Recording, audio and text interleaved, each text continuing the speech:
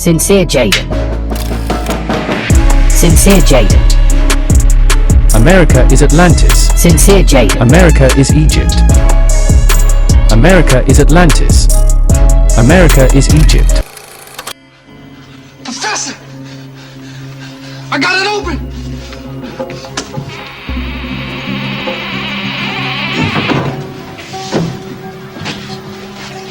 Good heavens, man!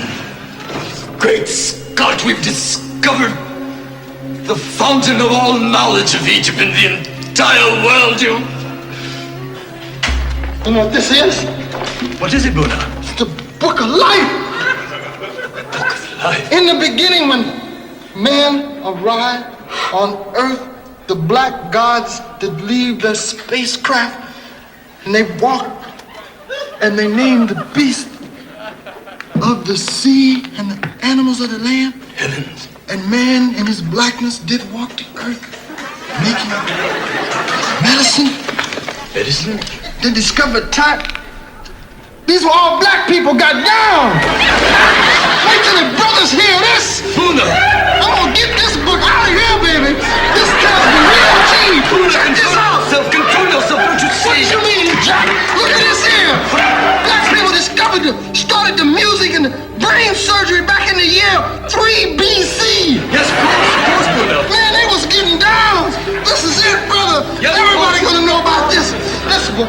We can change the history. Civilization will be changed. By all means. Yeah, this is gonna be it. Get the bulldozers, there's nothing here. But. Shut up! Good heavens, time for tea, eh? What? Iris Anana. This is one of the most beautiful Egyptian writings that I have come across. Anana was chief scribe and king's companion to the gentle Seti II about 1320 BC. Behold! Is it not written in this roll?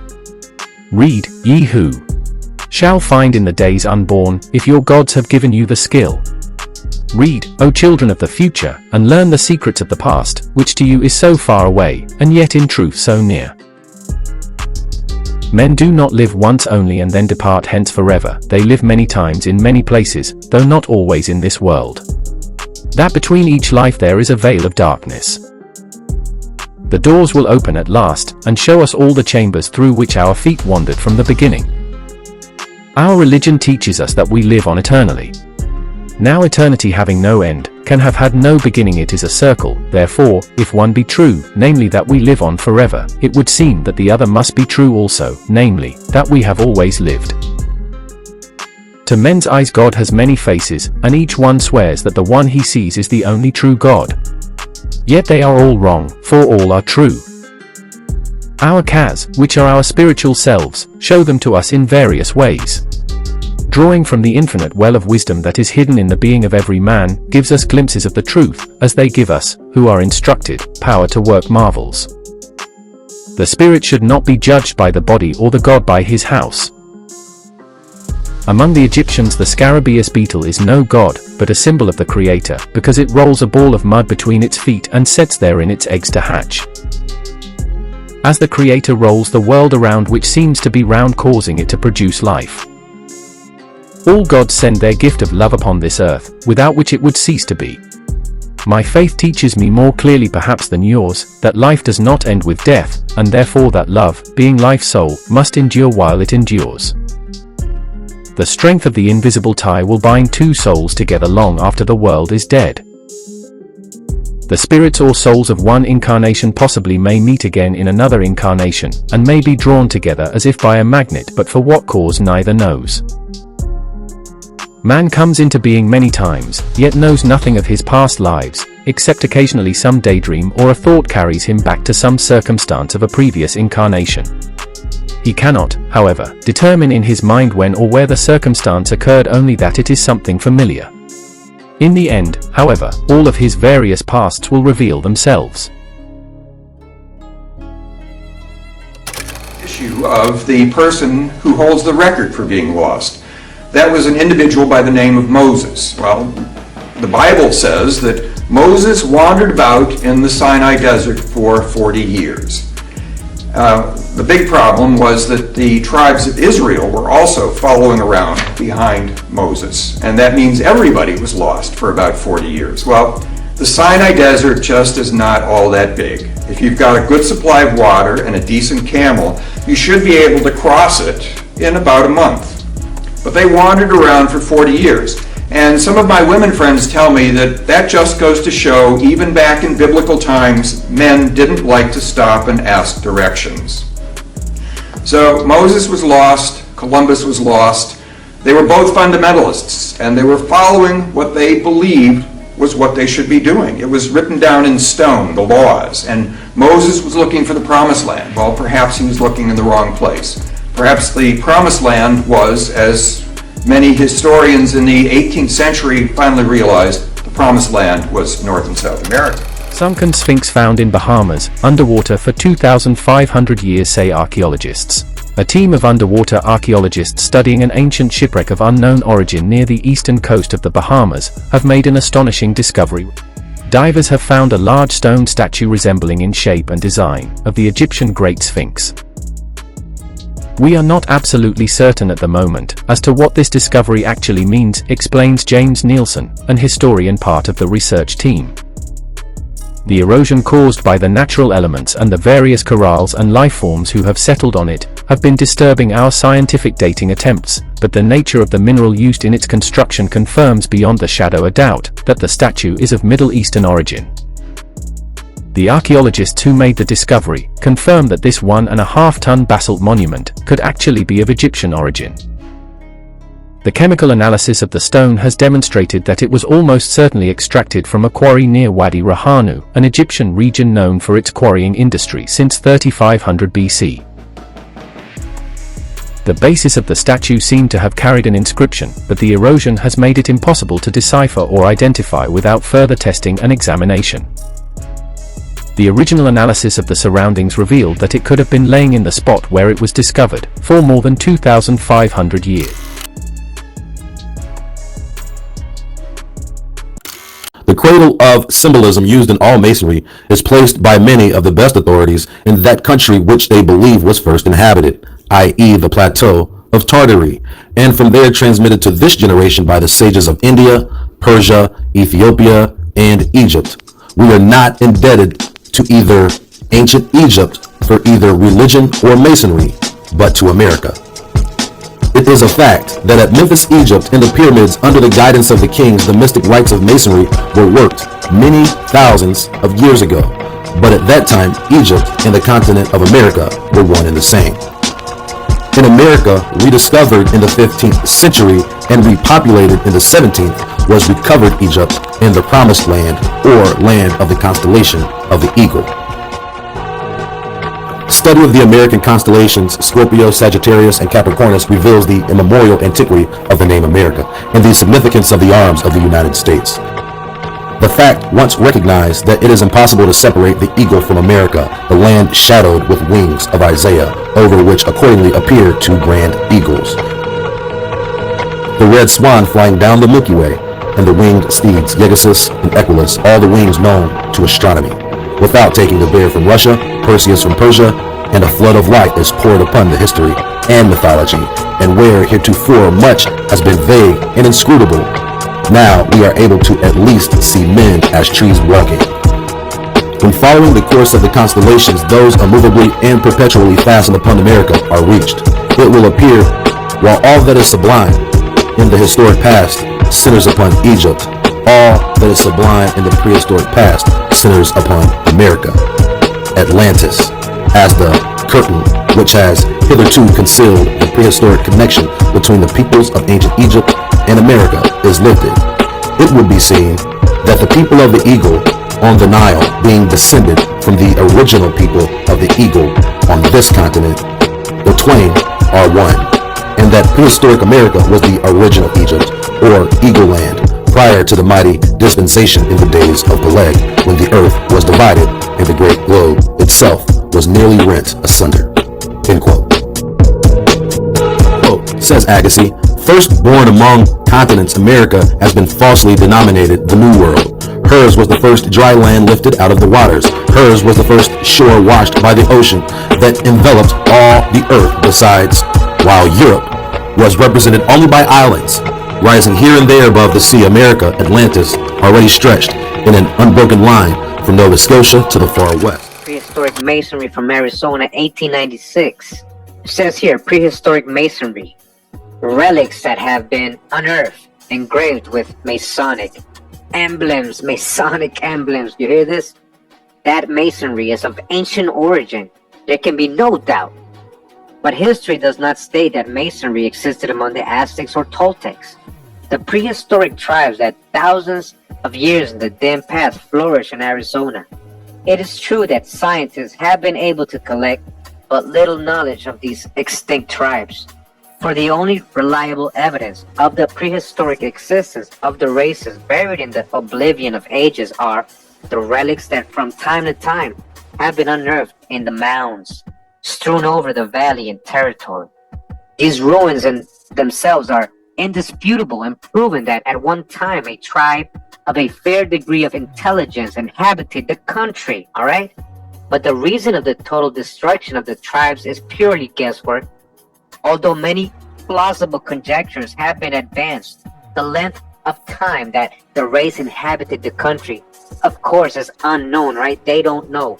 So it's been guesswork. All the time they've been telling you, right? Bering Strait theories and all this other stuff. They don't really know. Those are all theories. It can only be supposition at the most that the people always lived here.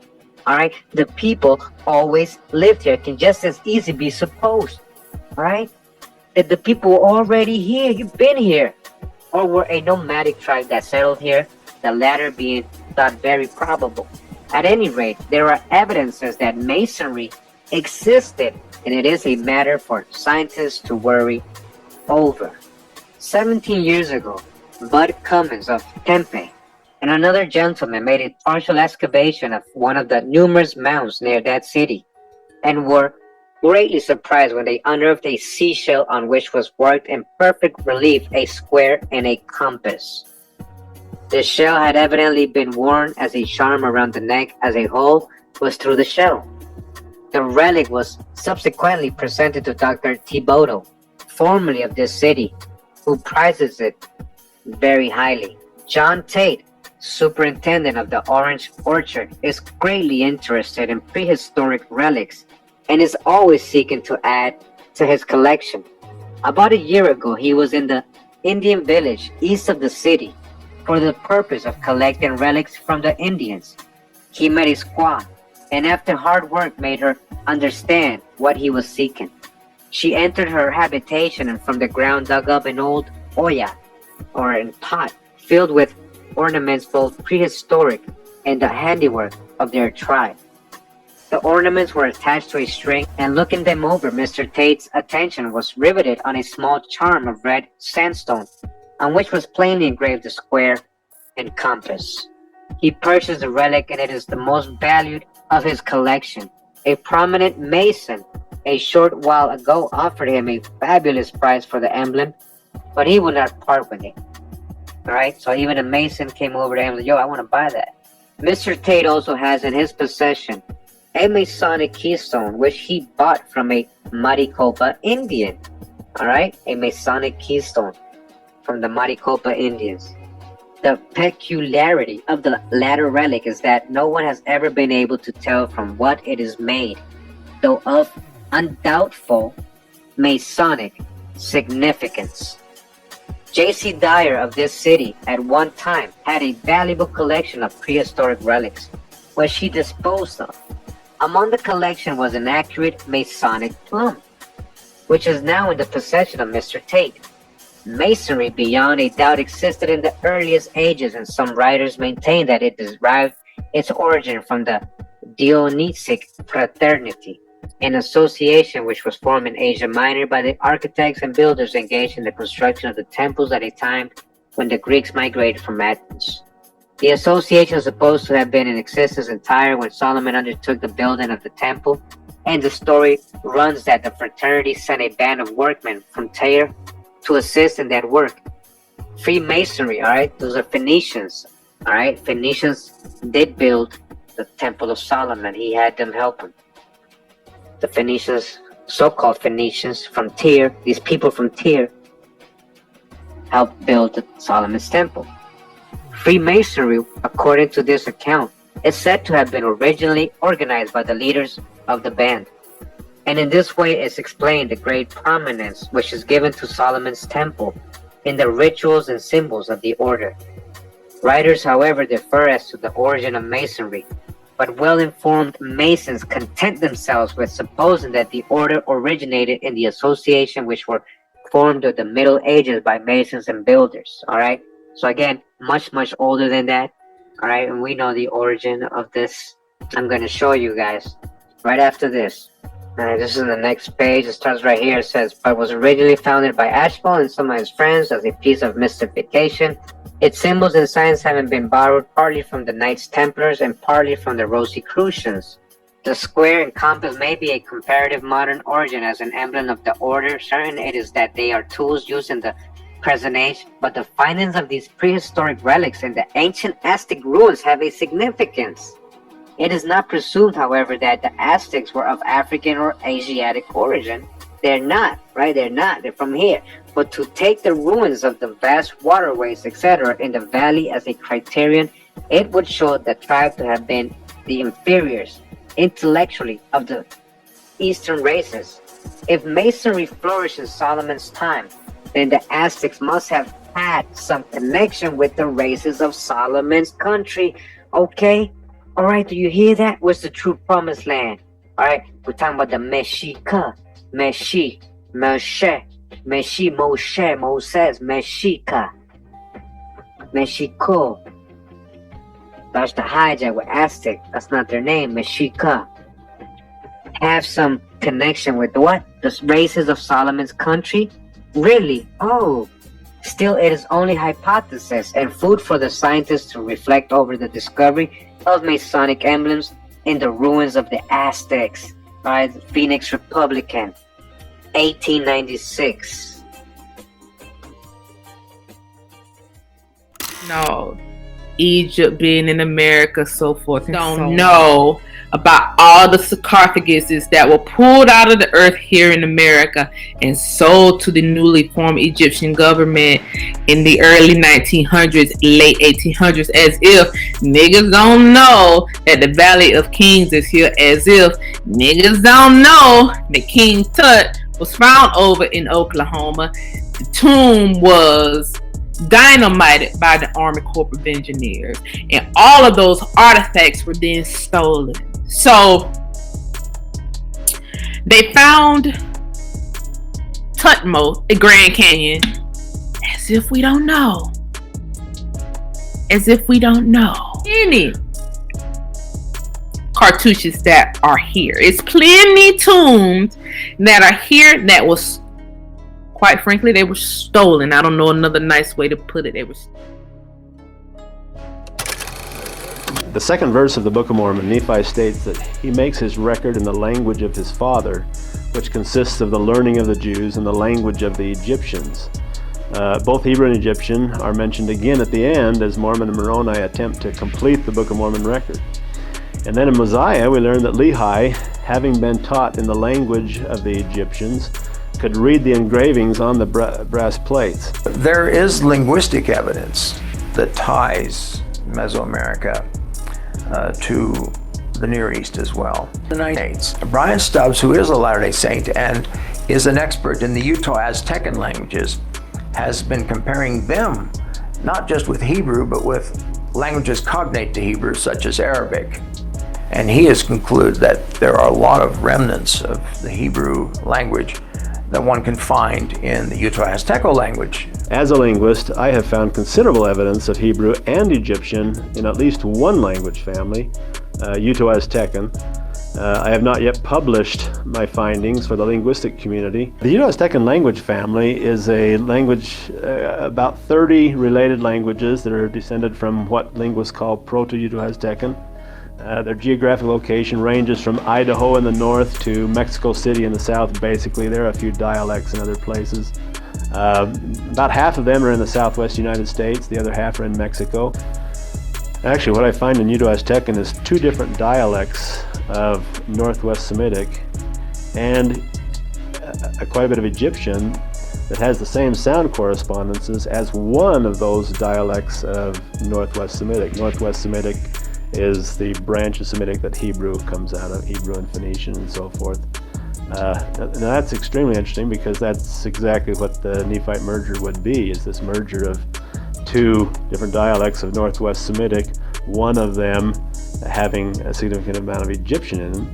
And so it's extremely consistent, in fact so consistent that the probability of that happening by chance would be very low. Another thing we need to keep in mind about the Mulekites is that we don't know how they got here, except they obviously crossed the ocean somehow, but the Phoenicians were the prominent seafaring people of that time near Palestine, and in fact the fact that the people of Mulek named their main waterway the river Sidon, well, Sidon is a major port city of the Phoenicians. We do have archaeological evidence that Mesoamerican peoples actually did move north and settled in the American Southwest, mostly in the area of Arizona, New Mexico.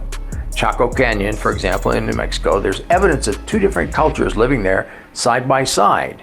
And one of these is very close to what we find in Mesoamerica. They build the same kind of structures, they use the same kind of pottery, and so on. The Book of Mormon also talks about the two remaining sons of the first Helaman, who actually left and went to the North Country. We have others going to the north. We have the Gadianton robbers at one point going to the north.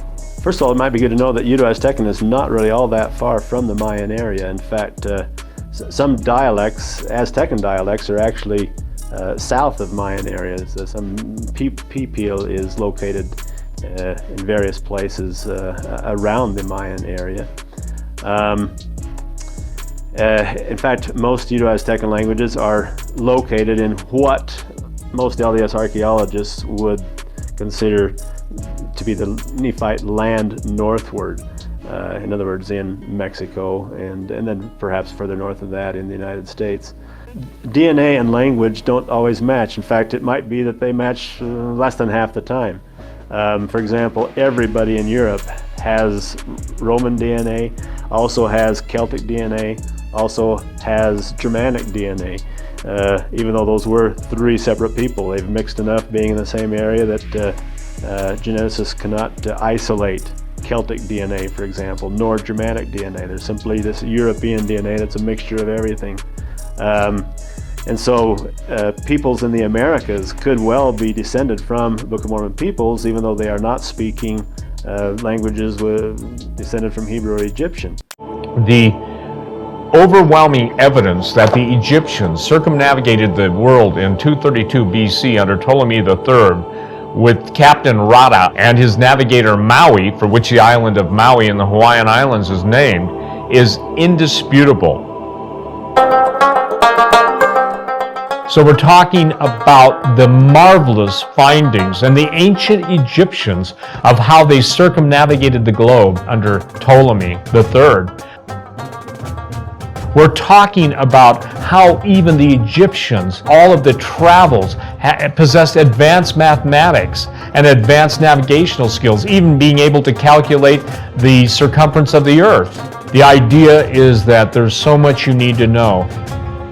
The epigraphic, the ethnographic, the languages, the cave drawings, even cave drawings with advanced, and I say advanced, not only physics, but the drawings and designs of how they circumnavigated the globe.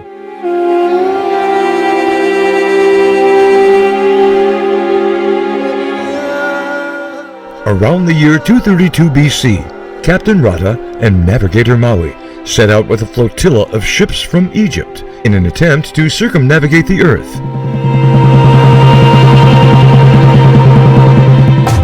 In principle, Captain Rata and Navigator Maui could have known and charted their location by longitude most of the time during that voyage.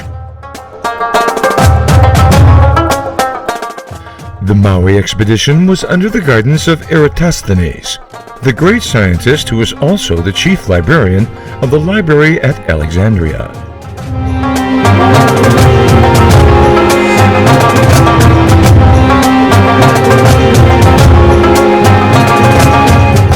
The ancients had a phenomenal body of evidence that they could draw from. One of them, and primary, being the great library at Alexandria, which is Eratosthenes is famous for, and he was actually the curator of it. And Eratosthenes was a very, very amazing man. The cave drawings, the pictographs of Captain Rada and his navigator Maui are all over the South Pacific, in caves in New Guinea, in caves in Peru, in caves on the Hawaiian Islands, the entire area. Now this is known by Barry Fell, a Harvard-trained scientist, ethnographer, was one of the guys who wrote America BC, Saga America, and Bronze Age America. One of the navigational instruments which Maui had with him was a strange-looking calculator that he called a tanawa. Intriguing photographs of cave drawings of a tanawa in Irian Jaya, Western New Guinea, can lead one to postulate that Maui must have been looking at the ecliptic to measure lunar distance in order to find his longitude. Maui's tanawa was of such importance that he drew it on the cave wall with the inscription, "The earth is tilted, therefore the signs of the half of the ecliptic watch over the south, the other half rise in the ascent. This is the calculator of Maui." The inscription was deciphered in the 1970s by epigrapher Barry Fell. The whole Smithsonian cover-up of real history could no more be exemplified than by a guy by the name of Nubar Pasha. And he was an Armenian Egyptian politician and the first prime minister of Egypt.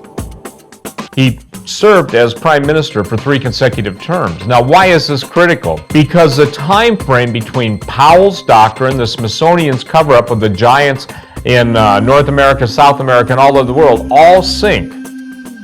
This Egyptian, Nubar Pasha, made the request that all artifacts from his homeland be returned to Egypt or destroyed, and the Smithsonian stopped reporting on them altogether. What's the chance of this, ladies and gentlemen, that syncs almost to the month and to the year that the Smithsonian started the denial? And obviously it started with the 1909 Phoenix Gazette article of the Kincaid expedition in the Grand Canyon.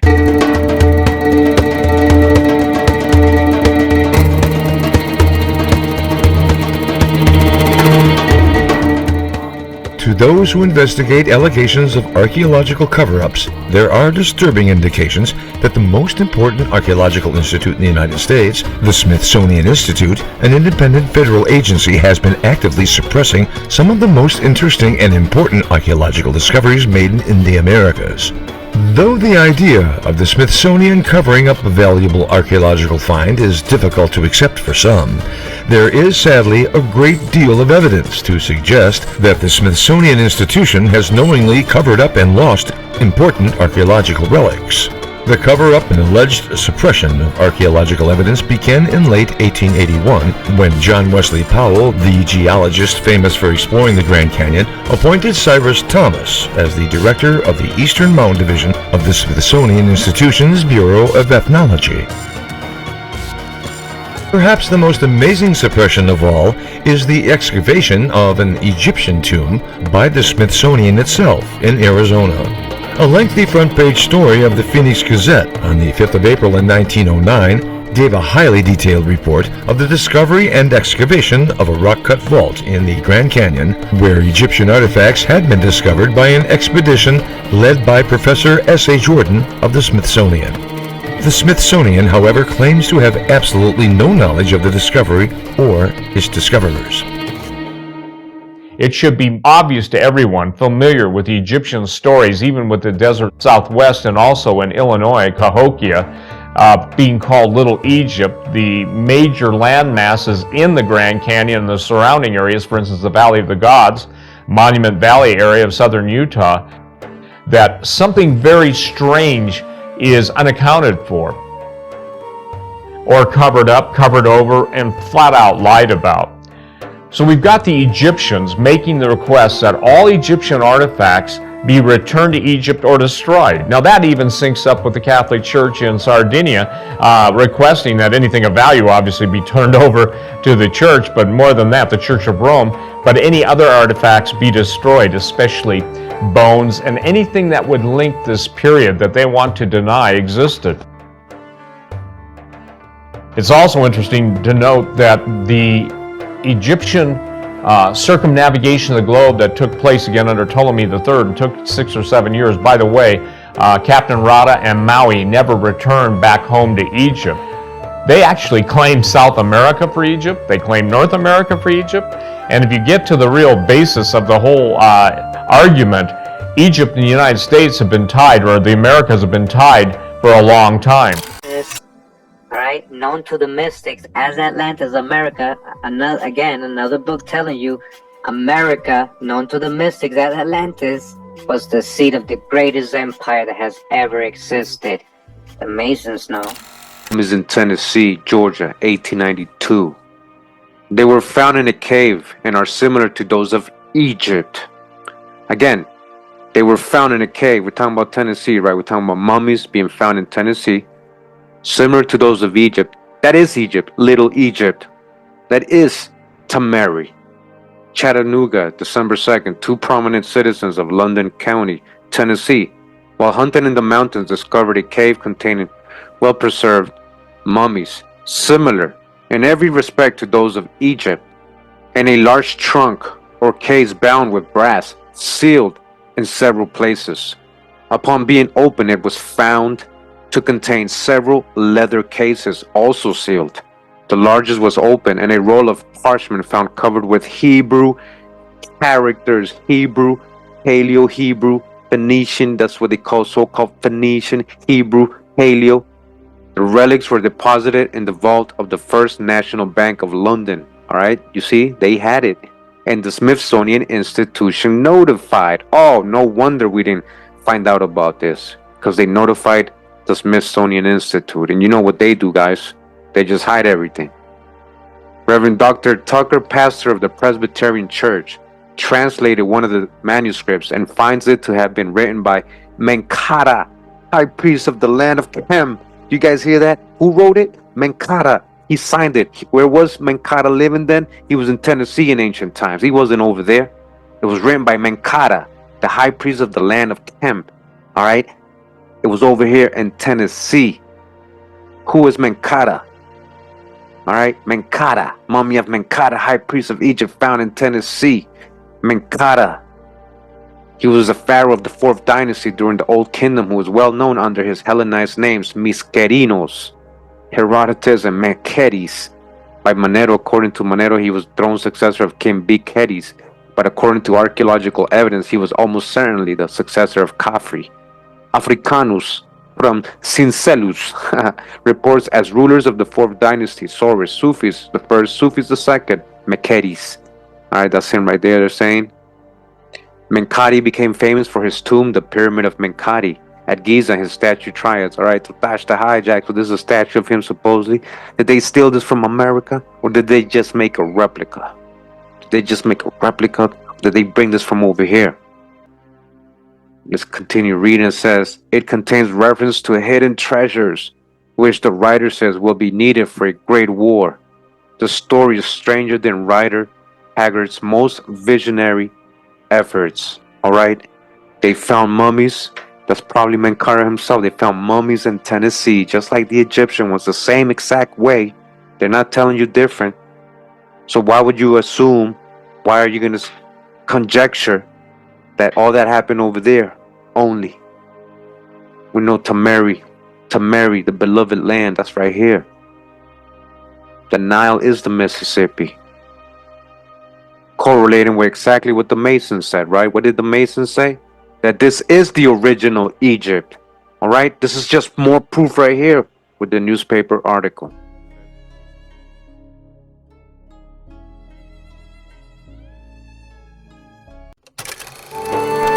The presence of giants, along with landforms with Egyptian names, is one of the most intriguing cover-ups in history, as the Egyptians had circumnavigated the Pacific Rim 235 years before the birth of Jesus, when Ptolemy III was Pharaoh of Egypt. It's imperative that you get this information and that you understand that something very strange is unaccounted for. The subject matter of this is critical. It's why the cover-up of history is so complete, and how it's been covered up, and how all things from ancient history lead to the future. The question is, where does all of the giant information lead to? What's the real purpose? Why is all this history important to you? Because, ladies and gentlemen, the evidence is undeniable. The very mythology of the past, the oral traditions, it's all converging. George Orwell took it to a different level. He said, who controls the past controls the future. Who controls the present controls the past. We are showing you how many lies, how many pools of thought have been set in place to keep you from knowing the truth, because Jesus said that ye shall know the truth, and the truth shall set you free. Now, you cannot understand what we're going to talk about in ancient history until you understand the present history, and the present science is based on John Wesley Powell's doctrine. John Wesley Powell was an American naturalist, geologist, and an explorer of the American West, made famous for the Powell Geographic Expedition of 1869. A Union major during the American Civil War, he lost his right arm to amputation in 1862 after he was hit by a musket ball at the Battle of Shiloh. Prior to coming west, Powell had been a professor of geology at the Illinois State Normal School and a curator of the Illinois Museum of Natural History. The Powell Geographic Expedition was the first thorough cartographic and scientific investigation of long segments of the Green and Colorado rivers in the southwestern United States, including the first recorded passage of white men through the entirety of the Grand Canyon. The expedition, which lasted approximately 3 months during the summer of 1869, embarked from Green River Station, Wyoming Territory, and traveled downstream through parts of the present-day states of Colorado, Utah, and Arizona before reaching the confluence of the Colorado and Virgin Rivers in present-day Nevada. Despite a series of hardships, including losses of boats and supplies, near drownings, and the eventual departures of several crew members, the voyage produced the first detailed descriptions of much of the previously unexplored canyon country of the Colorado Plateau.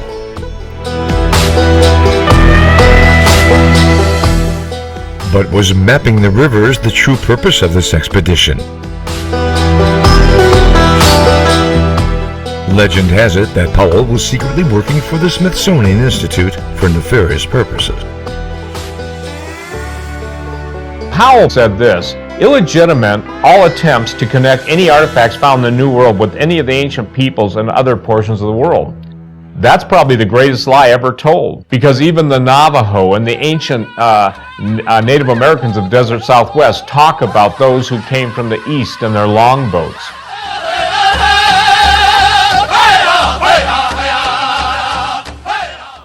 So the Powell Doctrine, 1834 to 1902, is fascinating.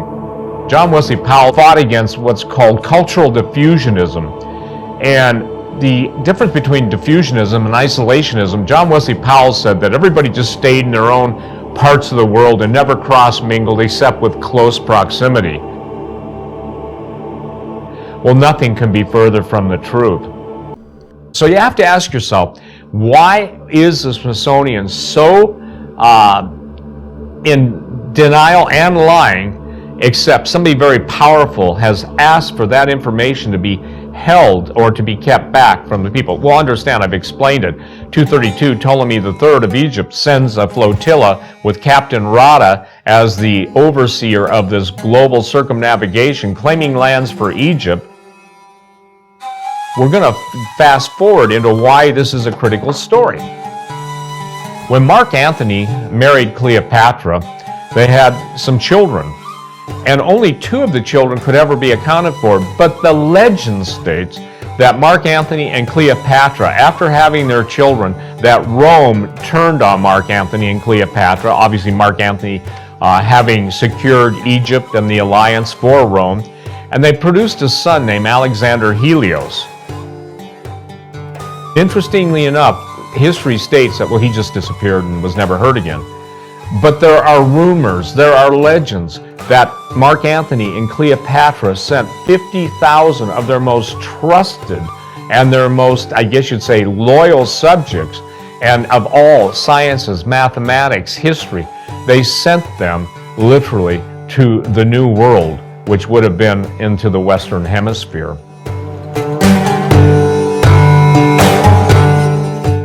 Rumors of Alexander Helios have also carried up into the Cahokia Mound area of Illinois. It's carried into the Burroughs Cave, and massive amounts, 7,000 artifacts have been found even in the upper river area of Illinois. Now, why would anybody cover this up? Because it's the Grand Canyon, the infamous Kincaid's Cave, probably one of the most disputed stories ever to come forth out of the Grand Canyon. And what's interesting about the Grand Canyon is that all of the major monuments, again, have Egyptian names, whether it's the Temple of Isis, the Temple of Ra, the Horus Temple. I mean, the names are lined up just like so many other rock outcroppings and geologic rock formations that are strewn throughout the desert Southwest. And by plotting their locations against the stars, we can pick the time that whoever chiseled away and whatever technology they used to dig caves or to make monuments out of existing sandstone or granite rock structures, you know by the positioning that it wasn't just happenstance and it wasn't just by coincidence.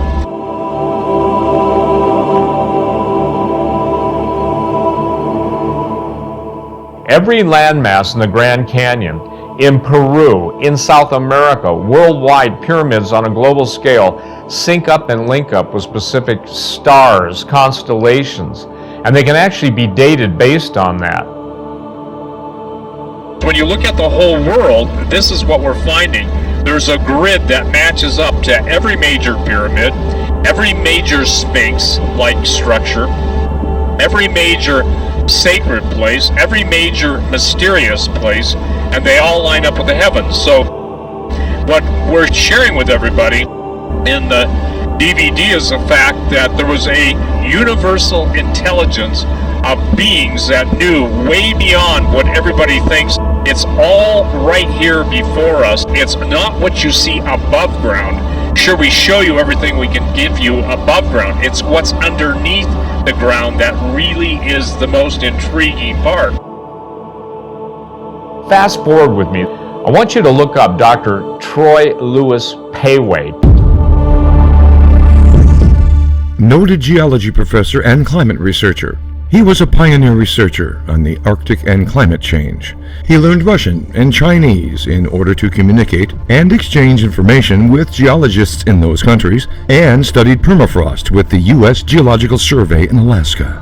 He created the doctorate program in geology at Arizona State University in Tempe. His geology courses included annual trips down the Grand Canyon in a rowboat.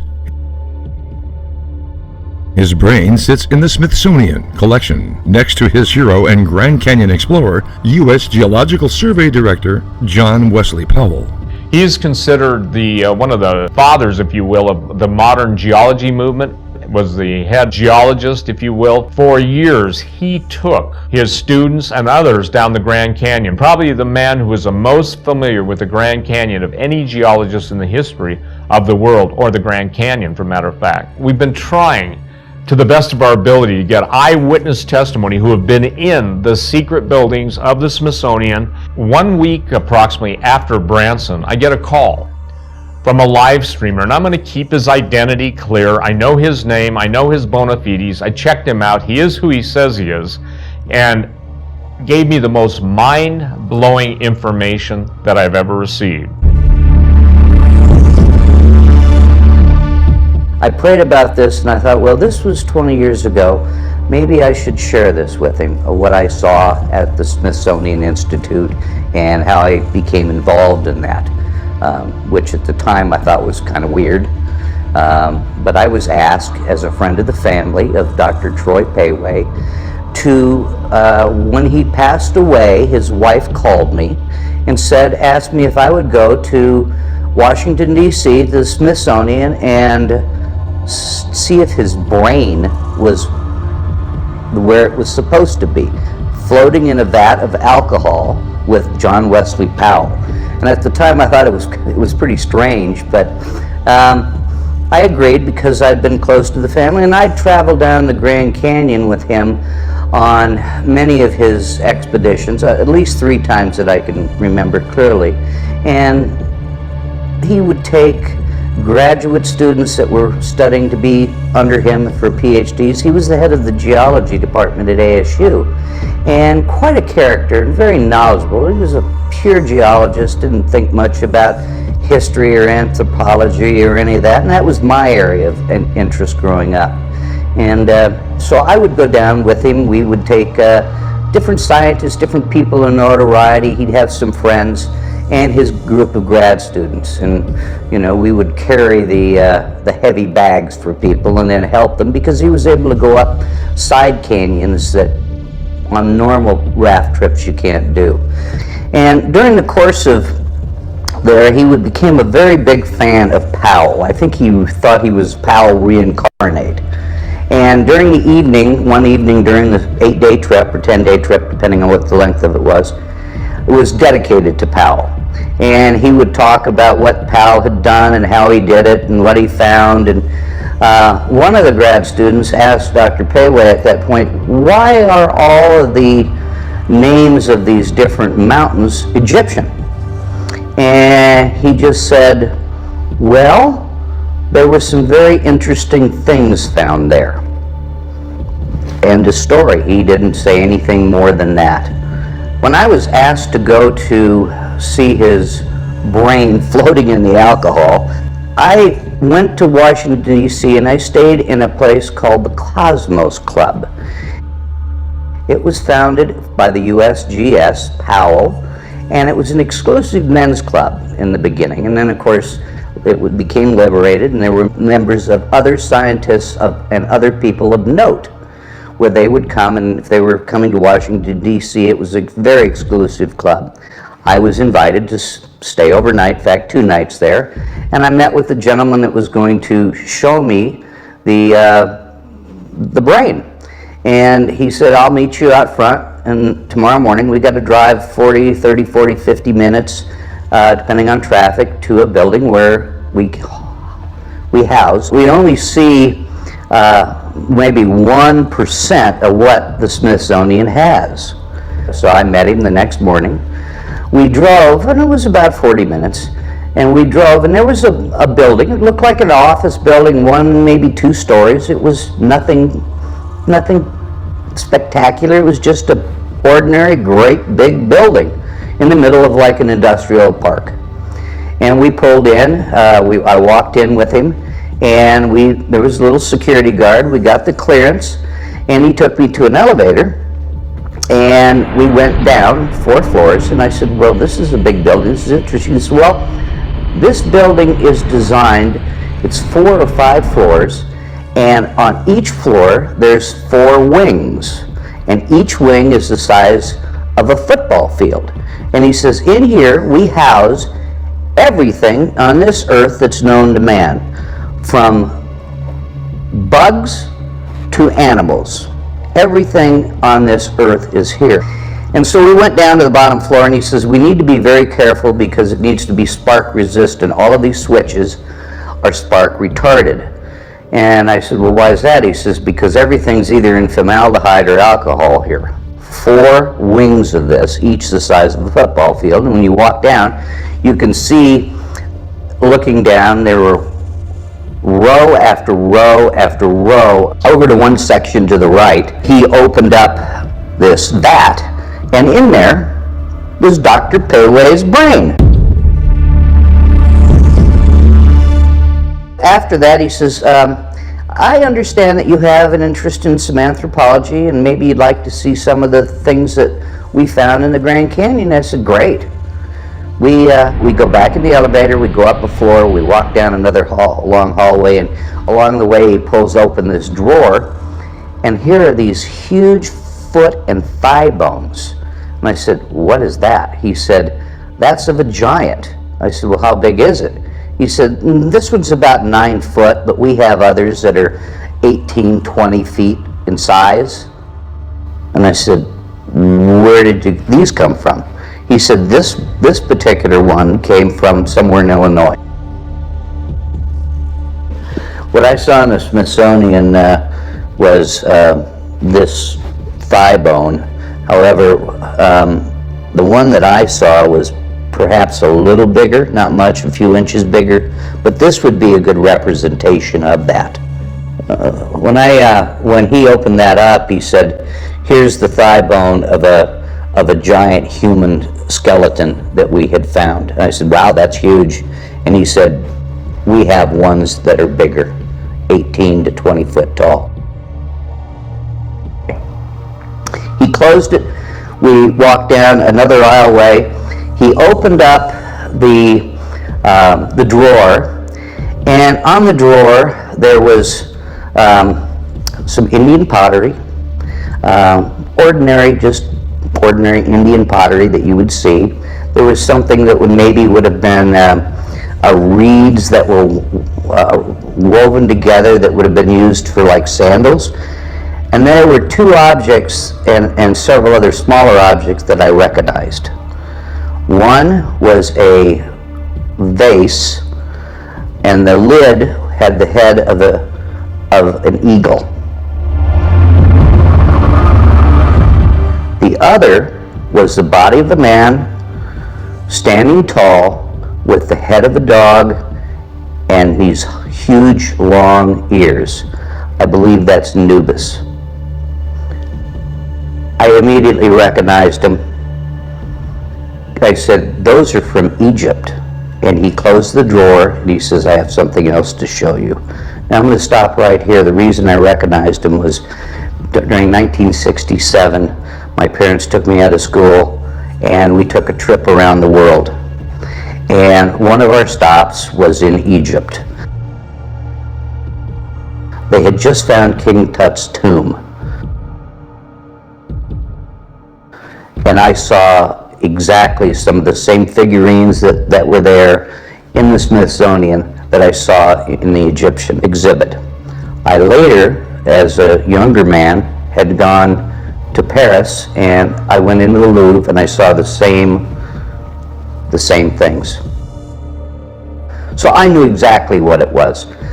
So at that point, we went back upstairs. There were some other researchers in there working inside on some of those bones.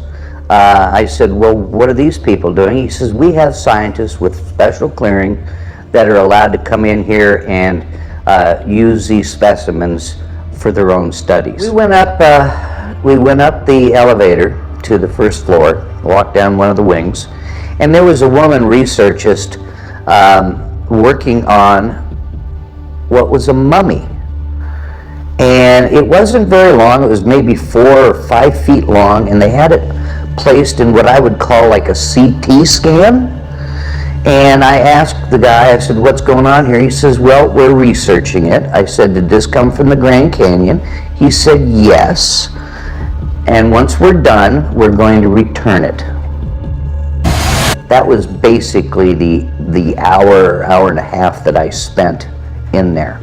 It was fascinating. I don't know why they won't show the world. It's very interesting things. It tells our history up post and pre-flood times, and why they keep all these things hidden, I have no idea. That would make you scratch your head, wouldn't it?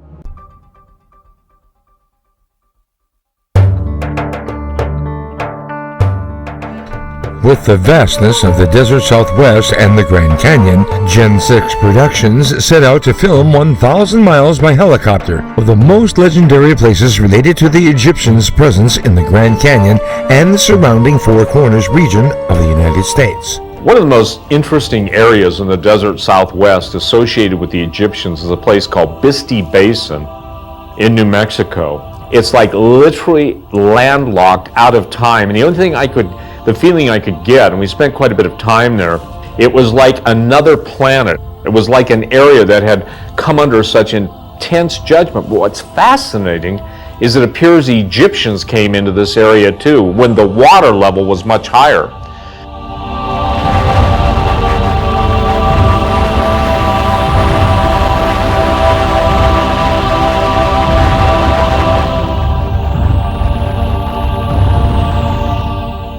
Now, ladies and gentlemen, when you think of the Grand Canyon, you can even see the different water levels. So even in Kincaid's Cave, which is at the 1,450 foot mark down from the canyon rim, all of the different strata within the Grand Canyon, it can be pretty much typed to different periods of time based on the composition of that strata and based on the erosion, etc. But Bisti Basin is like no other place in the world that I've seen. My eyes obviously are drawn as a photographer to this area. It's like the time period of Sodom and Gomorrah when Lot's wife looked back and was frozen in time, turned to a pillar of salt. Bisti is almost like, if you will, a mini civilization of individual spires turned to rock, and there is no way to explain it by just hydrological features. In other words, there is an extreme thing. Some of these things have almost like locked in space and locked in time grimaces on their face.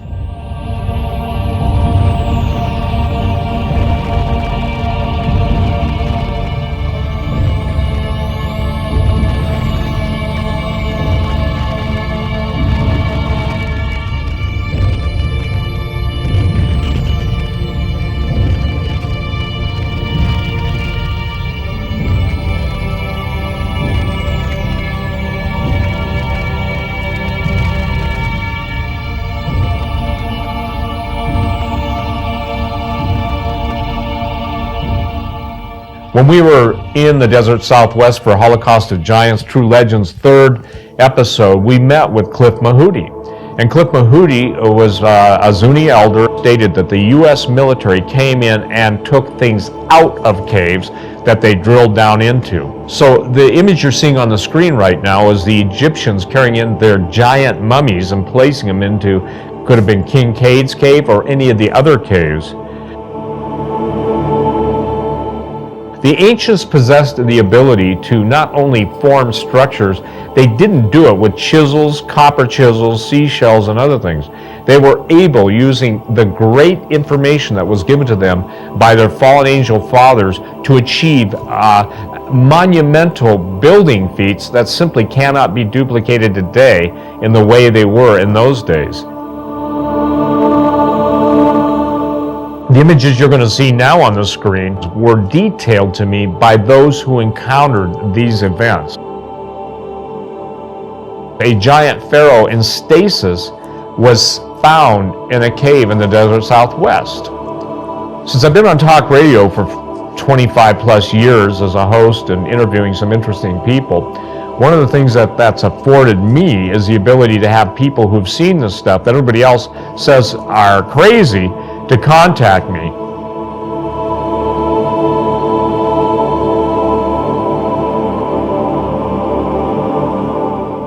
Now, the red-haired giant king and queen that were in stasis were found in an unknown Utah cave.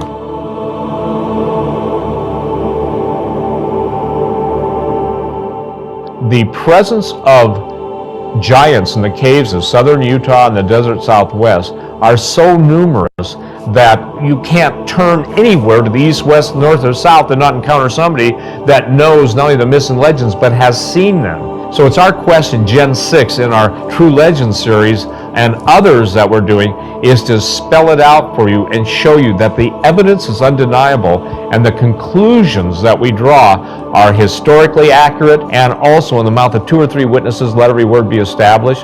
So it becomes inherent for those of you who want to do additional research to understand that you can spend, in my case, 45 years on this stuff and just scratch the surface. Now, the next image that's on the screen is a special operations retrieving mummies from deep within the Grand Canyon. I have verified this through two multiple four-star generals, those who are renegades from the intelligence agency, and those who are scientists that literally were present when this was done. This specific mummy was taken to Area 51.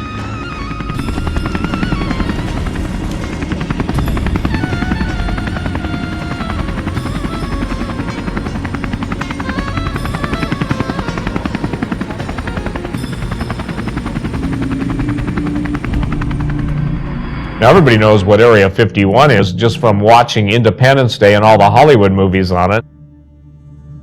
Someone said, well, what extremes will they go to cover up the truth and cover over the truth? And I say, well, about 6 feet, or worse than that, you just get incinerated.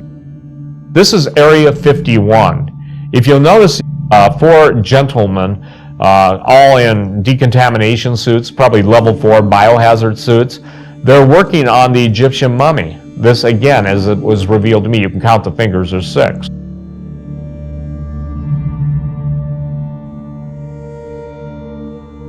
But the reason, I differ from all of those who say that the head binding and everything, the reason why the Egyptian pharaohs even wore the mitres they did was to honor, they believed they were the descendants of the gods. This is another news report here. A wonderful ethnological discovery here in Ohio.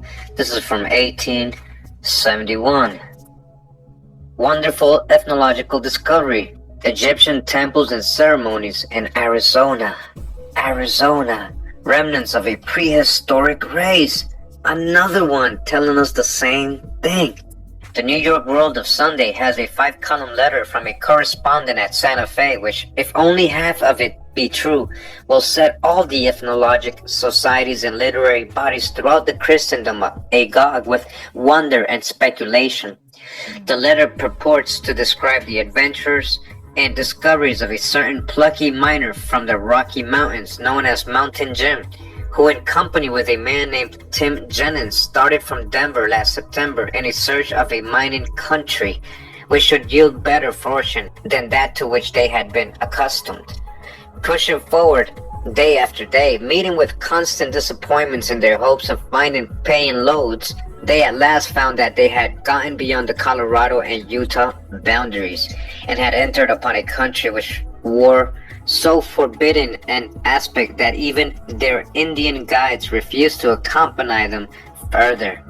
It appears, however, that although the country furnished neither grass nor water nor any living thing save insects and reptiles, the devil-may-care spirit which frontier experience is apt to provoke still drove them forward. They had both soared to go on until they found something, and on they went alone, stumbling forward into a vast arid waste in which they wandered for several days. They at last found themselves imprisoned in a desert more malignant still. The upshot of it was that their mules died of starvation, and the agony of thirst drove poor Jennings mad, and that in insane paroxysm he fell over a precipice and was dashed to pieces. After enduring incalculable horrors, Mountain Jim, now utterly alone and stumbling on like a man in a dream, suddenly perceived a vast black gulf that seemed to open down into the core of the earth, and while yet he stood transfixed by terror, the pulverized soil of the arid mesa sank under his feet, and he slid down 2,000 feet into a valley in the midst of the desert, 40 or 50 miles in width, enclosed in an unscalable and unbroken vertical rim.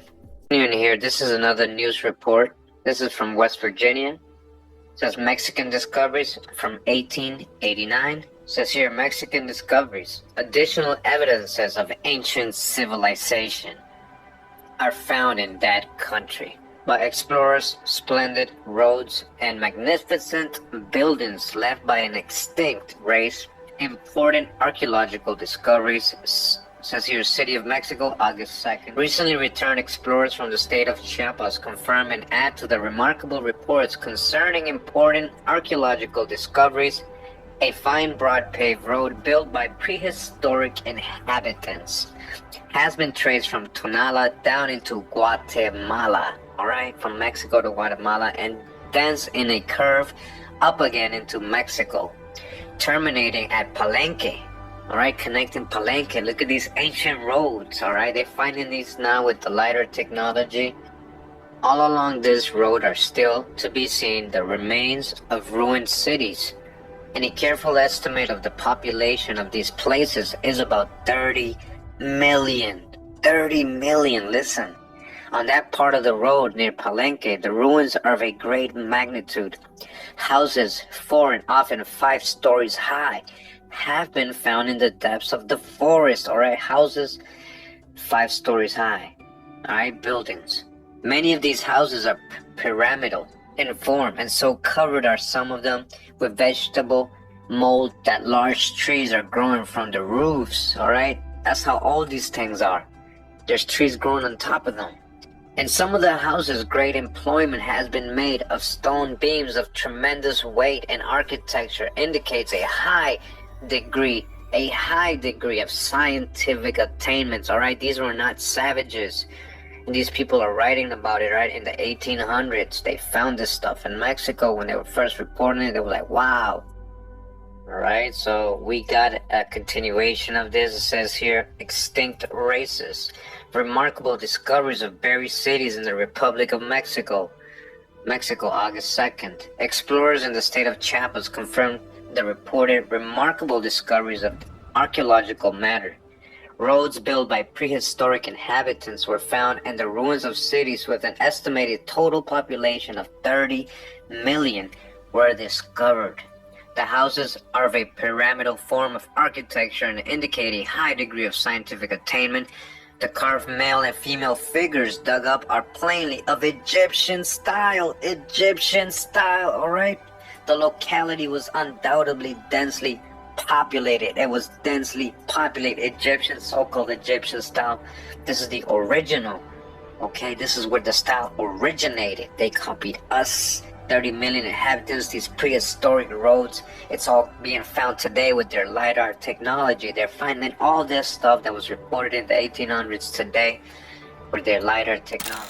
An ancient Semitic goddess leaves her mark in New York by Zena Halperin. After obtaining an MA in History and Education at New York University, Zena Halperin took postgraduate courses taught there by the 20th century's greatest Semitic language expert, Professor Cyrus Gordon. His conclusion that overzealous visitors from the ancient Old World landed in pre-Columbian America prompted her quest for proof supporting their arrival by undertaking personal research in Guatemala, Honduras, Yucatan, Crete, and along the shores of the eastern Mediterranean. Among her most exciting discoveries was physical evidence linking the ancient city of Dor, on Israel's north coast, with the Maya ceremonial center at Comalcalco, in Mexico. Halperin's articles also appear with the Epigraphic Society, Danvers, Massachusetts, and she has lectured with both the New England Antiquities Research Association, Edgecombe, Maine, and Ancient American Artifact Preservation Foundation, Scandia, Michigan. In 2000, a New Yorker from Mount Vernon was hiking through his state's northern Catskill Mountains when he spotted a peculiar carving on a heap of stones off a trail near the Neversink River. 4 years later, Don Rue led me back to the scene of his discovery, where he found the engraved stone face down on top of the small rock pile. Although most of its surface was severely weathered, I was able to make out the 6 upward projecting arms of a triangle base and a 7th round upward projection in the center. This first impression suggested the crude representation of a menorah, among the most widely produced articles of Jewish ceremonial art. The 7-branch candelabrum is a traditional symbol of Judaism used in the ancient temple. When visiting Israel in 1997, I witnessed the excavation of a rare, triangle-base menorah from an archaeological dig, an experience that triggered my interest in this very old symbol. The Catskill Mountain engraving's triangular base is its most significant aspect, leading to connections through the menorah to the Tree of Life, the goddess Asherah, and her symbol, the triangle. The Tree of Life is further linked with the menorah to sacred trees and the goddess Asherah in the Hebrew Bible. Ruth Hestrin, curator of the Israel Museum in Jerusalem, has convincingly demonstrated that Asherah is symbolized by a triangle. This deity was worshipped in the Levant as the Great Mother Goddess, consort of El, the supreme god, in Ugaritic epics. Throughout the Levant, she signified fertility, the cyclical renewal of nature, sexuality, birth, and healing. According to renowned ethnographer, historian, Orientalist, and anthropologist Raphael Patai, she was very popular during the Israelite period from King Solomon, 960 BCE, to Nehemiah, 445 BCE, the central figure of the biblical book of Nehemiah, which describes his work rebuilding Jerusalem and purifying the Jewish community. She was revered for blessing women with fertility and facilitated childbirth, helping mothers in labor. Don Ru's discovery is not an isolated artifact. 2 other stones inscribed with ancient Hebrew script have been recovered in the vicinity. One was found resting at the base of a tree. It featured a 2-inch cutout that another cut stone fit with exact precision, suggesting an infant emerging from the womb. A local Native American historian familiar with the history of the Lenni Lenape people informed us that creeks in this area were places for women to give birth. We wondered if the Catskill Mountain engraving might depict the sacred tree, a menorah, triangle symbol of Asherah. Its 6 upward arms with a 7th projection in the center resting on a triangle base appear to represent a very ancient form of the menorah. The antiquity of this famous symbol dates back to its detailed description in Exodus 25 verses 31 to 40, which relates that a pattern of the candelabrum was shown to Moses on a mountain in the Sinai desert. He was directed to make a 7-branched lampstand out of a solid piece of gold. The resulting menorah became one of the chief sacred objects in the holy place of the tabernacle. It is important to understand that, despite precise details provided by the biblical account, they do not describe just what kind of base on which the candelabrum stood. Could the original base have been triangular? Some researchers speculate that an Israeli plant known as the Moriah inspired the menorah design. In his 3rd book on the antiquities of the Jews, Josephus, the 1st century Romano-Jewish historian, wrote how its 7 branches represented the sun, moon, and 5 planets. Another theory holds that the menorah originated from the Tree of Life found throughout the Bronze Age Levant, a mystical concept alluding to the interconnectedness of all life. The related sacred tree was associated with Asherah, whose symbol was a triangle. This symbolic tree emerged as the menorah in Israelite times during the monarchy period and survived in use even into Judah, circa 1200 BCE to 582 BCE. Ugarit, Asherah was worshipped as the chief goddess of this major sea trading city. She was known there as Lady of the Sea, an apt description for the seafaring Canaanites who lived on the coast. Asherah was also intimately connected to the seafaring cities of Tyre, revered in Sidon, in modern Lebanon, and the patron deity of harbors. She later fused with the Carthaginian mother goddess, Tanit, also sometimes depicted with a triangle base. Asherah was officially worshipped in ancient Israel, where she was deeply connected with sacred trees and high places. She is mentioned frequently in the Hebrew scriptures, whereas Asherah adoration was condemned by pre-exilic prophets. She was presumably lost to history in the movement to obliterate her cult sometime between the 5th and 4th centuries BCE. However, she was evidently a popular figure in ancient Israel during Solomonic times, 989 to 931 BCE. Patai wrote about her role as the Hebrew people's preeminent goddess figure throughout biblical times. Asherah worship spread far and wide, across the Mediterranean, into Iberia and beyond. Recent interest in Asherah has risen during the last 15 years, particularly since the discovery in the Sinai desert of inscriptions with her name linked to Yahweh. This modern concern has been heightened by Tanit figures with triangle bases found in the American Southwest, as documented by Gloria Farley's book, In Plain Sight. Hestrin was the first investigator to make a connection between sacred tree and triangle. Based on her observation, I conjecture that the stone Don Rue found in the Catskill Mountains may be an ancient carving of the menorah tree of life, with a base in the form of a triangle, Asherah's symbol. Similar to better-known searches for the Ark of the Covenant, the menorah seized from Solomon's temple by Nebuchadnezzar II has sparked many quests on its behalf. The fate of these sacred objects remained speculative, and no one was familiar with their physical appearance during First or Second Temple times, because their artistic reproduction was forbidden. After the menorah was constructed and carried with the Ark of the Covenant, its fate became unknown. Nor does the Old Testament tell us about their fate. All we are told is that the Ark and tablets of the law were moved into the Holy of Holies in the house and the tabernacle, and all the other sacred vessels were brought up. Rabbinic tradition states that the menorah and the showbread table, loaves of bread on a specially dedicated table in the temple in Jerusalem as an offering to God, were placed in the central hall of the sanctuary.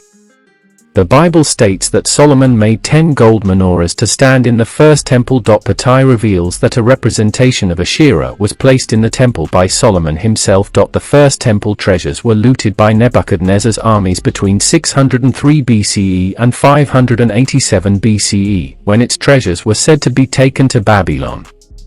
There were legends to the effect that the Ark of the Covenant, the menorah, and the temple treasures of the temple had been previously concealed in secret places. As an indication of ongoing interest in the subject, recent book claims to have traced the 50 tons of gold, silver, and sacred treasure looted from the last Jerusalem temple in 70 CE. To the power of 1 during Second Temple times, the Maccabees, members of a Jewish rebel army who took control of Judea in 164 BCE, and their descendants, the Hasmonean kings, constructed menorahs for the temple, but other reproductions were never permitted. The Hasmonean dynasty semi-autonomously ruled Judea and surrounding regions beginning around 140 BCE. However, against all prohibitions, the last Hasmonean king minted coins with a menorah from 40 to 37 BCE. Not until a 20th century archaeological discovery in Jerusalem was the precise configuration of the temple menorah understood. Extensive excavations undertaken from 1969 to 1982 conducted beneath the Old City of Jerusalem for the first time revealed the representation of a 7-branch menorah with a triangle base carved.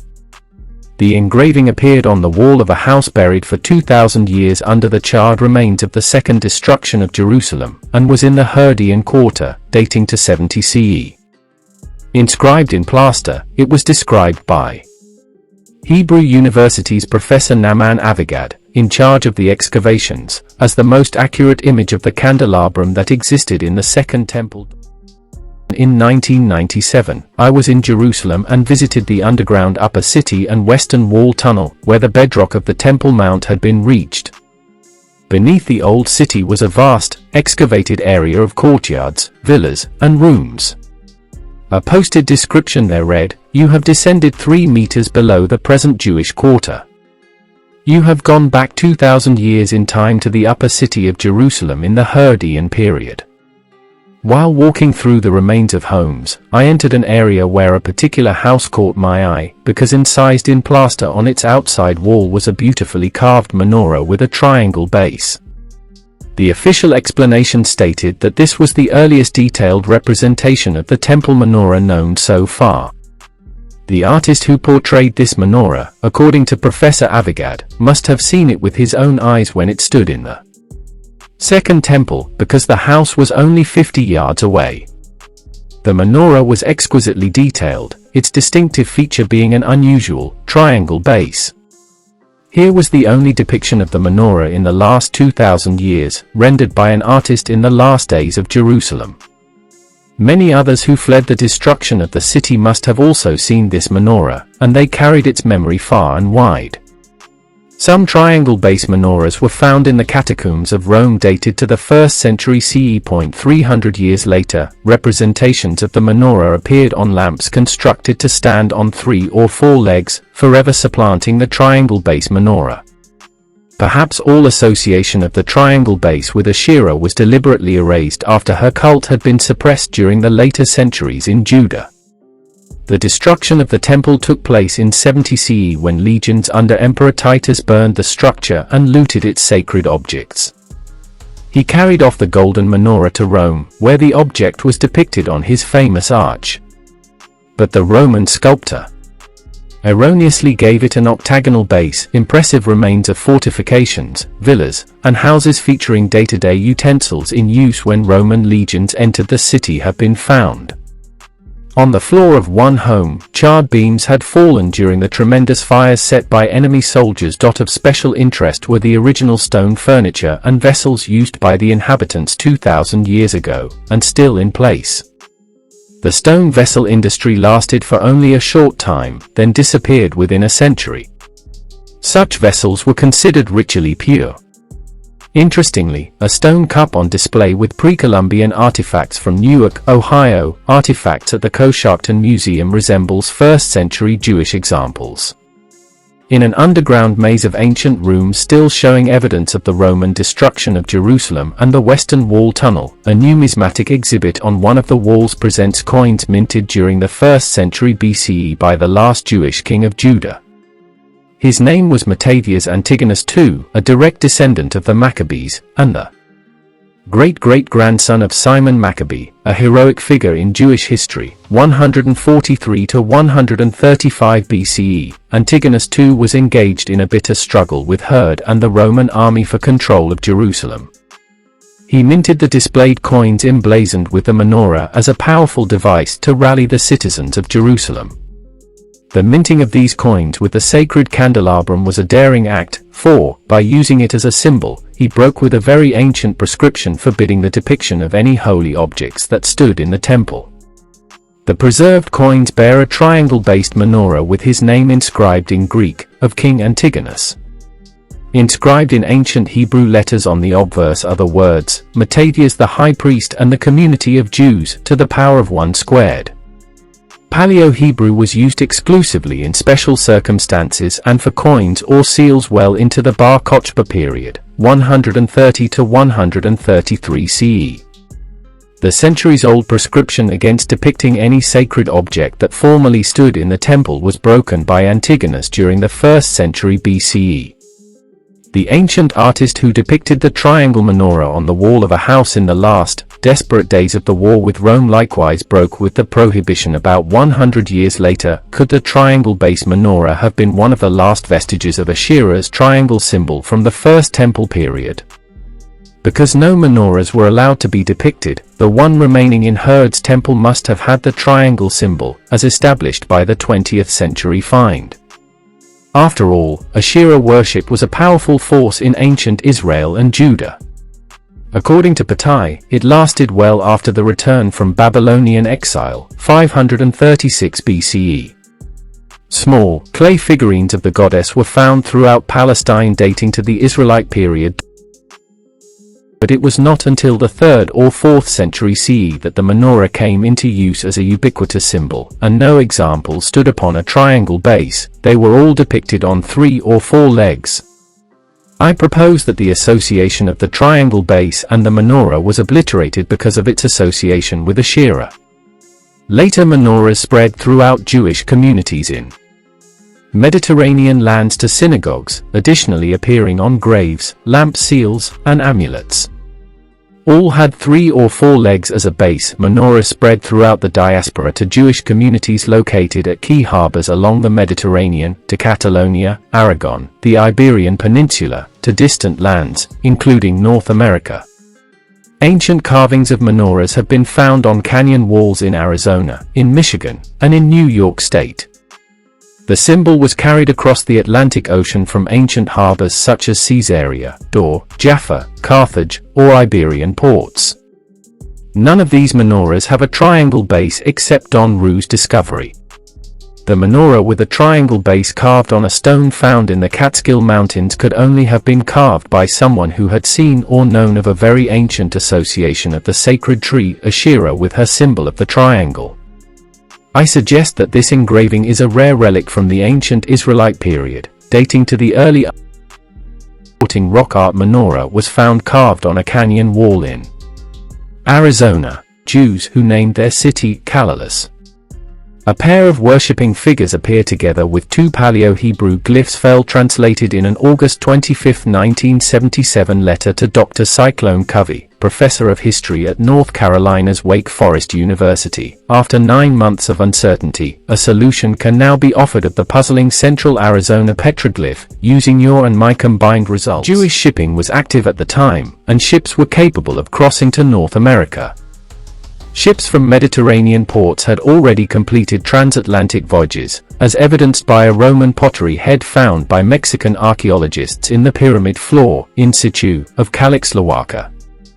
Thermoluminescence testing dated it to the 2nd century CE. Comparison of Arizona's rock art menorah to the 1st century BCE counterpart from a synagogue at the Great Harbor of Caesarea on the Mediterranean coast of Israel establishes an undeniable relationship. Other examples appear on inscribed stones from a far more controversial collection from southern Illinois. Among their most significant features is depiction of the triangle base menorah along with the same Paleo-Hebrew letters carved on the triangle base or beneath the base. 3 letters are clearly Yod, He, and Daled in differing arrangements, perhaps the Aramaic spelling, Yud, for Judah. An accompanying circle with a line through it may be a monogram from the Persian period, 538 BCE to 400 BCE. The significance of the triangle, Asherah symbol, the tree of life, and the menorah is documented from recent discoveries and their reports. To the power of one. Originally the goddess was connected to tree worship and later suppressed, but did her powerful and ancient belief go underground? Was the triangle a coded symbol for recognition of her secret identity? We have barely skimmed the surface of a very intriguing and complex discovery that appears to have made its way across the ocean, a relic from a lost time, when Asherah was worshipped, not only during Israelite times, but among the Canaanites, in Ugarit, Crete, and Sumer. The same deity was revered in all these places, only under different names. She took many forms and had several titles, but essentially she was the mother goddess over a vast time period. The Catskill Mountain carving of a tree with 6 upward branches and a round projection in the center with a triangle base certainly resembles a menorah. If this impression is correct, then it may well represent a primitive origin for the menorah, beginning with Asherah, whose cult was worshipped in pre-exilic Israel. From the 10th to the 6th centuries BCE, perhaps earlier. An artifact from Lachish, an ancient Israeli town, dated to circa 1220 BCE, shows a tree and triangles with what appears to be a menorah. The menorah may have originated from a period when the ancient Israelites worshipped the goddess Asherah, as evidenced by her presence in the first temple for some 230 years. Her cult was deeply rooted in the Iron Age, well after 536 BCE, despite strenuous objections and efforts to obliterate her by prophets and reforming kings. Depiction of the typical sacred tree, not always with a central pole, but with 6 branches, has a striking resemblance to the menorah as it is described in Exodus 25 verses 31 to 40, minus information concerning configuration of its base. If the Exodus menorah had a triangle base, as do the Jerusalem and Hasmonean menorahs, then the Asherah cult must have been prevalent during the time of the Exodus. The triangle is connected with the pubic triangle depicted on an ewer from Lachish dated 1220 BCE, a time when the Israelites were in Canaan. Hestrin connected the tree and triangle, as stated in Understanding Asherah, Exploring Semitic Iconography. In it, she told of the Lachish Ur and the Asherah in the Israel Exploration Journal, which depicts a tree, menorah and triangle. The Catskill Mountain menorah implies that the goddess, Lady of the Sea, and foremost fertility, was transported across the sea by northern Israelites or Phoenicians from key harbors along the coast of the Near East. Asherah, the sacred tree, and the triangle belong to this ancient, female Semitic deity commonly worshipped by coastal and inland peoples in the Levant. She may have originated as a megalithic goddess. Don Ru's discovery should be regarded within the context of other, ancient Israelite incursions into America during the Iron Age. New Mexico's Decalogue Stone, the Bat Creek Stone from Tennessee, related Ohio artifacts, and Iberian inscriptions in various states all attest to voyages from Mediterranean lands to our continent from harbors in ancient Israel and Judah, from Carthage and Iberian ports, well into the early medieval period.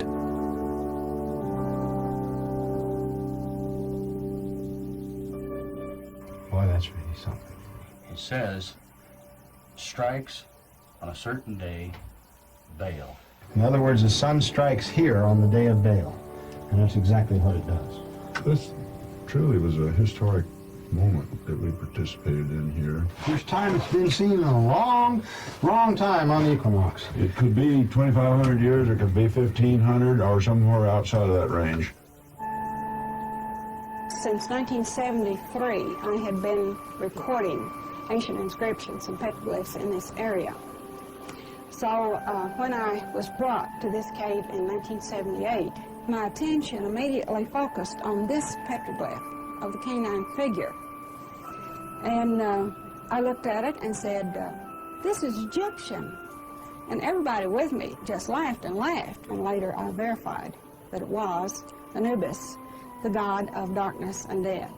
Up here it gives instructions that there will be a rite or ceremony at sunset, the rites of Baal, which will be acted out. And it is amazing to us the first time we saw what did happen right at equinox. To the ancient mind, this may have been an important moving picture story. The large sun seems to be approaching the horizon, seen as the lower shadow. It is a replica of what is actually happening on the western horizon. The sun god is being covered up by shadow as more of Anubis is being lit up by direct sunlight. Notice the dangling sun, the tiny curve at the lower right corner of the setting sun. Just as the sun god is fully eclipsed and Anubis is fully illuminated, the thumb pointer obscures the dangling sun and the last light fades out. Now, at half a day past the true equinox, the thumb pointer shadow slightly overshoots its mark, but the symbolic message is clear. The sun god has moved to the underworld, dominated by Anubis. Egypt was the first country to become Christian. Right down to at least the 5th and 6th centuries AD, secret worship of the ancient Egyptian deities was still occurring. Now it's possible that people who worshipped Anubis, they happened to be here, and their god happened to be Anubis. Or is Raiders of the Lost Ark and its derivations simply the known truth put into a fictional format in order for people just to disregard? Where did this great body of knowledge come from that the Egyptians possessed, that the Babylonians possessed, that the Sumerians possessed? In essence, prior to what would be called the creation the creation of Adam and Eve 6,000 plus years ago, there was a period what's called the Golden Age, of which all myths and legends center around. And ladies and gentlemen, what's fascinating is there are 2 floods mentioned in the Bible, though most people don't even want to acknowledge one flood, the flood of Noah. There's the flood of Jeremiah. And Jeremiah's flood is one of the most problematic issues in the Old Testament. I beheld the earth, and lo, it was without form and void, and the heavens, and they had no light. I beheld the mountains, and lo, they trembled, and all the hills moved lightly. I beheld, and lo, there was no man, and all the birds of the heavens were fled. I beheld, and lo, the fruitful place was a wilderness, and all the cities thereof were broken down at the presence of the Lord, and by his fierce anger. For thus hath the Lord said, the whole land shall be desolate, yet will I not make a full end. For this shall the earth mourn, and the heavens above be black, because I have spoken it. I have purposed it, and will not repent, neither will I turn back from it. By the way, in the first chapter of Genesis, the first couple verses, which states, in the beginning God created the heavens and the earth was without form and void, and darkness was upon the face of the deep. Those words, tohu and bohu, without form and void, are used only in the sense of judgment. So out of this chaos, something happened that God moved upon the waters and moved upon the dark and said, let there be light. But what happens to all the golden age, the age of the dateless past, with Atlantis, Lemuria, Mu, Shambhala, Shangri-La, Hyperborea, Ultima Thule, all of these empires that are so spoken about in, quote, myths and legends. Even today, in scientific publications and on the front of the Daily Mail in their science section, is a story about the lost continent of Zealandia. What you see as New Zealand are simply the mountaintops of what was Zealandia. So now you're going to start seeing, in my opinion, I think you'll find that, having stated this almost 2 decades ago, it's being proven true, that the ancient civilizations are going to come back into the forefront of contemporary knowledge. Continuing here, we have a report here from 1877. Very interesting report here.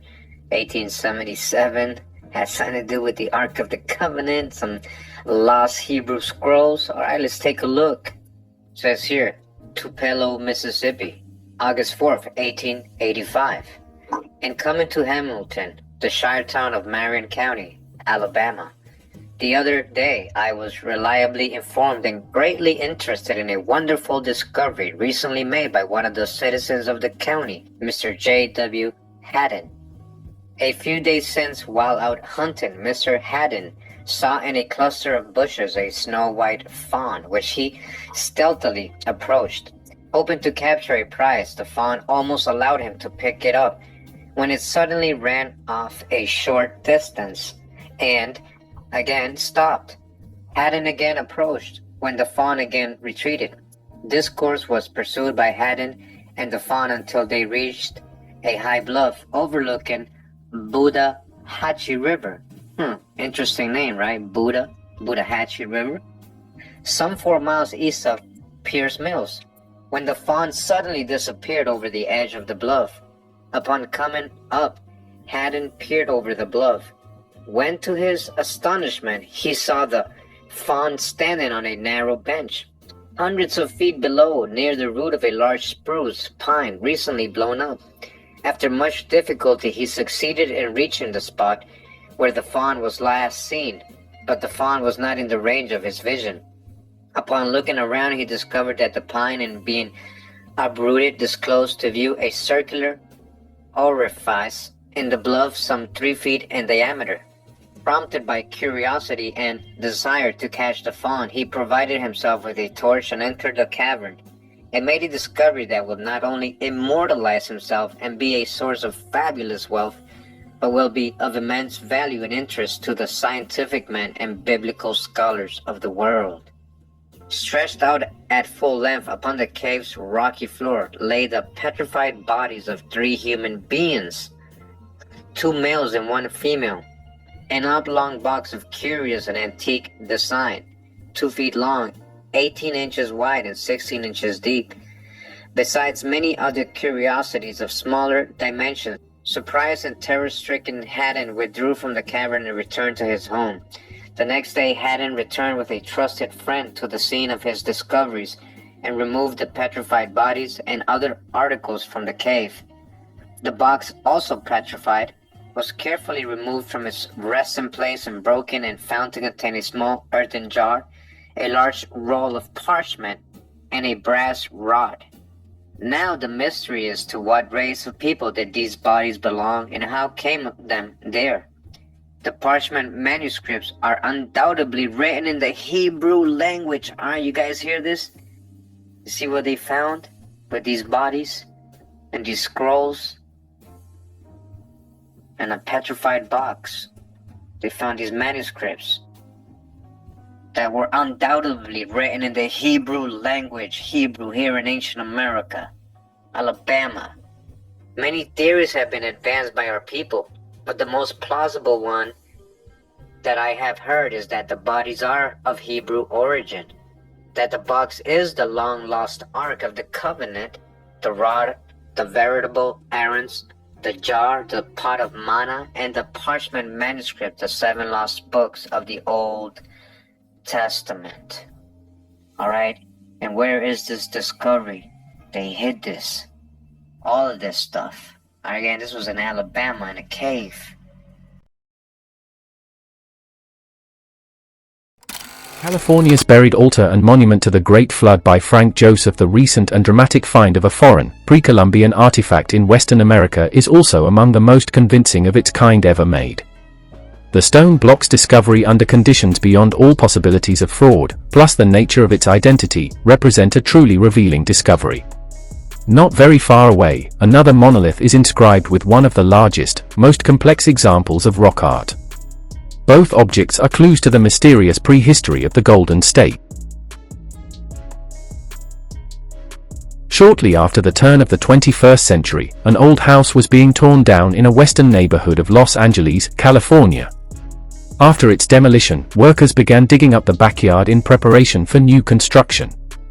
At 5 feet beneath the surface, their shovels struck something unexpectedly bulky and solid. Persistent excavation brought to light a sculpted monolith 3.4 feet tall with a base measurement of 1.7 by 1.6 feet.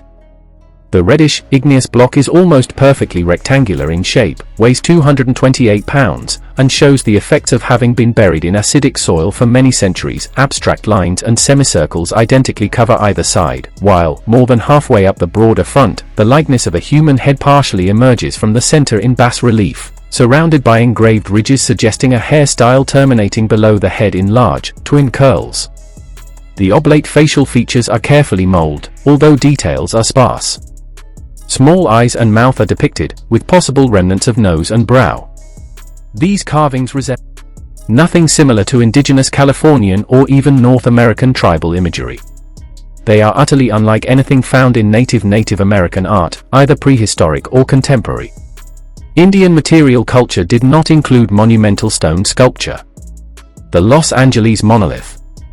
After a cursory examination during a recent exhibition of the public broadcasting system's well-known Antiques Roadshow television program, an appraiser archaeologist could offer no opinion. Judging from its soil stains, was at least 500 years old, but probably much older. Curators from the archaeology department at the Natural History Museum of Los Angeles have not been able to add anything to the appraiser's limited assessment. Although they did not question the unique artwork's pre-Columbian provenance, its precise age, original purpose, significance of its illustrated surface, or identity of its creators escaped them. Owners of the monolith shared what little they know of their accidental find with Ancient American on conditions of personal anonymity and privacy concerning the undisclosed whereabouts of their discovery must forever remain an insoluble mystery, so long as mainstream scholars restrict their investigation within the borders of pre-Columbian North America. In the light of the outside world, however, the artifact stands revealed.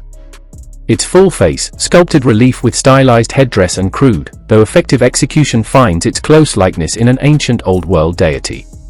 Beginning with the mid-16th century BC, the Phoenicians began to assert their separate identity and emerge from the other Semitic peoples of Canaan, a kingdom roughly corresponding to the region encompassing modern-day Israel, Palestinian territories, western parts of Syria, and Lebanon. Among the Phoenicians' most beloved deities was Ashtart, their version of the much earlier Sumerian Inanna. She was the divine patroness of both fertility and war, life and death, twin aspects embodied in her celestial light, the planet Venus, rising in the east as the morning star and setting in the west as the evening star.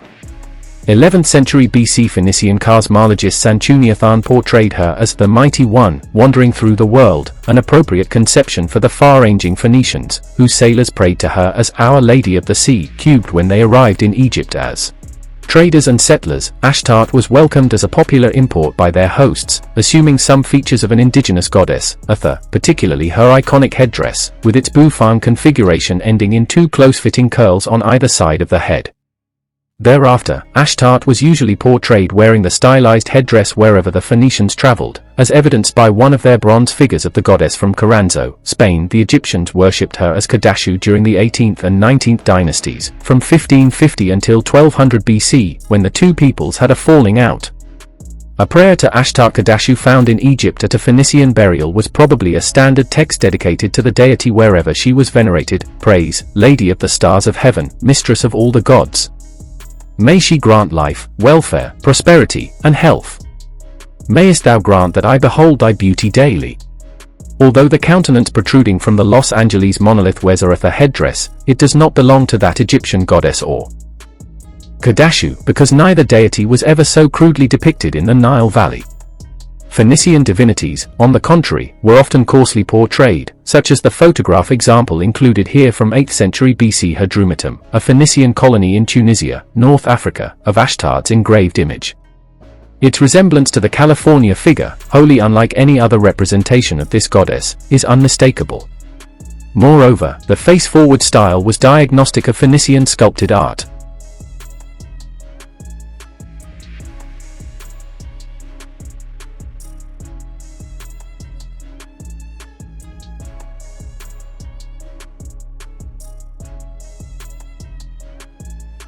With the decline of Egyptian and Mycenaean Greek influence on the Aegean world after the 13th century BC, the Phoenicians were free to exploit the rest of the Mediterranean Sea and beyond, throughout the Atlantic realm, where colonies were established in western Morocco and Iberia. They are known to have brought back oranges from the Canary Islands, together with a costly purple dye, the purpura murex found in a rare sea snail shell, from Madeira, and they left a hoard of coins on the even more remote Azore island of Corfu. The Los Angeles monolith is physical proof they sailed further. Like other objects of its kind, the sculpted block conforms in size and rectangular cubic shape to a stone altar for the worship of Ashtart, the Lady of the Sea, who safely brought Phoenician visitors to the west coast of our continent more than 2,000 years ago. Another California monolith is better known, but hardly less revealing of foreign travelers to our continent in prehistory. Standing alone on the side of a boulder-strewn mountain, one of America's most perfect works of ancient rock art faces a broad valley. Just west from the town of Hemet, some 90 miles southeast of the Los Angeles' Ashtart monolith, a massive, gray, egg-shaped stone is emblazoned with the intricate design of a labyrinthine maze enclosed in a 3.5-foot square. Although rarely visited, the large image is surrounded by a metal fence topped with barbed wire in the center of a 5.75-acre public preserve set up more than 40 years ago known as Maystone County Park. Even so, few Americans are aware of its existence. The anciently illustrated boulder is covered with a light patina referred to by locals as desert varnish. This results from a process of natural oxidation and may be used for dating the May someday, after scientists are able to more precisely evaluate the percentage of change in mineral elements laid down on hard surfaces over time. Desert varnish likewise appears within the carving itself, although to a lesser extent than occurs over the rest of the boulder, which geologists estimate has been exposed in its present location after tumbling down from higher up the mountain about 15,000 years ago. Comparisons between the two accumulations of patina give a rough date of 3,000 to 4,000 years before present, although conventional archaeologists are known to gag at such figures offered by other sciences over which they have no control. Typical is University of California archaeologist Daniel F. McCarthy, who says it is much younger, although his reasons for contradicting the geological evidence seem unconvincing, based on pottery shards, ancient tools, and other artifacts found at a prehistoric village site in the immediate area. The Hemet May stone has to be a minimum of 500 years. He was unable, however, to demonstrate any connection whatsoever between his pottery shards and the May stone, which was executed with a geometrical precision too sophisticated for the hunter-gatherers of McCarthy's 16th century villagers, who left no designs of any kind behind at their site. Local Indians appear to be genuinely ignorant of the stone's origins or significance, and were as surprised as everyone else when it was discovered by Irish homesteaders before World War I. The maze is actually a swastika, a symbol known to numerous Native American tribes across the continent from at least Hopewellian times, beginning around 200 BC, when some of the earliest surviving examples were made of copper. What it meant to these prehistoric peoples has not come down to us, but the modern-day Hopi preserve among their most important oral traditions an account of ancestral origins from a great flood that practically annihilated mankind. They believe that relatively few survivors migrated from the eastern location of the deluge, finally settling in the American Southwest. The Hopi, this mass migration of their grandfathers, is signified by the counterclockwise hooked cross, signifying the mass migration of their ancestors from the east. Whether or not it is the same symbolism that motivated the ancient carvers of the Hemet maze is not known. But whatever it represents, it must have stood for something of real importance to merit such high, artistic efforts, to say nothing of its prominent placement on a mountainside. Clearly, it was originally meant to be seen and appreciated by many people.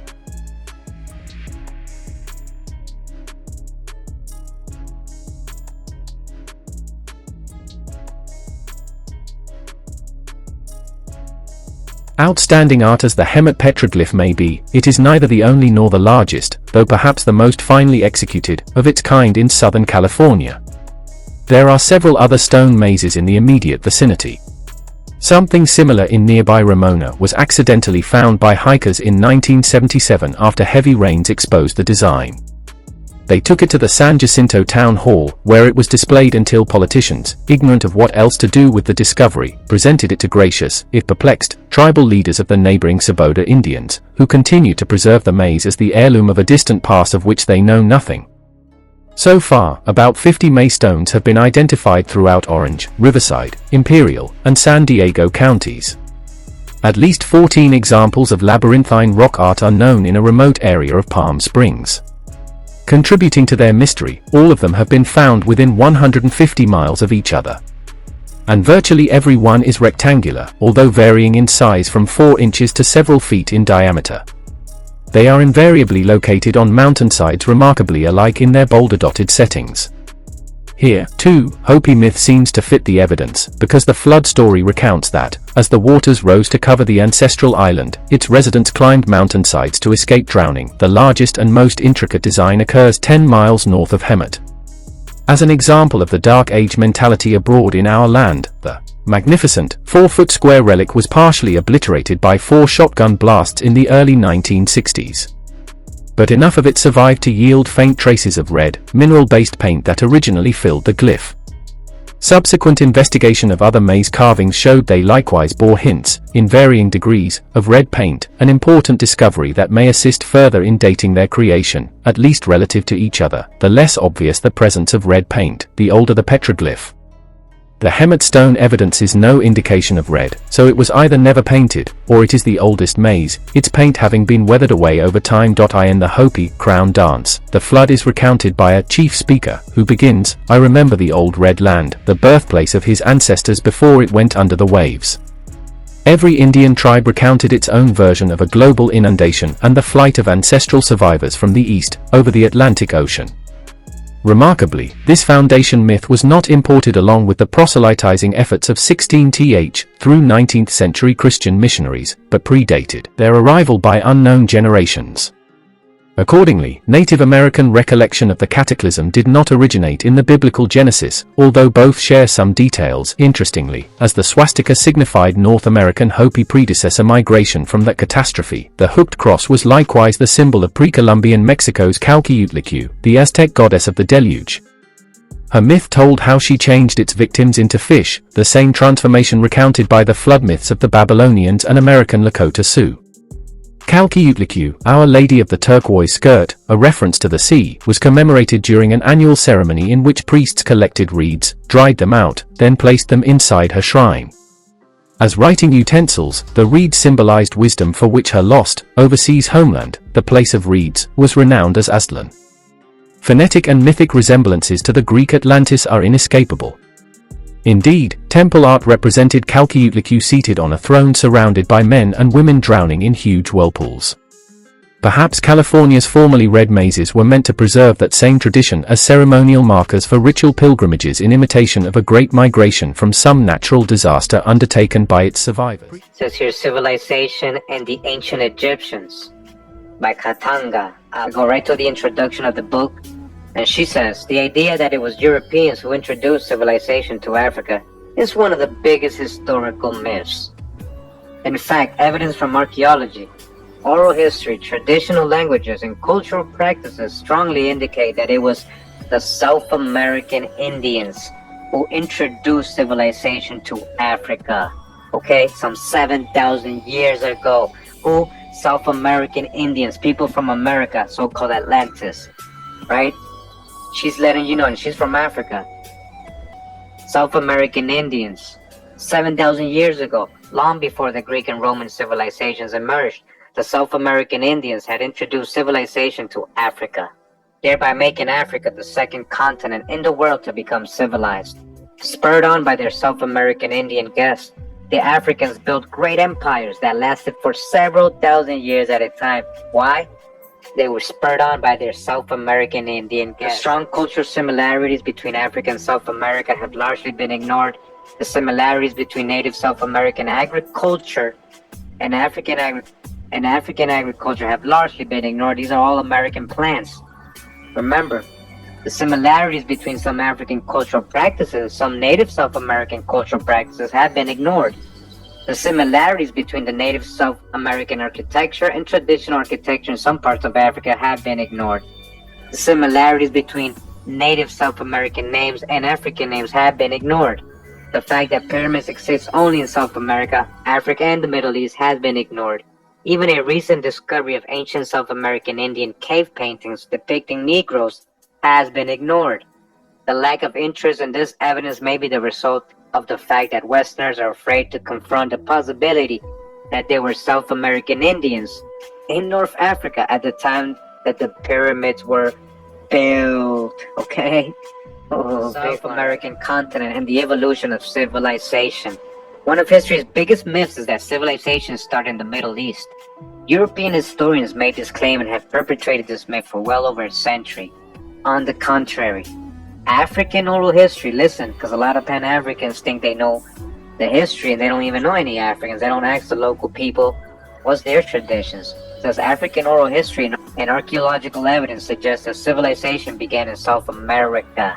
Again, civilization began in South America. Alright? Continuing, it says the advent of agriculture made it possible for the early South Americans to live in one place for prolonged periods of time. The constant interaction between humans living in large groups in the same place for prolonged periods of time eventually led to the evolution of technology. It is difficult to estimate the time frame in which primitive technology in South America began. It is also not certain how it began. However, about 10,000 years ago, the native South Americans began evolving an amazing technological base. Before long, they had started building an advanced civilization. Now, remember, this is around the same time they're saying they developed maize, right? 10,000 years ago. Before long, they had started building an advanced civilization. The ancient South Americans were incredibly ingenious. About 8,000 years ago, they had built an advanced civilization from scratch. Archaeological evidence indicates that the center of this great civilization was in present-day Peru. Perhaps the most important invention of the ancient South Americans was clothing. It was the ancient South Americans who invented cotton-based clothing as we know it today, okay? It was from here. They also invented the loom. Cotton is a South American crop, right? Cotton. It was the ancient South Americans who figured out an ingenious way to transform cotton into clothing. Cotton-based clothing quickly replaced animal skins as the main form of clothing. The great civilization that the ancient South Americans built is best known for pyramids. Pyramid technology is a native South American invention, okay? It was invented here. Alright, now we're going to read from this book. It's called Unearthing Ancient America, The Lost Sagas of Conquerors, Castaways, and Scoundrels. Again from Frank Joseph, same author. I'm in chapter 1, it says here, Anomalous Artifacts. Mainstream scholars scoff at the very notion of ancient Egyptians sailing to our shores. Alright, so I just want to again remind you that, this author goes with, the whole, that the old world's on the other side, Mesopotamia, Egypt, the fake places. So he's finding Egyptian stuff here, right? He knows for sure it's Egyptian, but of course he's going to add the out of Africa theories. So mainstream scholars will laugh if you say, well, the ancient Egyptians were here. Yet a ritual grave object could be physical proof of visitors to the American Midwest from the Nile Valley. Nile is right great river in Greek. The Mississippi in the Ojibwe Algonquin word, right, also means great river. So what are you talking about? Because the Mississippi, you got mounds all over it. Remember Mound City, Cahokia, and all this other stuff? All these mounds that got destroyed. All the stuff they're finding in these places, we already gone over some. Alright, so just again, try to stay in the right perspective when we're reading this stuff. This potentially revealing find is described by Wayne May, the founder and publisher of Ancient American magazine. I actually called him up. He's a great guy. He sold me some magazines. Gonna buy some more. He is also the author of This Land, a series of books describing a period in North American prehistory known as Folkwell, from 200 BC to 400 AD. Now it says here, an ancient Egyptian statue found in Illinois by Wayne May. News occasionally surfaces of persons claiming to have uncovered a dynastic Egyptian presence in prehistoric America. Unfortunately, their proofs for pharaonic visitors here are at best theoretically possible, or at worst patently erroneous. Far less often a piece of exceptionally persuasive evidence emerges. Such was a statue featured on the front cover of Ancient American's 64th issue in 2006. And this is the image right here. Alright, you guys can take a look at it. See that? They found that here. They found that here in the real ancient Egypt. They found that here. The Egyptian statuette, allegedly removed from an ancient burial mound in Libertyville, Illinois. Little is known of the object's modern origins, save that it was found in Libertyville, Illinois, some 20 miles north of Chicago. During the time of its discovery, in the early part of the 20th century, Libertyville was a sparsely populated agricultural community with only a few dirt roads, in sharp contrast to the sprawl of upper-class suburbia that mostly blankets the area today, just off of I-94 tollway. But before World War II, only several dozen families, mostly farmers, were spread over some 12,000 acres of largely pristine prairie. As a young man, the discoverer, whose widow has requested anonymity for her late husband, developed an abiding interest in collecting Indian artifacts, mostly arrowheads, he found in the vicinity of his home.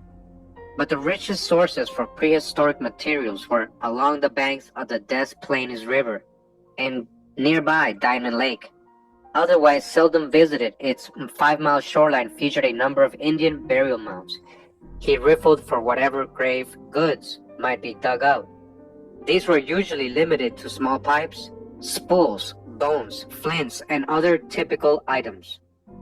From one earthwork, however, he allegedly extracted a most atypical statuette.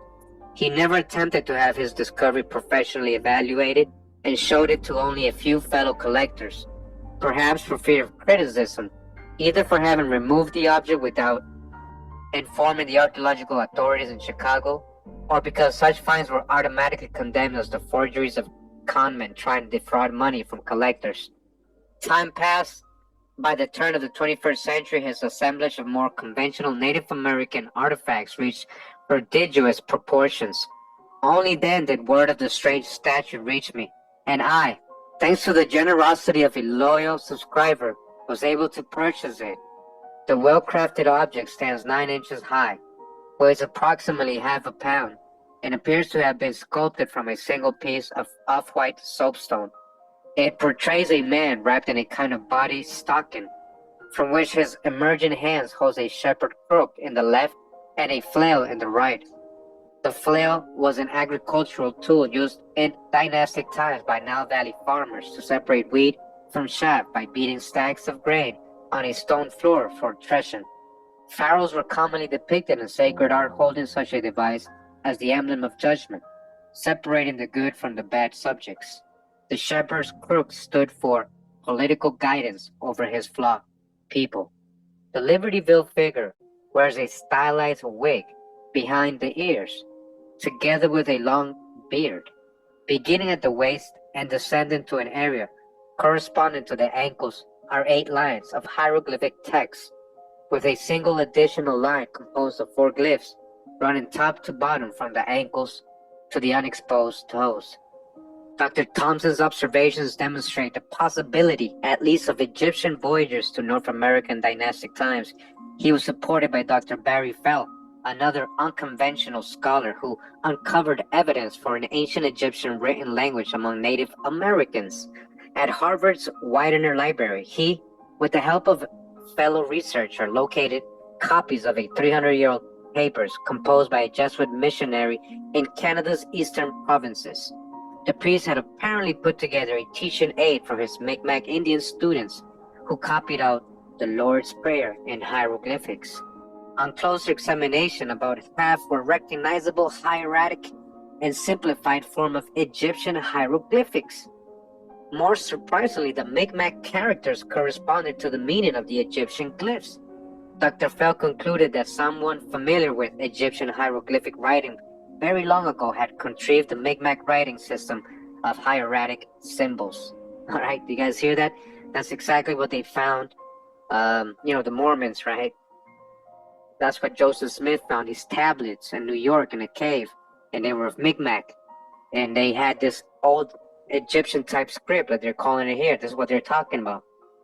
And this was studied by Harvard. This is stuff they never told you. More evidence for Egyptian influence in pre-Columbian America surfaced in the Michigan tablets during the 1840s. Most of these inscribed artifacts display an unfamiliar written script that nonetheless includes several Egyptian hieroglyphs. Again, so-called Egyptian hieroglyphs, right? America's true old world. What's it really called? Tamarian? Tamari? Additional examples of Nile Valley effect on prehistoric America came from Burroughs Cave. All right, we're going to get into Burroughs Cave. Don't worry, guys. I know there's major things coming out of there. In southern Illinois, I've been following that for years. All right, Burroughs Cave. Of the 7,000 inscribed stones removed from it since 1982, all right, that's the year I was born, few bear traces of Egyptian hieroglyphics, although many do depict persons dressed in Nile Valley garb. Joshua Priest, in his book American Antiquities, Discoveries in the West, we've read his book, was one of the two mid-19th century explorers who documented the rock art illustrations of similarly custom men and women adorning the walls and ceilings of a site known as Cave in Rock State Park, again in southern Illinois. These varied collections of evidence support archaeological probabilities for the Libertyville Ushabti. Similar examples have been found elsewhere in the Americas, according to Mariano Cuevas in his 1922 Historia de la Nación Mexicana. An incident along the line of our inquiry into contact between Mexico and Egypt, which no Americanist can ignore, has been the fortuitous discovery of two statuettes. Their discovery was made a few years ago in August 1914 in a rural parish of His Excellency the Archbishop of San Salvador, the Reverend Father de Yoso. All right, again, and this is again another book, another source telling us of the statues they found of Osiris and Isis in El Salvador. It says Professor Miguel Ángel González was conducting precise excavations in the city of Acajutla in the Maya area near the farthest limit of the railroad line. All right, this is in El Salvador, Central America. These excavations, which were undertaken at the request of the aforementioned Archbishop, resulted in the uncovering of two precious artifacts. One has to keep in mind that many similar objects have been encountered by ignorant natives and subsequently ruined. At this same site, according to the Central American historian Garcia Palaez, who was later Archbishop of Guatemala, there existed in antiquity a city that was very grand and important. The most important fact of the statuette is that it represents a sarcophagus or mummy of a male. It gives all the appearances of resembling an Egyptian statuette. If we make closer inspection and focus our attention on the headdress, we notice a typically Egyptian beard beneath the point of the chin. More than anything else, the inscriptions on both statuettes have Egyptian features, such as the classical ellipse or cartouche on the male statuette. We are led to conclude without the slightest doubt that these are Egyptian. They are similar to statues in pictures by Champollion, mark for mark. They have demonic characteristics and hieroglyphics identical to those found on classical Egyptian monuments, all right? So even the hieroglyphics on it is exactly the same. Remember, they found this in El Salvador, which also have analogous ellipses. Because all these characteristics, which are comparable to features of artifacts in the Cairo Museum. Now pay attention, that's what I was saying earlier. How do we know a lot of those so-called artifacts in the Cairo Museum didn't come from ancient America, when they were coming here with their manifest destiny, destroying everything and rewriting history? We are able to confirm assertions that we have established a certain Egyptian heritage of these statuettes. These Mexican counterparts of the Illinois statue not only tend to support its identification as an ancient Egyptian Ushabti, but also suggest that our continent was indeed visited by travelers from the Nile Valley around 600 BC. Alright, so dodge the hijack. This is, the Mississippi is the Nile, meaning Great River. That is the Great River.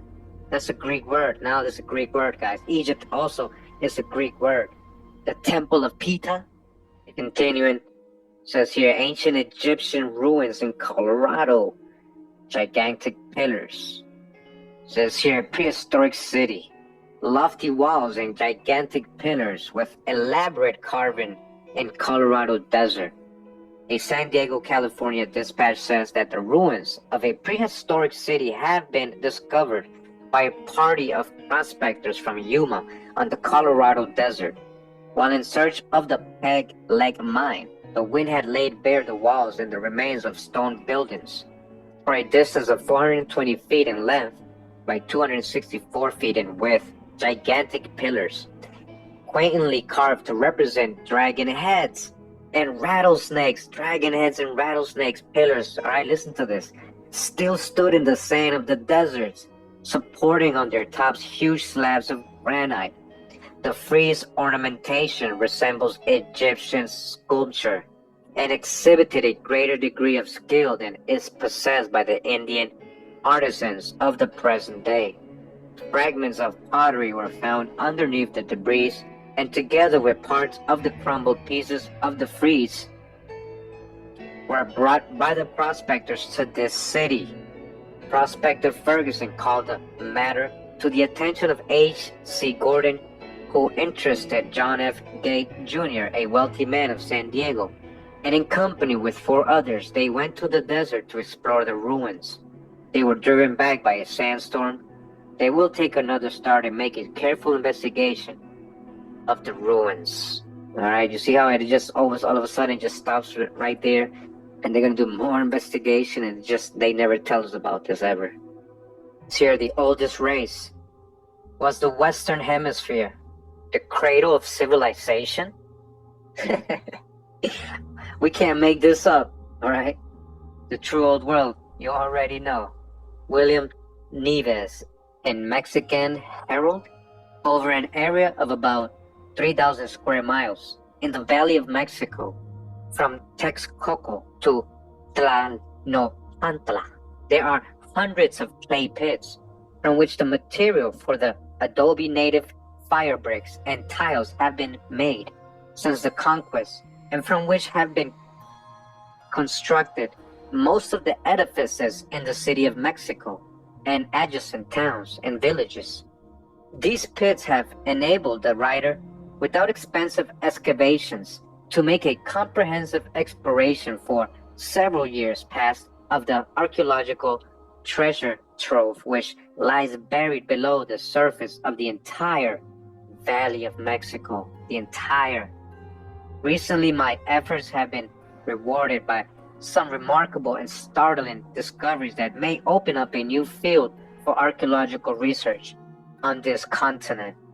My operations have been chiefly confined to a region of some 100 square miles, where I have found 2 or 3 concrete floors or pavements ranging in depth from the surface from 2 to 5 meters.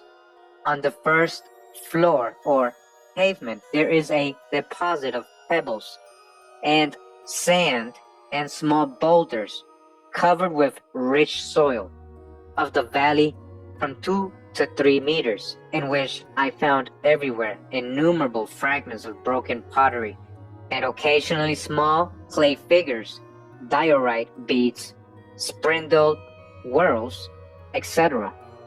The second concrete pavement is from 3/4 to 1 meter beneath the first, but in the intervening space, I failed to find a single piece of pottery or anything to indicate that a people had dwelt there. Was the Western Hemisphere the cradle of civilization? Despite all of this, there are some interesting artifacts, petroglyphs, and peculiar equinox and solstice markers that all indicate a possible Old World presence out there waiting to be further analyzed. The research and translations of some of the Old World script found on the walls of the canyons and caves I visited in Oklahoma and Colorado are all based off information from 2 books I've recently read: In Plain Sight by Gloria Farley and America, BC by Dr. Barry Fell. Dr. Fell was the former president of Harvard's Epigraphic Society. After reading both books, I decided to go see for myself whether the claims of Celtic Ogham, Egyptian symbology, Phoenician and Nubian writings could indeed be found in the high plains and canyons of eastern Colorado and the panhandle of Oklahoma. What I found was absolutely incredible.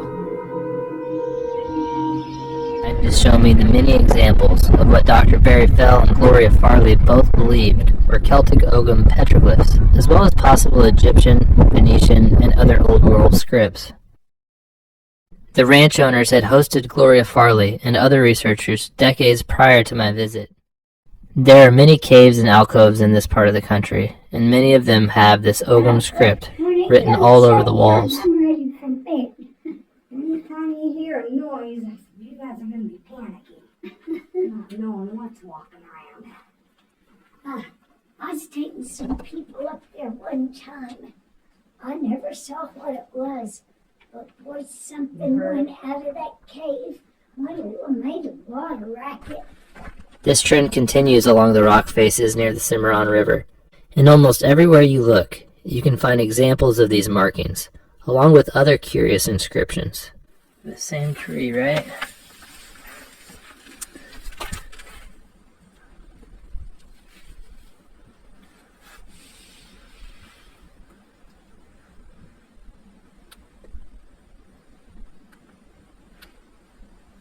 I say, well, we just discovered this past year.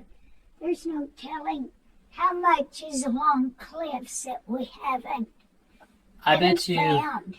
I bet you there are more sites that you haven't discovered than there are that you have. I wouldn't be surprised. On all your land. I wouldn't be surprised. What's going on here with this little...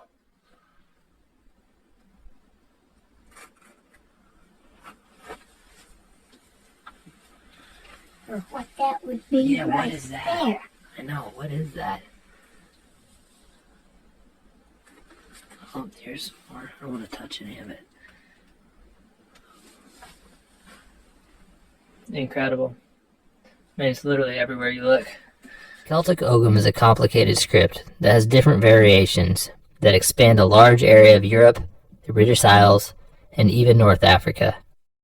In many of the caves around this area, you will also find markings similar to the North African Numidian, Iberian, and even Phoenician Punic.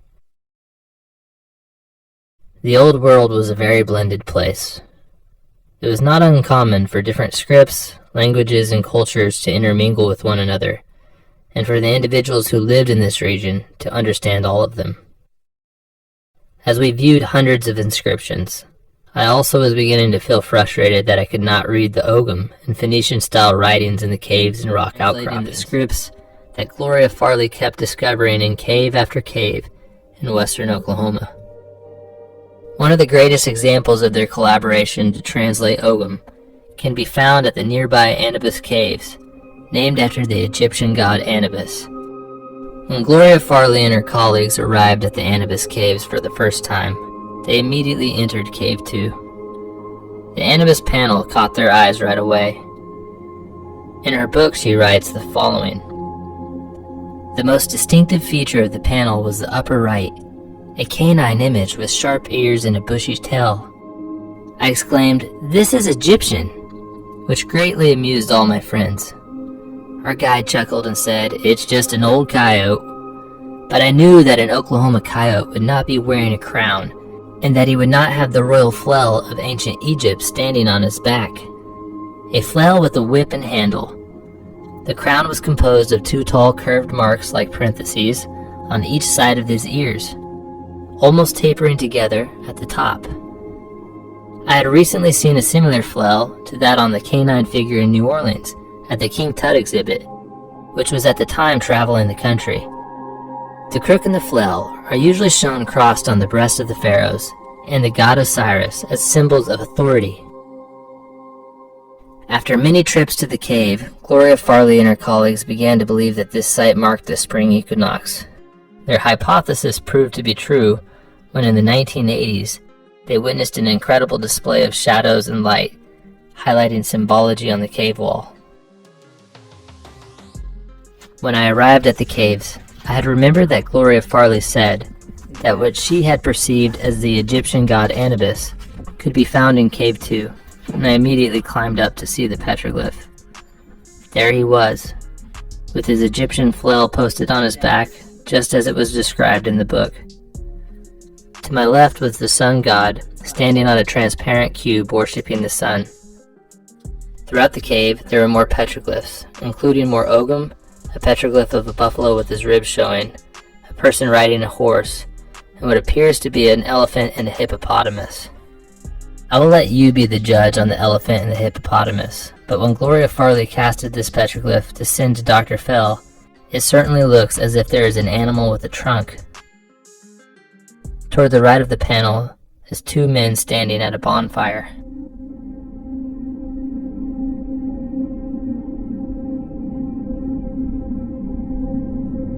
In Cave 1, there are a few inscriptions, whose translations by Dr. Fell provide some context. One of the translations supposedly reads, "May Anubis wield the flail."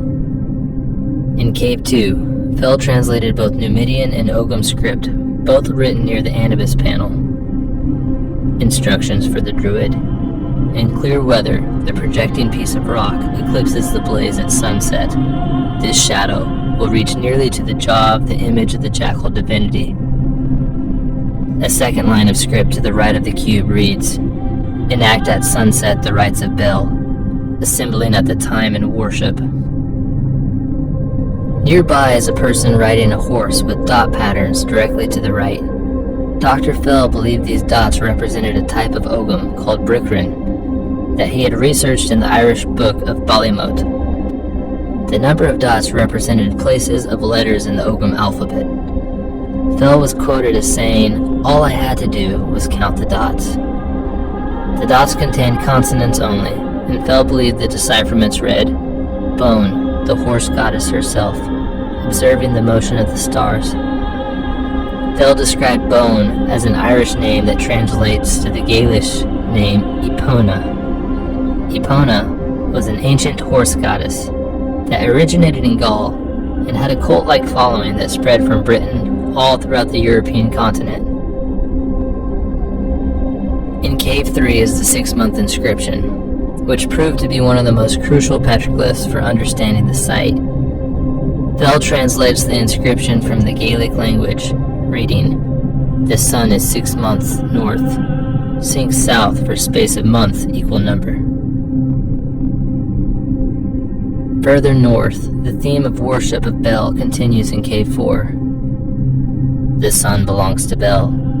This cavern, on the day of equinox, is for the chanting of prayers to Bel. Cave 4 was also thought to have an image of a ship, which is not uncommon in this area.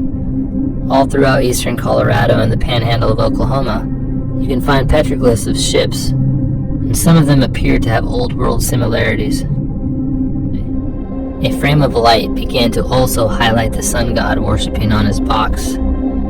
Another face-like pointer begins to make its way toward the sun. As darkness inched closer and closer toward the caves, the seasons were symbolically changing from the last night of winter to the first day of spring. As the sun danced along the horizon of the mesa to the west, the drama began to unfold. Finally, just as the shadow was passing the sun god's face, leaving Anubis highlighted for a split second, the lights cut out.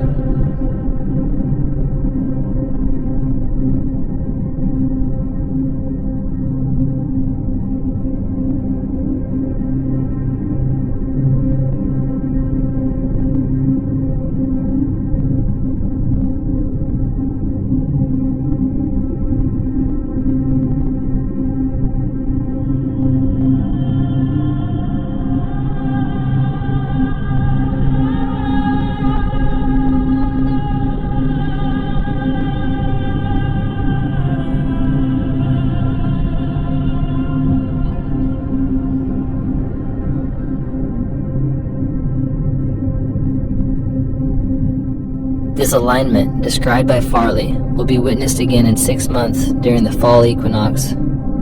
I really could not believe what I had just witnessed. Initially, I found myself disappointed that I could not be there on the next day of the equinox to view the precise piercing of the lower sun as described in Farley's book, and to view the precise illumination of all 12 vertical markings in Cave 3. In hindsight, I am glad I was there one day before just to show how precise these ancients were when they made this equinox site. In 1984, a documentary on this subject was filmed, titled History on the Rocks, that I can only find bits and pieces of on the internet. You can see the slight change of light on the Anubis panel compared to mine, just one day prior to when, around 5:30 a.m., my interpretive guide and a photographer for a local newspaper set off on a hike towards Crack Cave with the goal of witnessing another petroglyph that clearly marks the equinox. As we awaited the sunrise, our guide briefed us. The phenomenon only lasts for about a half hour or so, and we would need to take turns viewing the petroglyph. As the ambient sun began to fill the canyon, the light show in the cave started to take place. As the light struck the Ogham writing, I couldn't help but whisper, "The sun strikes here on the day of Bel." This translation was given by Bill McClone, an expert in the subject of Ogham in America. On the wall in the cave are several Ogham writings, with the one in a darker corner of the cave having been translated to read Grion, or sun. Winter was over. Sunny days, green grass, and the birthing of livestock in abundance are soon to come. Elsewhere throughout the canyon, there are many caves and rock inscriptions that hint to an old world presence in the high plains of North America. One cave in particular appears to have a combination of Ogham, Nubian, Phoenician, and Iberian writings, as well as a suspected petroglyph of the Egyptian Eye of Ra. Dr. Fell deciphered most of the writings in this cave with the help of Gloria Farley and others who were sending back photos and casts of the petroglyphs. The large Ogham writings toward the back translates in modern English to, "Travelers in need may rest a short time. There is water outside." Near the center of the cave is script identical to Neo-Punic Phoenician writing, spelling out BRK, which Fell claims is the semantic word for Barak or thunderbolt. The ancient Celt that wrote these identified themselves by signing their name in Ogham as Nat McGannon. Dr. Fell believed that Nat McGannon was most likely a Celt from Iberia due to the Iberian writings and markings throughout the cave. On the upper left side, as you face the cave, is what many believe is the Egyptian Eye of Ra, along with Numidian and Iberian script that is identical to the English letters PIK. In North Ancient Iberian, this script means Payaka, which is believed to translate to watchful or early awake. The Eye of Ra can also mean watchful in Egyptian hierotic. Fell was quoted in his book, America BC. Here, as elsewhere in North America, the multilingual inscriptions attest to the mixed racial and linguistic structure of early American colonies. This autograph may date from around 500 BC. Not far from this cave is one of the most interesting rock drawings I've ever had the pleasure to view. The Rebus ship petroglyph looks like a bunch of faded scratches at first glance, but with the correct context, quickly captures the imagination. Rediscovered by Farley and colleagues in the summer of 1973, Farley immediately noticed the form of a ship. Upon further investigation, it was revealed that it was a ship made of the letters that described the image. For example, imagine spelling the word boat in the shape of a boat. When Dr. Fell deciphered the Rebus ship, he explained that it was an ancient Berber language, using Numidian letters. Fell is quoted as follows: "These letters read left to right, RSBN. Modern Arabic Safina is ship. The sound of B P, and F constantly interchange. I know of no other translation of R than Re or Ra, the sun god. The translation is Ship of Ra. After exploring 30,000 acres of ranch land with Ogham around every corner, and seeing the amount left behind in Picture Canyon, these are not the only areas where these inscriptions can be found. The entire length of the Arkansas River in Colorado is apparently full of these writings. Ogham and other Old World style writings have also been found in Wyoming, eastern Oklahoma, Arkansas, and West Virginia. It always interests me. So again, some great drop in this book. We're going to actually get into this book a lot more in future videos, right? Because we're getting into all this, right? And remember, so-called Phoenicians, right? The sea people, and we've correlated a lot of the time that a lot of that these Phoenicians most likely were coming from ancient America or Canaan, the real Canaan, because that's what it says biblically, right? They were coming out of Canaan. Canaan was in America, the promised land, right? Great drop. We're going to go to a specific chapter in this book that correlates with what we're learning. So again, this is the Phoenician origin of Britain, Scots, and Anglo-Saxons, discovered by Phoenician and Sumerian inscriptions in Britain, by pre-Roman Britain coins and mass of new history. All right, again, what? Sumerian, the Shinar, Shinar, remember where was Shinar? Europe, British Isles. Chaldea being Ireland, the capital, the city Ur. All right, you see what they're finding here? This is again by L.A. Waddell. He's a fellow of a Royal Anthropological Institute, Linnean and Folklore Societies, honorable correspondent, Indian Archaeological Survey, ex-professor of Tibetan and London University. All right, and the thing is, we don't go off just one person. You got to understand that these people have sources. So you're talking about, well, you're not going to believe this guy. It's not about believing this guy. He has sources. You have footnotes. Go verify the sources. All right, this was written in 1924. Just want to show you this image, which is almost right in the beginning of this book, and it says here Aryan Phoenician inscriptions, just like we read in the last video, right, in that book Ur of Chaldees. How I was saying that it seems that all these languages go back to at least two specific main languages, which was Aryan and Semitic, right, or Semitic, Aryan, Phoenician. Phoenician is Paleo-Hebrew, which is Shemitic. Inscriptions on Newton stone of part Tolon, king of the Scots, about 400 BC, calling himself Briton, Hittite, and Phoenician. All right, that's there.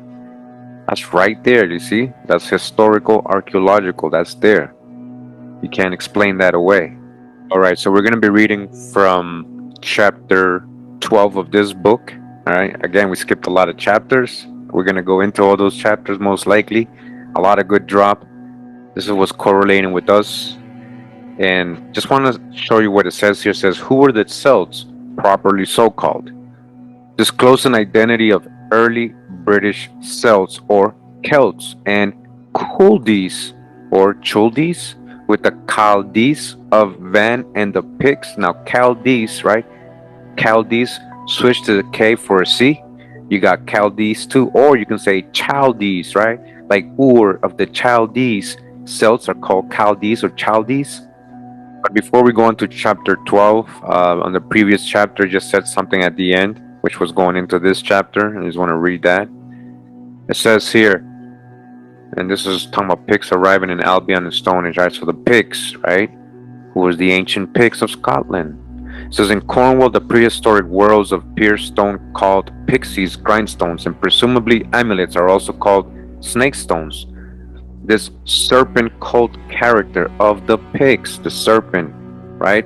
The serpents would explain the prevalence of human sacrifice amongst the Druid priests of the Aborigines who were of this lunar matriarchist cult. All right, so dodge the hijack. And also the historical notices of the existence of cannibalism amongst the barbarian tribes of Caledonia, the Chaledonians or Caledonians, as late as the time of Saint Jerome, 4th century AD, as well as the traditional immolation of a victim by Saint Columba, and founding his first church at Iona for the Kuldies or pigs. Kuldies? So the pigs were called Kuldies. Add an H right here between the C and the U, you get Chuldies or Chaldees, right? All right. Am I reaching? Let's see. It thus transpires by the new evidence that the pigs were the primitive, small-statured, prehistoric aborigines of Albion or Britain with a riverbed type of skulls. They were presumably a branch of the primitive, small-statured, narrow-browed, and long-headed dark race of matriarchous serpent-worshipping cave dwellers of the Van Lake region, the Van, Biani, Fen, or Chaldees, or primitive Chaldees. You see that? Primitive Chaldees, the Chaldean people, who? The Celts, these pigs. We're not even to the Celts yet, but these pigs, a part of them, a dark race. Remember what source we're in, right? We weren't expecting this, but they're letting us know. These so-called indigenous, aboriginal, prehistoric people, right, were a dark race of matriarchies, serpent worshiping, they call it. That's the hijack. But they were a primitive Chaldees, Chaldees or Chaldees or Caledons, Chaldean, Chaldees, or of the Chaldees. Again, you know, we're reading this book, Ireland, or of the Chaldees, which we're going to get into some more chapters later on. All right, let's go back. Chaldees and the Chaldees or Chaldees, as you can see here. Chaldees, right? Chaldees, Chaldees or Caledons, who in early prehistoric times in the Old Stone Age sent off from this central hive swarm after swarm of hunger marchers under matriarchs westward across Asia Minor to Europe, as far as Iberia in the Biscay region after the retreating ice. All right, so this is their story. What was interesting, you know, when I was reading that, is how they literally just said Chaldees, right? And they're talking about these pigs, the Chaldees. All right, so again, this is chapter 12. Who were the Celts, properly so-called? The Chaldees, the Kuldees, the Chaldees, remember? And the pigs. It says here, rightly to elicit the real racial agency by which uncivilized ancient Britain became Aryanized in language, high culture, and civilized institutions in the pre-Roman period, it is still necessary for us to re-examine and strive to solve the vexed question of the Celts, for the existing confusion in the use of this term forms one of the greatest obstacles to clear thinking on the subject as cited in the heading. And this gross confusion has been a chief cause by the delay hitherto in solving the origin of the Britons and the Aryan question in Britain. At the outset, we are confronted by the paradox that while philologists and popular writers generally in this country assume that the Celts were Aryans in race as well as in language and were the parents of the Britons or Britons and the Scots and Irish, notwithstanding that the early Britons are also called non-Aryan, pre-Celtic aborigines. On the other hand, scientific anthropologists and classic historians have proved that the Celts of history were non-Aryan, round-headed, darkish, small-statured race, all right? Dark, swarthy, of South Germany and Switzerland, and that the Celts properly so-called are totally lacking in the British Isles.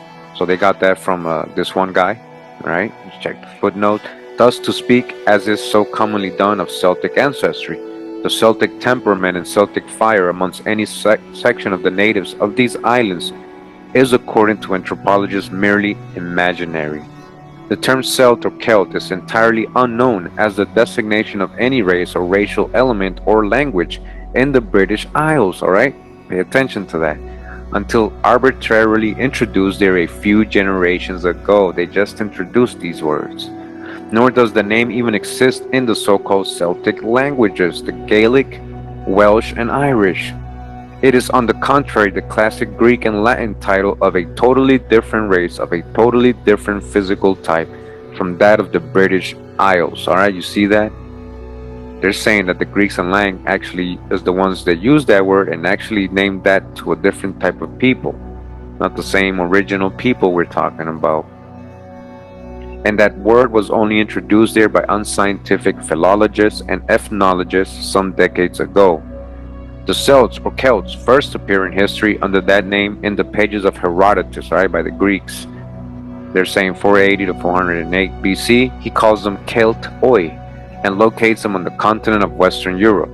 He says for the Easter Danube, beginning from the Celtoi, divides Europe in its course, but the Celtoi of Gaul are beyond the Pillars of Hercules and border on the territories of the Cunesi-oi or the Cunet-oi, supposed to be Finisterre, who lived the furthest to the west of all the peoples of Europe. Strabo, writing in a few decades after Caesar's epic, gives further details regarding the ancient Greek formation on the Celts, whom he calls Celtai. He says, the ancient Greeks, afterwards becoming acquainted with those natives towards the west, styled them Celtai, Celts and Iberian or Iberians, right? Iberians, sometimes compounding the names into Celti-Iberian or Celti-Iberian or Celto-Scythian, thus ignorantly uniting various distinct nations. You see, they were grouping mad people together, is what they're letting you know that these Greeks and Latins were actually doing. So that's why there is some confusion as who the Celts or Celts were. Again, the original people never called themselves that, and it's not even part of their language. It says no true Celts in British Isles. It says, continues, says Strabo habitually uses the term Celtica or land of the Celts for Gaul, which corresponded generally to modern France, including Switzerland, and defines it as thus. So Strabo says Celtica is bounded on the southwest by the mountains of the Pyrenees of southern France, which extended to either sea, both the Mediterranean and the ocean, on the east by the Rhine, on the north by the ocean from the northwestern extremity of the Pyrenees to the mouth of the Rhine, on the south by the Sea of Marseilles, and by the Alps from Liguria, Genoa, to the sources of the Rhine. He excludes Iberia or Spain, Portugal from Celtica, noting that Pyrenees chain divides Celtica from Iberia. But he adds, a forest extends the size of Celtica too far, including within it what we would designate as Iberia, as far as Gates, Genoa, and Piedmont on the Italian side of the Alps, whose people, he says, were named by the Greeks Celto-Liguus or Celto-Ligurian. It is also noteworthy that he calls the inhabitants of Celtica or Gaul not only Celti, but also them and their land repeatedly Galatic,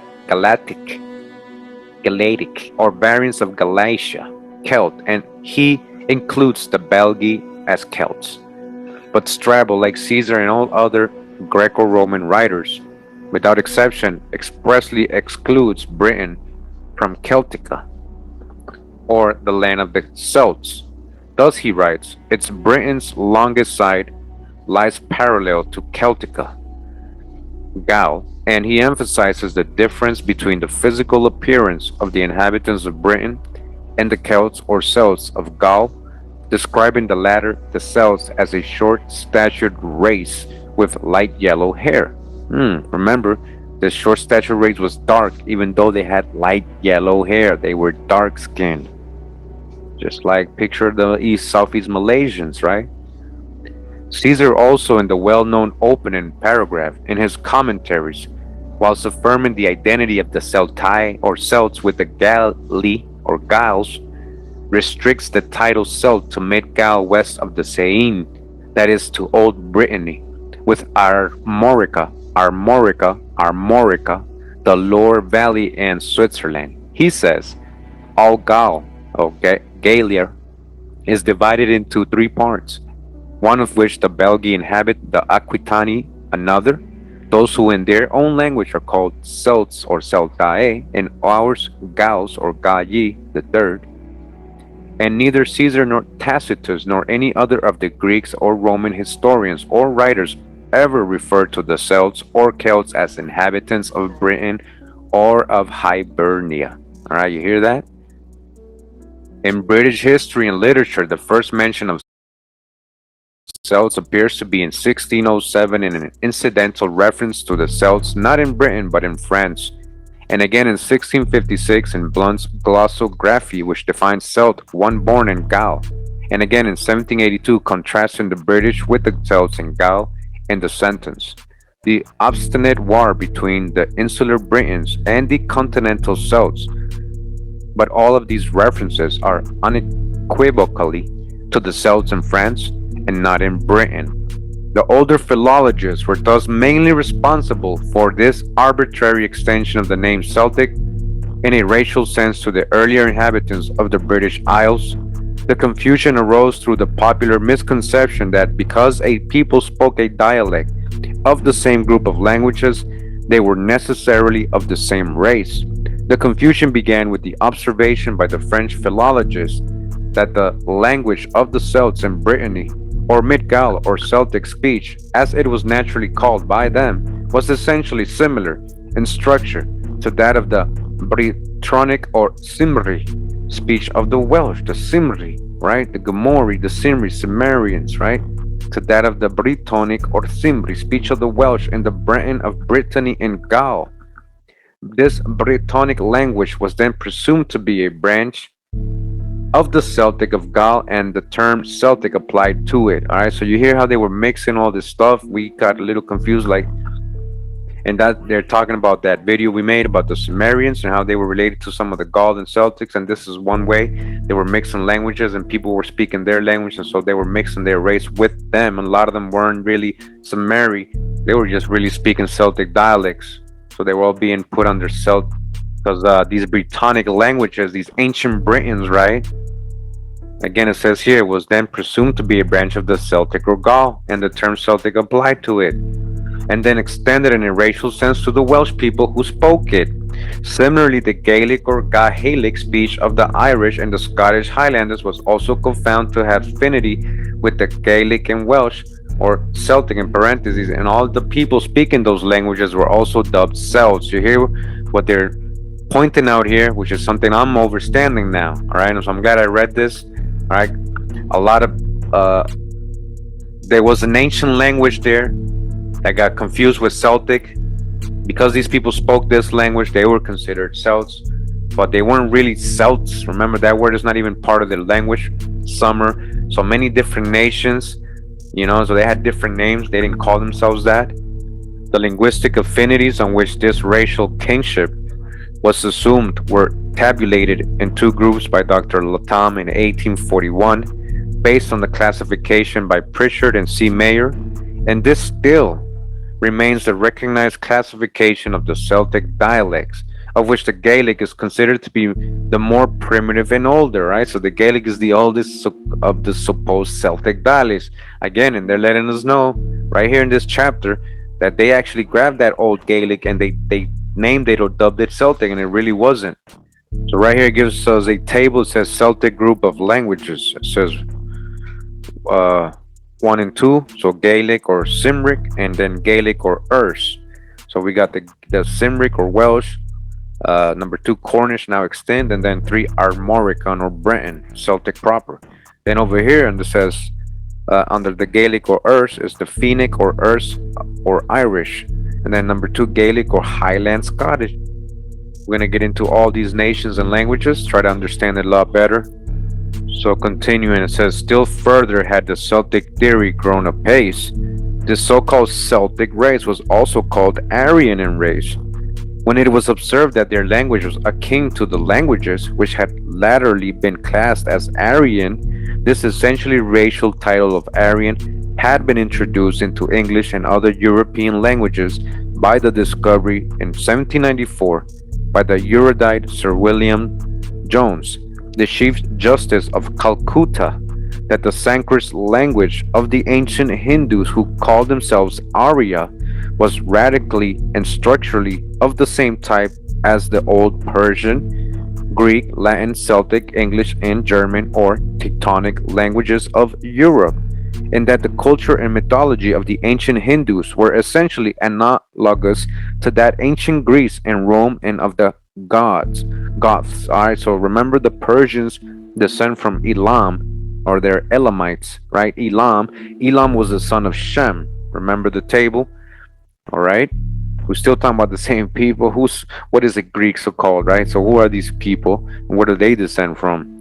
Now continuing, now they're trying to make correlations with the ancient Hindus. Who are the ancient Hindus but the Nagas, right? The two ancient Nagas, who are the Nagas, the ancient Hindus, right? Who also, right, snake people supposedly. And remember earlier they were talking about snake worshiping people over here.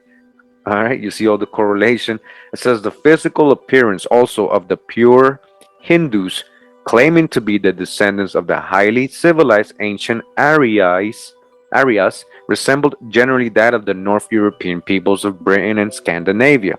It was then assumed that the ancient Aryas, who civilized India and Persia or Iran and gave them their Aryan speech, were presumably the same common racial stock as the ancestors of the civilizers of Greece and Rome in northern Europe. Right? So again, they said assumed, but they're seeing it in reverse.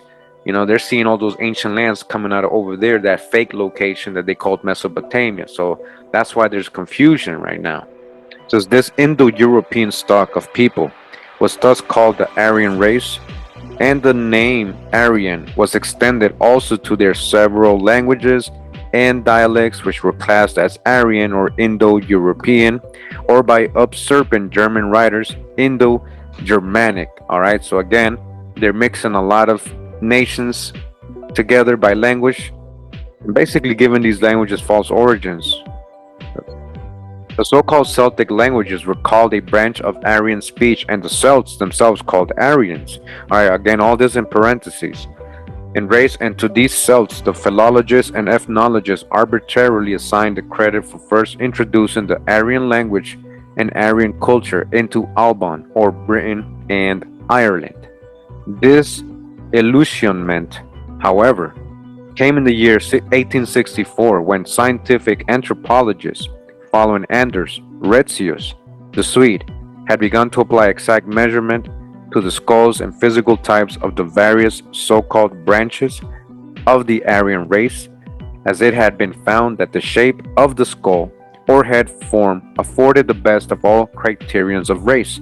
In that year, Mr. Paul Broca, who had begun 4 years earlier a systematic measurement of the head forms of the people of France, published his famous monograph on the head forms of the Celts of Brittany, the descendants of the original Celts, or Caesar and the classic writers. He found that so far from these Celts being of the Aryan physical type, namely tall, fair, and long-headed, they were on the contrary a short, darkish complexioned and round-headed race. You hear that? They're not matching what they were supposed to be looking like. In the next year, 1865, appeared the celebrated collection of measurements of the ethnic types in the British Isles by Davis and Turnham in their Crania Britannica, on which they had been engaged since 1860, and Dr. Debow's papers.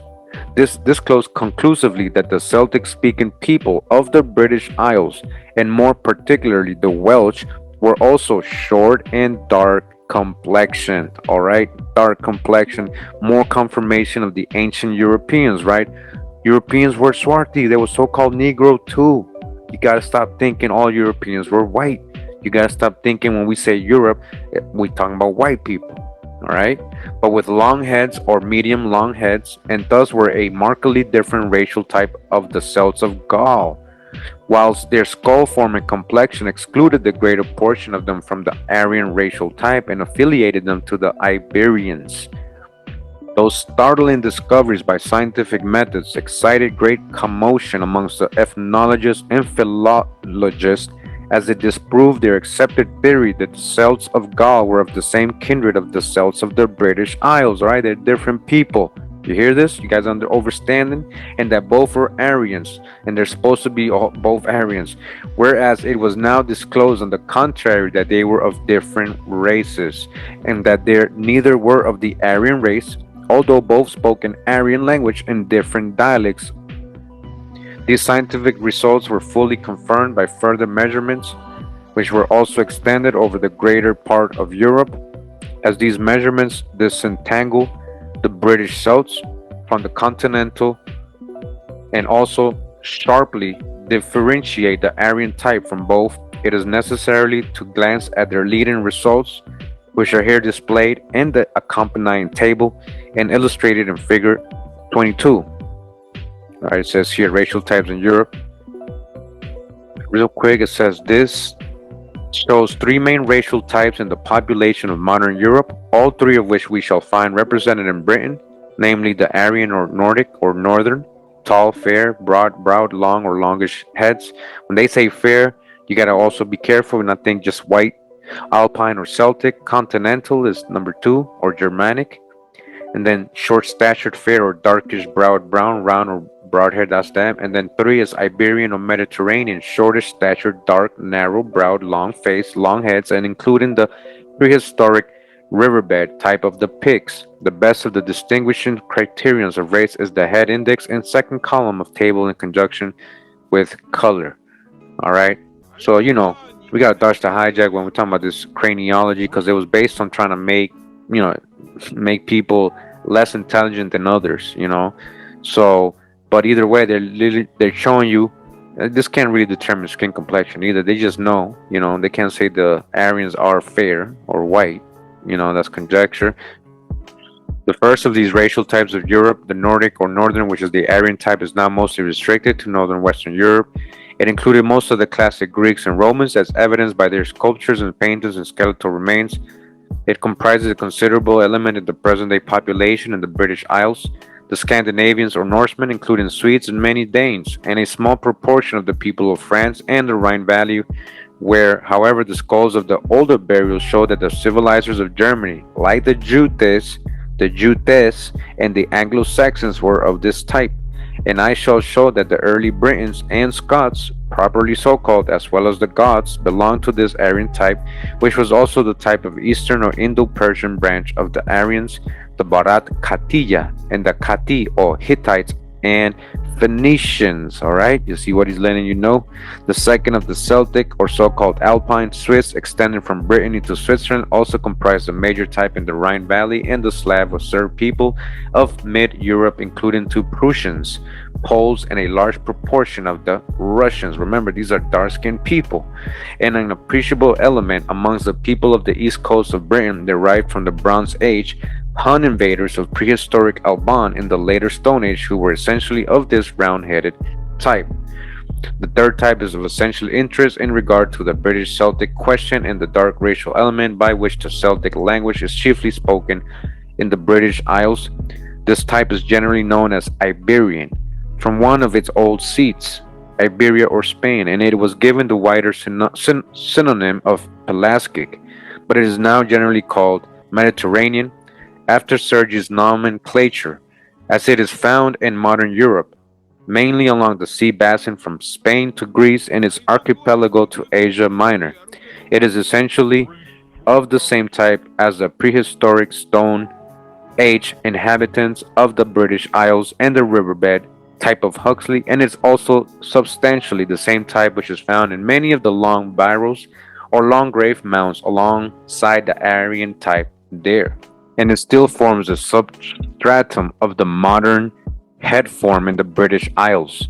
It thus appears that the titles Hibernia for Ireland and Hebrides, all right, Eber and Hebrides, Hebrews, Ireland for Ireland, Hibernia, Eber, Ireland for the Western Isles are probably survivals of the Iberia title for the primitive stock with which first peopled the British Isles in the Stone Age. Indeed, the Irish Gaels or Gaels or Feni claim origin from the sons of Milead or Miled, which is said to be Milesia in Spain, Iberia. And in describing the later colonization of Erin, they say that a leading chief of the later Gaed Hel Miled immigrants was called Eber, which appears to preserve this Iberia title, Eber of the Hebrews, right? Remember, Eber is feather, it goes down to pinion, Ebra. They spread themselves through Erin to her coast. Eber, the god Hel, took the south of Erin, or Erin.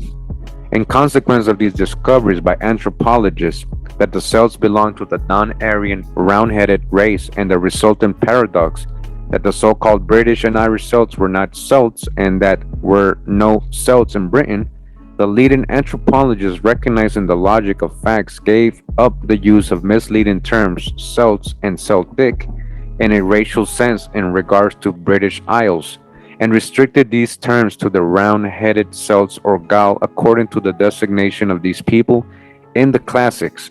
And even the term Aryan tended to drop out of use in a racial sense when no historical trace of the early Aryans in Europe could be discovered, and when it was found by M.D. Quatrefages and others that the physical type, not only of the Prussians but also the prevailing type of the Germans, who had posed as being the leading Aryan civilizers of Europe, was Slavic and thus non-Aryan. They now recognize more clearly than before the fact that mere language is by itself no criterion of race, alright? Just like you speak English don't make you English, right, from England. So again, language is by itself no criterion of race, and that kinship in language does not necessarily imply kinship in race, as so many conquered races are observed to have adopted, alright, or to have imposed on them the language of their overlords of a totally different race. As Huxley observed, no one could call a Negro of America either English or Aryan in race merely because he spoke the Aryan English speech, like I just said. And as has been well said, there is no such thing as a French race, but rather many races speaking French. No Italian race, but rather many races speaking Italian. No Germanic race, but rather many races speaking German. You get it? You can't generalize. They're letting you know. And we may add, there is no such thing as the English race, but rather many races and mixed races living in the same political unity, under the same laws, and speaking the English language. The philologists on the other hand, for whom the Celtic theory seems to have possessed a fatal fascination, still clung and do cling to the title Celtic for the language spoken in the British Isles by the Gaels of Scotland and Ireland and by the Cymry of Wales, and the diehard Celtists still give it a racial sense and speak of the British Celtic speakers of the Black Celts and of the Celtic temperament and of the kilt as the garb of old Gaul and of the Celtic origin of the Aryan language in Britain. Alright, so they're pointing out how these people are kind of like leaving a lot out, in their studies when they're talking about generalizing people under Celt. Remember, they didn't even have that word in their language. They thus keep alive the old mental confusion and misled the public and popular writers. Thus we have the latest writer in history, Mr. Wells, misled into writing the jargon that the Celtic invasion of Britain was by tall and fair people and Nordic Celts. You see, that was false. And that it is even doubtful if the north of England is more Aryan than pre-Celtic in blood. With such conflicting uses of the term Celtic in circulation, even some anthropologists occasionally lapse into reference to the Celts of the British Isles and to the Celts as a branch of the Aryan race, who then are the race in Britain called Celts, alright? By our later day writers. Who are they then? Because they're different peoples. No traditional historical reference or record whatsoever exists of the migration of any people called Celts into early Britain, alright? There's no history of that there, really. Anthropologists, from their exact measurements of the people in Britain, tell us that the darkest population forms of the nucleus of each of the Celtic language areas, darkest populations which now remain, and this dark Celtic speaking element, and especially found in the Grampian Hills in Scotland, the wild and mountainous Wales and Cornwall, in the hills of Connemara and Kerry in Western Ireland, right? These dark Celtic people, and their average stature is relatively short, culminating in Britain and South Wales, the Severn Valley and Cornwall. It will thus be noticed that this Celtic area corresponds generally in Scotland with the area in which the later Picts suddenly disappeared, and in whose place have suddenly appeared the people called Celts. Alright, all of a sudden the Picts disappeared, then you got these Celts. You see what they're letting you know here? You understand? Just like they said the Maya disappeared, then you got some other people. Alright? Paper genocide. In Ireland, also the Celtic area generally corresponds with that part of the country, especially associated with the Bands, the Vans, or early Fiends, who we have found were Picts. Alright, these were dark-skinned people. Cornwall, with his old tin port of Ictis or Victis, was a chief Celtic, in parentheses, center for the old See of each, or the Picts. Alright, these are all Pict lands. and the Picts appear to have called themselves Chaldees. They were the Chaldees or the Chaldees. All right, again, I know it was a long introduction to this chapter before we can get to the juicy part, but they had to break something down to you. You get what they're saying? They never, the real ancient people that were in these lands, like the Picts, had nothing to do with Gaelic or the Simri or any of those other people that came in later with their languages. And then they were labeled under that, like Celtic and Aryan and all that, just because they ended up speaking those languages. But these people called themselves Chaldees or Chaldees, switch the K with a C, or Chaldees or Chaldees. Remember, Kesedet, Chaldees, or through the fire, Chaldic, through the fire. This new line of evidence leads us to the conclusion that the early Celts or Celts were presumably the early Picts, calling themselves Chaldees or Chaldees, a primitive people who I find from a massive evidence were the early Chaldees. They were the early Chaldean people. Again, Ireland, right? Or of the Chaldees. Chaldees, remember Abraham, who the Chaldees in the Bible, they're supposed to be somewhere else in Iraq over there. They lied to us. All right, they confused us a lot. They mixing up nations and languages together. They did all that on purpose. A lot of layers we got to uncover, but we'll do it slowly, right? But surely. All right, they called themselves the Chaldees or the Galati and the Gali of Van and Eastern Asia Minor, Mesopotamia in the Stone Age. All right, remember, he says it has to be them. He's letting you know the same ones from the Bible. That's them, the same ones from supposedly Asia Minor, Mesopotamia. That's the hijack. It wasn't over there. Remember, Canaan, the real Mesoamerica or the cradle of civilization, was in America. All right, but he's letting you know, this author, another source, that these Chaldees or Picts, the Picts were ancient Chaldees, the ancient Chaldees of Mesopotamia. The Western hordes would seem to have retained their title of Chaldees or Galati or Gal when in the Old Stone Age they penetrated westward into Gaul on the Atlantic and formed there the primitive Celts or Celti or Gaul and of Pictavia. Remember, they came from the Atlantic, Pictavia, or the border of Iberia, and the Gauls and Gaul are actually called Galati and Galat by Strabo. All right, again, Chaldeans. And at a later period, when the round-headed Sarmatian of Alpines invaded Gaul from the Rhine and Switzerland and drove out the Picts, they seem to have retained the old aboriginal name for that land and its people, Gaul. All right, they drove out who? The Sarmatians. Remember the Simri, the Cimmerians. The Cimmerians, remember, check out my video, part 2, Nations of the World. Who the Cimmerians? These are the same people they're talking about, the Sarmatians. And Chaldees, Celt or Celt. So they're saying that they came, they invaded them or drove them out, or maybe assimilated, amalgamated with them, enslaved them, whatever, ran them out.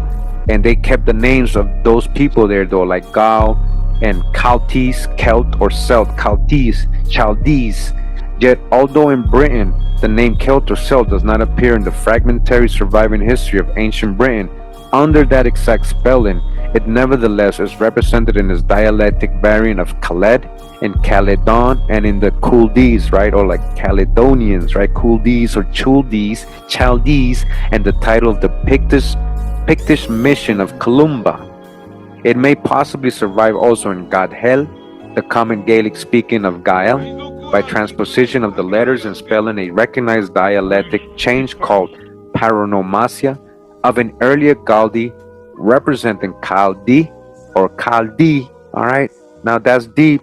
All right, like the Muslim and the Quran, how they were referring to the Chaldeans as Chaldean. Remember, through the fire. Remember, Abraham went through the fire. And its shortened form Gal possibly survives in Gael and in Gwalia and for Wales. So after all, perhaps the British Celts are more entitled to use the Celt title than the round-headed Celts of Gaul, who according to classic historians and anthropologists are the only true Celts. This identity of the ancestors of the British Celts or Celts with the Chaldees or Chaldees, Chaldees or Picts, in keeping with the physical traits and head form of the latter, the people of the Celtic-speaking areas are preponderantly of the dark, long, narrow-headed, narrow-faced, smaller statured Iberian type of the Chaldees or Picts, Chaldees or Picts, and this is also the prevailing type of the substratum of the people throughout the British Isles. The modern British Celts, however, as well as the bulk of their kindred, still forming the main substratum in the population of the British Isles, generally have become a somewhat heterogeneous race through more or less intermixture with the other two races of later invaders and civilizers. Thus, the original dark aboriginal Pictish who's the Picts. All right, a lot of your surnames are actually Pictish, ancient Pictish surnames. Gaelic ancient, look at that, they're talking about your family here. All right, Pictish, Chaldees. Remember, these are all sons of Shem. Remember, these are all sons of Arphaxad. The Chaldeans are Arphaxad's kids. All right, the son of Shem, and they were what? Dark aboriginal Pictish or Iberian stock has been mixed more or less on the east coast and Midlands with the non-Aryan, round-headed and broad-browed fair Alpine or Slav or Hun invaders from the time of the beaker using men of the late Stone Age, about 2000 BC onwards, and later over all the British Isles. They have been mixed more or less with the Aryan rulers and civilizers, the tall, long-headed, broad-browed, fair northern invaders, the Britons and Scots, properly so-called, with their later kindred Anglo-Saxons, Norse and Normans. As a result of this partial intermixing during many centuries, which is discussed in a later chapter on the mixing of the races, there have arisen several intermediate or composite types. Many of the British Celts thus now possess a considerable strain of Aryan blood, manifesting itself in physical traits and especially in lighter color of their hair and eyes, whilst fondly idealizing their Celtic ancestry into a sentimental cult. But the major portion of the population, not only in the modern Celtic areas but also over the British Isles, generally retain appreciably a preponderating Pictish type. They're still dark, they're still there, they're still aboriginals. Alright? Thus, in regard to the civilization of the British Isles, we find that the modern theory that it was the British Celts who first introduced the Aryan language and civilization into Britain is merely a survival of unfounded assumptions by later philologists, which assumptions rested on the further unfounded assumption that the British Celts were originally Aryan in race. Alright, that was false. Hope you guys understood that in this chapter 13. I mean, all the chapters here are good, but just an example. I mean, the title says Coming of the Britons. Remember, these are the ones that invaded the Pictish people, or Aryan Brito-Phoenicians under King Brutus the Trojan to Albion. Alright, so that's how deep it is. But I'm glad we read this chapter in this book. Again, these Chaldees, these ancient Celtic, are actually Picts who are calling themselves the Chaldees or the Chaldees, the Chaldees of so-called the Bible of Mesopotamia, the Chaldees, same people. This was the book Phoenician Origin of Britons and Scots and Anglo-Saxons by L.A. Waddell. We're going to get more into this book later on, of the Chaldees. Again, Ireland, or of the Chaldees by Anna Wilkes. And again, this book is from 1873. A lot of great sources and footnotes. And we're in chapter 6 of this book. I remember we have already read the first 5 chapters. Check out the previous video if you haven't. And this chapter says, the cross, a Chaldean symbol. The cross as a symbol is traceable to the crossed rods of the Chaldean shepherd kings. These symbols are found all over the 3 kingdoms, especially in Ireland, Scotland, Wales, and Cornwall. The cross is as ancient as the fish and the serpent signs, and as the ring and the cup cutting to be seen on the stones of Scotland and Ireland. Besides the cross being found upon Egyptian, Babylonian, and Assyrian monuments, we find it was worshipped in Mexico ages before the introduction of Christianity. Large stone crosses, says Prescott, in his Conquest of Mexico, Volume 1, page 242, being erected probably to the god of rain. I remember who the god of rain was. That was Quetzalcoatl. A cross being erected to Quetzalcoatl. Wilford and his Asiatic Researchers, Volume 10, page 124, alluding to the cross, says, Though it is not an object of worship among the Bodhas or Buddhists, it is favorite emblem and device among them. It is exactly the cross of the Manichaeans, with leaves and flowers springing from it. Mr. Morris, in his Indian Antiquities, notices the Druid and the cross. He says, "It is a fact not less remarkable than well attested that the Druids in their groves were accustomed to select the most stately and most beautiful tree as an emblem of the deity they adored, and having cut the side branches, they affixed two of the largest of them to the highest part of the trunk, in such a manner that those branches extended on each side like the arms of a man, and together with the body presented the appearance of a huge cross. And on the bark in several places was also inscribed the letter Tau, the Tau cross. You see the X? As we find that the Christian emblem was general among the Druids, no one need fear assigning to many of the crosses of Ireland and Scotland a period far anterior to the introduction of Christianity. Evidently, the inhabitants of Erin, previous to the arrival of St. Patrick, were well acquainted with the cross as a symbol of the realization of a hope. We are not attributing their acquaintance with the cross to the knowledge they undoubtedly had of Christianity before St. Patrick's time, impressed upon them probably for ages by their druids and teachers. When the apostle of Ireland went there, the people believed him, for he taught no new doctrine. He only brought them knowledge that the sacrifice was complete in their person of the Son of God. Accordingly, the fire of their altars was put out, and serpent veneration died away. The same effect was produced upon the people of Britain. When St. Augustine landed in Thanet, he came bearing a silver crucifix above him, and his companions around singing litanies, upon which the people fell on their knees and believed the gospel. So listen to what they're saying. They were using their own symbols against them, just like they came here and they brought the cross. But we had the cross here already for different things. That symbol was here already anciently, just like it was here in Pictland or with these ancient Chaldees, right? St. Andrew's cross, in a like way, was the sign accepted by the Culdees of Scotland. The Culdees, the Chuldees, Culdees, the Chaldees of Scotland, the Picts, right? The men of Israel, Bran, Sifin, Elite, and Fagan, who returned from Rome in the year 57 AD to Wales, brought intelligence by the sign of the cross of the Redeemer crucified in the fulfillment of the prophecy of Joel, and they were cordially acknowledged by the Welsh as veracious teachers. When the cross returned to Chaldea and Ur, all right, and the adjacent countries from the east, the people had no difficulty in accepting it. These few remarks, we hope, are sufficient to show that the cross is much older than is generally believed.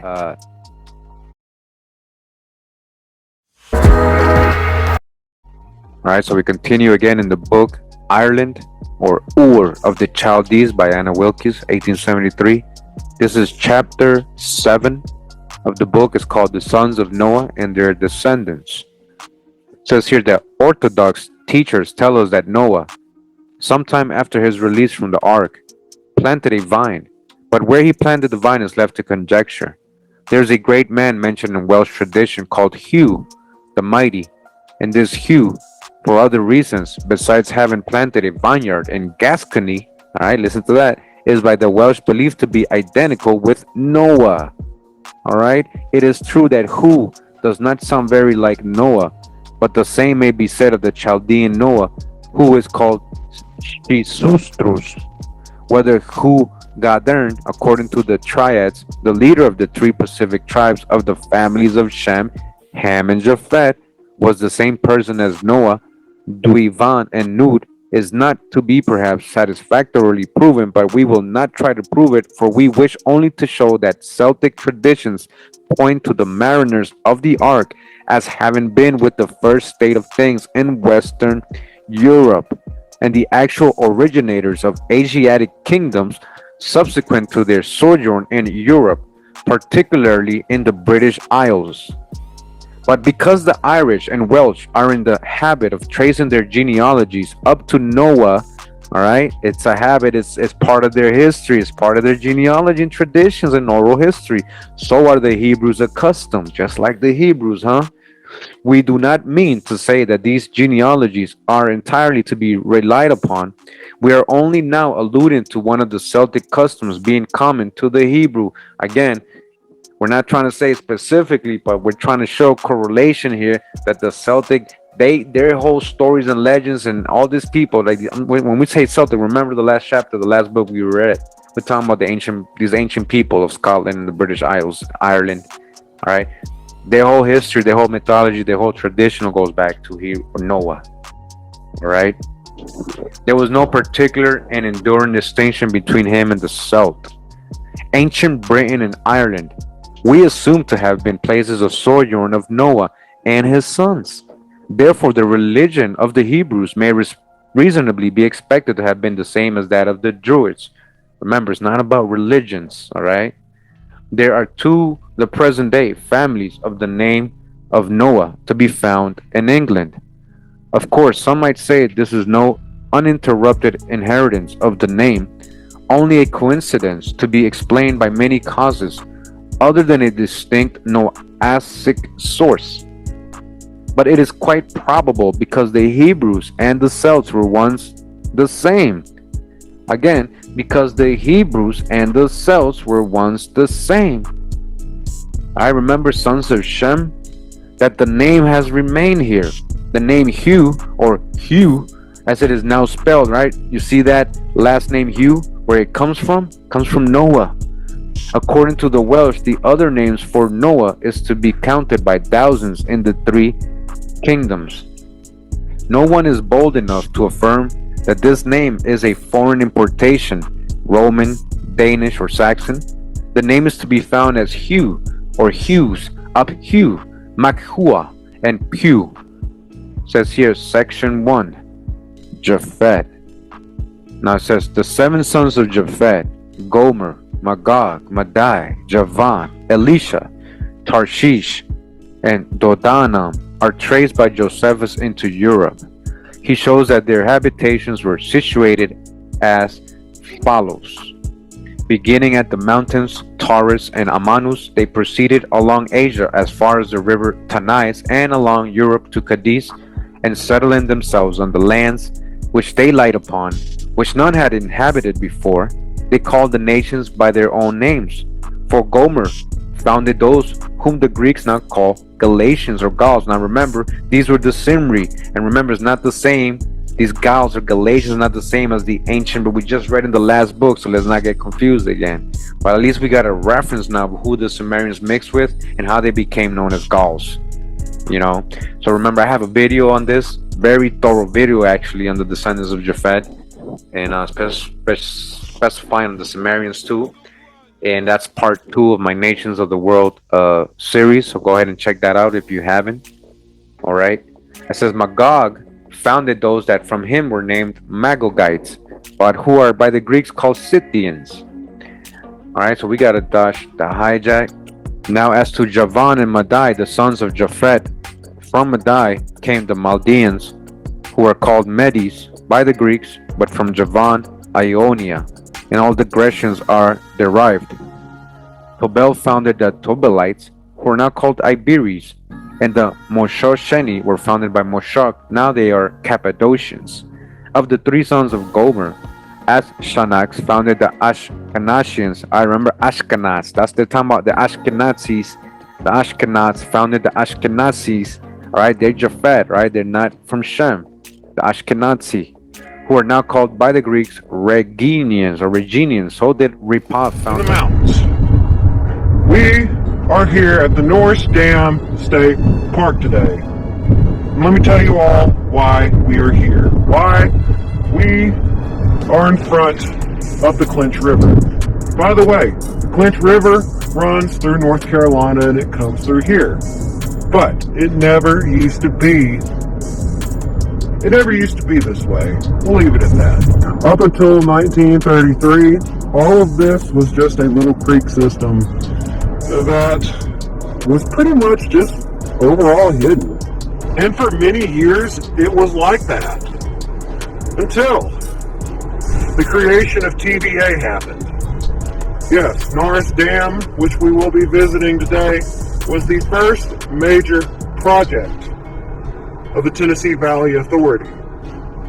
But that is not the reason why we are here. No. Well, in a way it is.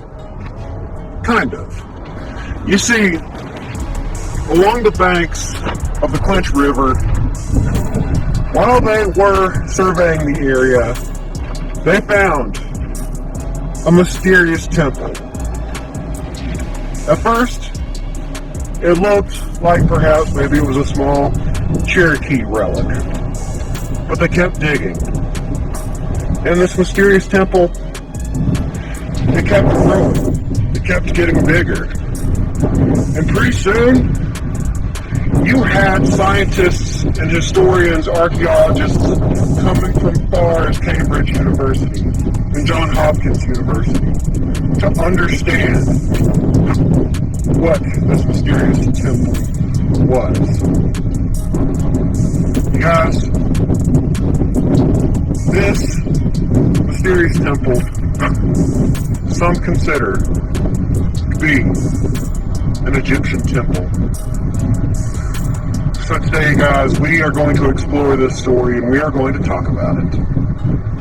So anchor down. We must start here at the Lenore Museum. Within the walls of this museum, there is a certain artifact that we will be checking out today. One that might be connected to this mysterious tribe of people. You see, the history of this mysterious tribe of people could probably date back to before the Cherokee. The Cherokee considered them their ancestors, or as present day would call them, the Mississippian tribes. Or were they? You see, when they were digging up this mysterious temple, they were finding remains. They were finding paintings. They were finding things that were not associated with the Mississippian tribes of people. One artifact in particular was a mysterious purple paint that could only be gathered from a type of mollusk not known to the United States. A mollusk that could only be found on the banks of the Nile River. You see, this is why we believe, or I should say, this is why the people of the time believed that this was an Egyptian colony that was here along the banks of the Clinch River before the North Dam was built. But no. This could also be the mysterious Anikatani, the sorcerers, the creators of light, as the Cherokee called them. You see, as quoted in the records from one Cherokee principal chief during the time in the 1820s, he called them the Anikatani, and what happened is that the Cherokee Nation, his ancestors, went through and they chased them through the mountains and they killed them. See, this is how we believe, or at least possibly how the Cherokee began to rule the mountains of what would become the Great Smokies.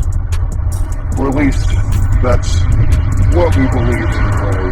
But today, guys, there is a burial vessel within those walls, an artifact that dates to around the time of this mysterious tribe.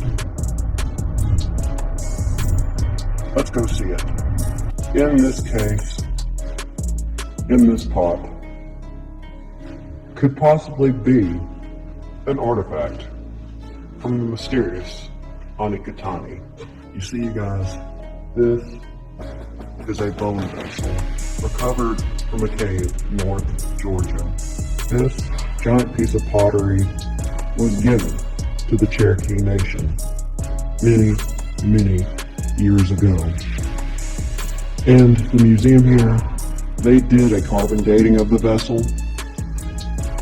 And this vessel came from the year 500 AD, a time that lines up with this mysterious temple that was found here during the construction of North Dam.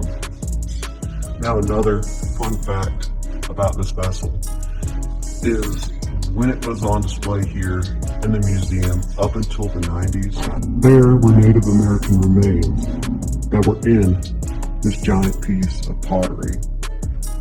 Now with different reclamation acts, different, laws that would return remains to the Cherokee Nation and various other Native American tribes, they took the bones off display that were in this vessel.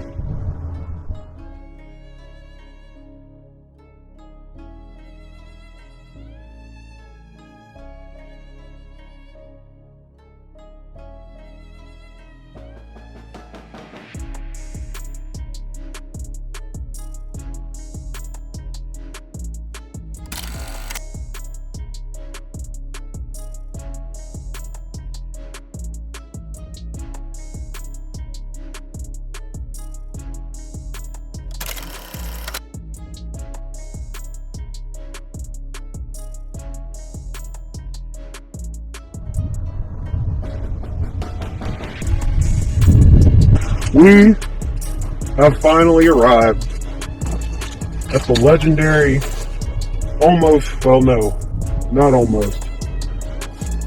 the behemoth-sized Norris Dam.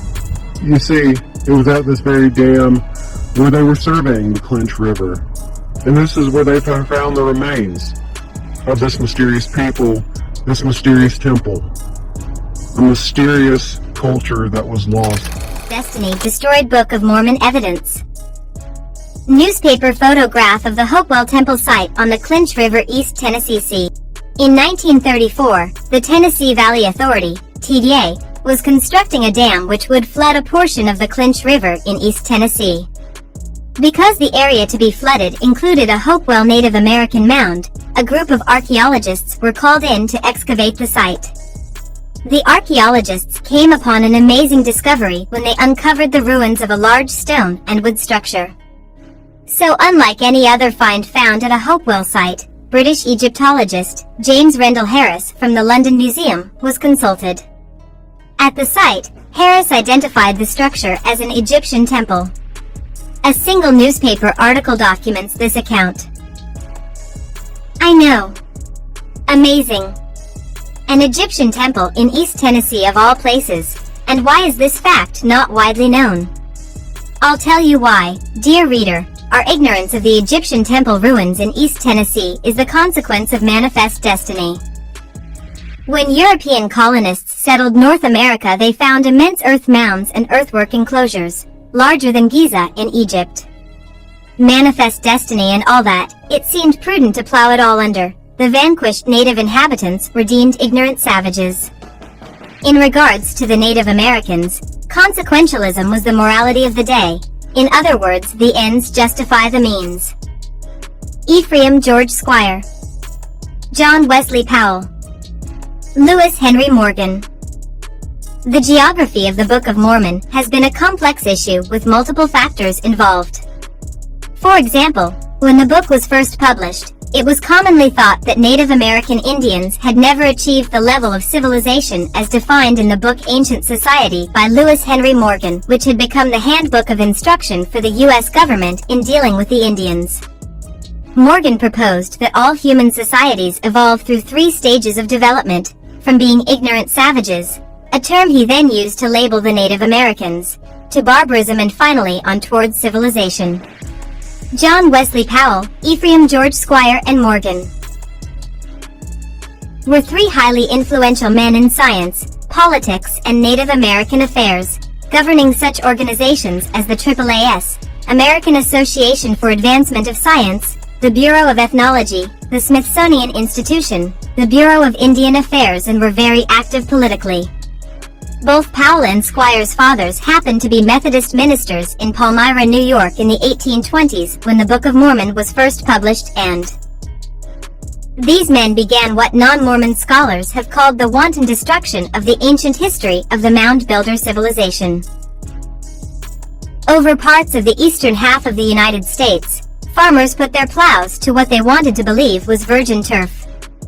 They uncovered arrowheads by the bucketfuls, clay pots, long metal knives, and occasional stone boxes with the bones of the dead. Thousands of mounds and earthwork stockades were leveled with shovels. Native American pottery, and other artifacts, and even the bones themselves sometimes made it into private collections. For the most part, the metal was melted down and recycled. For a time, bones were ground up into fertilizer, and the unwanted artifacts were thrown into trash piles. European civilization was the victor, and it was in the best interest to promote an Anglo-Saxon version of history. As the immense earthworks were leveled, the North American native population was completely conquered by wiping away the history and accomplishments of the ancient inhabitants. Lest we frown and waggle our forefingers at our European ancestors with our modern 21st century morality, this conquering business was nothing new to humanity. One group of humans subduing another group of humans seems to me pretty typical human behavior. Conquerors all over the world, throughout recorded history, and across all civilizations, have made it part of their conquering to erase the traces of the previous dynasties. Completely demolished Hopewell Mound site of the Mississippian period, 900-1450 AD, identified as the De Graffenried site. Our house sits on the edge of a ridge just a few yards from a large bend in the Harpeth River, right outside of the approximately 20-acre De Graffenried site in a quiet middle-class subdivision of modest red brick homes. Most people would never guess the rich and varied history of land which has been inhabited by humankind for at least 1,000 years. Without Mr. Graham we would know, even less, of the De Graffenried site. Unfortunately, where these relics are today cannot be determined. An interesting bit of information from Burial Mound H1. I did a little digging for copper crosses, copper plates embossed with a copper cross design. From potash from pyramids, reconstructing De Graffenried, 40 WM4, a Mississippian mound complex in Williamson County, Tennessee. I did a little digging to find out more about Buddy Brehm, and I came across this forehead-slapping tidbit. SIAS members Bob Ferguson, center, and Buddy Brehm, right, discussing the saber-toothed cat find with an unidentified worker, summer 1971. Photo courtesy of Les Leverett. During this time there was not a state archaeologist or antiquities laws in Tennessee, nor were there any universities interested in the archaeology of the region. State laws did not yet protect prehistoric human remains, and when an ancient graveyard was encountered during development, the graves were open to whoever wanted to dig them. My memories from that time include seeing Boy Scout troops digging graves to earn their Indian lore badges, and housewives digging with their kitchen utensils. SIAS members were also present on these sites, though with the intention of recording as much information as possible before graves were bulldozed away. John T. Dowd. See, if this all weren't so tragic, it would be really hilarious in a Keystone Cops kinda way. Think about it, dear reader, if this chunk of tantalizing history could exist unknown to me, a person who loves history, right under my nose for 2 decades. This brings us to Wayne May and Rod Meldrum. Neither of these gentlemen hold degrees in history or archaeology, but instead are Book of Mormon enthusiasts who are able to think outside the box and have spent many years studying and visiting the Hopewell civilizations, documenting their discoveries. They maintain that the destruction of other Hopewell sites, similar to the De Graffenried site, was repeated over much of the eastern half of the United States, including the Midwest. May and Meldrum believe the North American Hopewell civilizations were the people of Lehi and the Jaredites, and the events described in the Book of Mormon played out not in Mesoamerica, but right here in the United States. May and Meldrum have amassed an amazing amount of data to support their claims.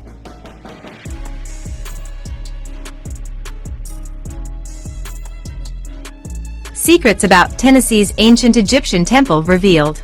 The background of Tennessee's ancient Egyptian temple is not a great secret, but it appears to remain enigmatic to many who are interested in alternative archaeology, as well as proof to others that ancient America was visited in ancient times by people from the Middle East. I do believe that ancient America was populated by an astonishing blend of people migrating from many parts of the world over many thousands of years. And it's possible that some ancient Egyptians made it to America. I'm sure archaeologists will scoff at that idea, but all I'm saying is that it is possible. The Egyptian temple assertion was made solely on the speculations of a respected British manuscript curator after he saw a photo of the excavated mound in the New York Times in 1934. The British curator, J. Rendell Harris, was a respected biblical scholar and was 82 years old when he saw the newspaper photo.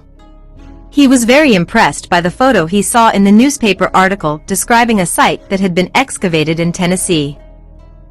In 1935, he published a brief article about it entitled, "A Temple in Tennessee," as part of essays he routinely issued. Much earlier in his life, Harris had become convinced that Egyptians visited America well before Columbus. He thought that they initially visited the Bahamas and eventually moved into the Gulf of Mexico and up the Mississippi. He also speculated that Egyptian traders took copper from the Americas back to the Mediterranean and that they established a large colony in East Tennessee.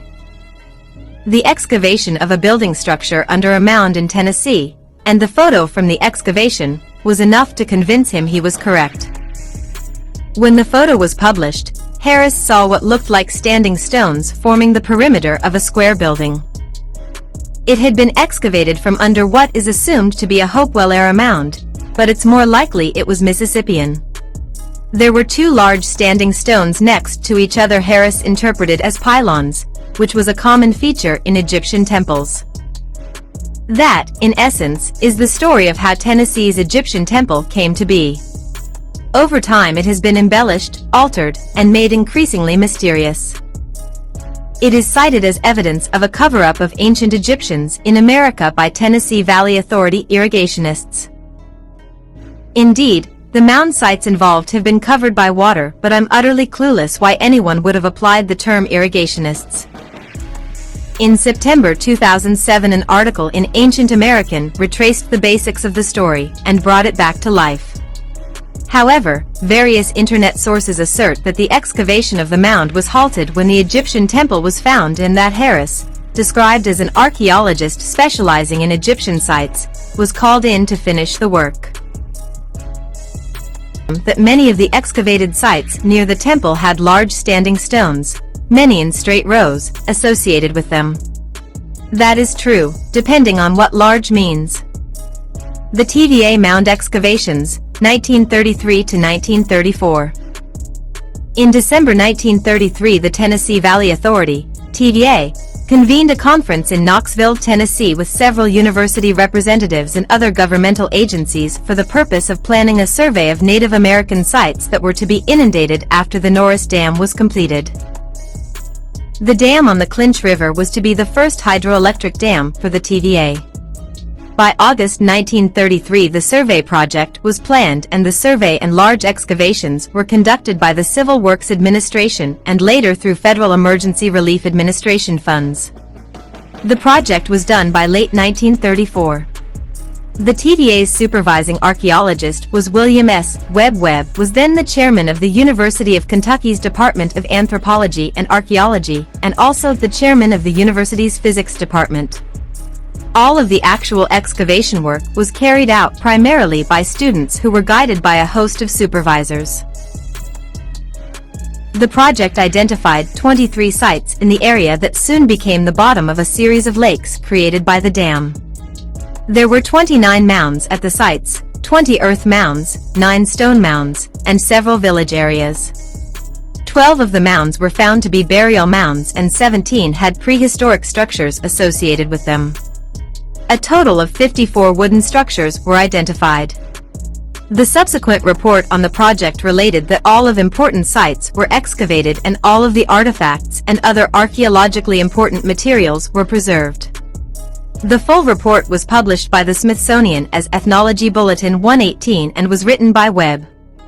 The report contains dozens of intriguing photos of the mounds, excavations, artifacts, and skeletal remains. One mound, the Irvin Mound, had a row of 10 standing stones, most of which were about 2 to 4 feet in height. Adjacent to the line of standing stones was the remains of a rectangular building formed by cedar posts. Inside this rectangular building was another line of small standing stones. Oddly, a copper coin, button, and bead were found at a depth of 18 inches inside another structure under a smaller adjacent mound. The coin was identified as a 1787 coin minted by New Jersey. Still another line of 10 standing stones was found at an adjacent structure uncovered at the same site. The photograph that so intrigued the British curator was of the Cox Mound, located about 9 miles west of Clinton, Tennessee. It is Plate 108 in the Smithsonian Bulletin. When the Cox Mound was excavated, a series of structures was found to have been built progressively, one on top of another, forming an 8-foot-high mound. A total of 49 burials were uncovered during the excavation of the mound. The photograph, Plate 108 shown at the top of this article, shows the floor of the mound. The nearly square building, that had originally been constructed before the mound was formed over it, was 37.5 feet by 36.5 feet. The outer walls were formed by upright red cedar posts about 14 inches in diameter embedded from 4 to 30 inches into the soil. This structure had a roof covered with sod. At some point the sod roof collapsed and another structure was built on top of it. The second structure eventually collapsed and a third structure was erected on the top of the earlier two buildings. However, some of the cedar posts from the original building remained in place and they appear to have been incorporated into the later structures. When the excavation was done in 1934, the excavators carefully dug around the remaining cedar posts, leaving numerous irregularly shaped vertical cylinders which appear, at first glance, to be standing stones. Two of these posts were 72 and 82 inches tall, the tallest at the site. The remains of the cedar posts were treated with a liquid that hardened the rotted wood. Inside the building, the excavators found 72 limestone and sandstone blocks scattered around. Another pile of 200 irregular rocks was found in a different area of the building. These can be seen on the photo at the top of this page and were the only rocks found in this excavated structure. The opening of the mouth ceremony being performed on a mummy before the tomb. Credit, public domain. While standing stones were found at other mounds, strangely, none of the features shown in the photo that so impressed Harris were actually standing stones. All of the vertical features shown in this mound were the remains of excavated cedar posts. A careful review of the pottery and other artifacts found during the excavation are typical Native American objects characteristic of Mississippian villages active in that region in the 1200s to historic times. All of the sites that were excavated by the TVA project have now been underwater nearly 80 years. Out of my own curiosity, all of the measurements of skeletal remains found during the TVA were examined in the bulletin report. Several hundred skeletal remains were found during the TVA's excavations and measurements were made on every bone and skull found.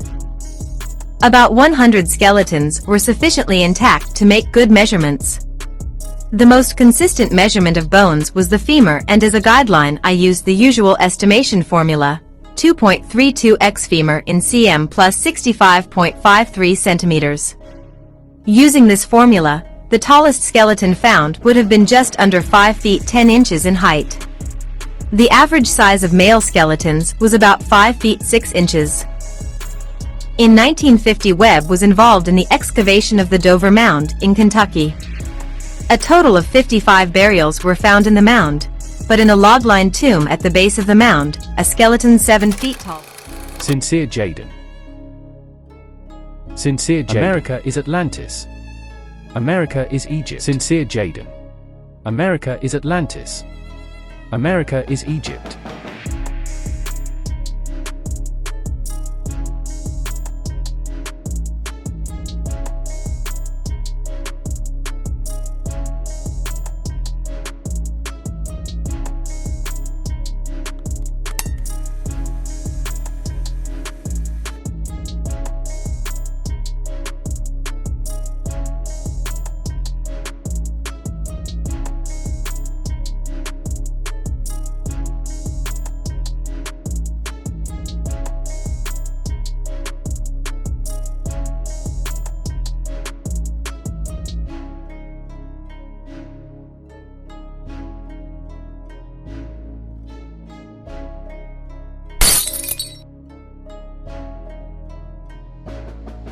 Sincere Jaden.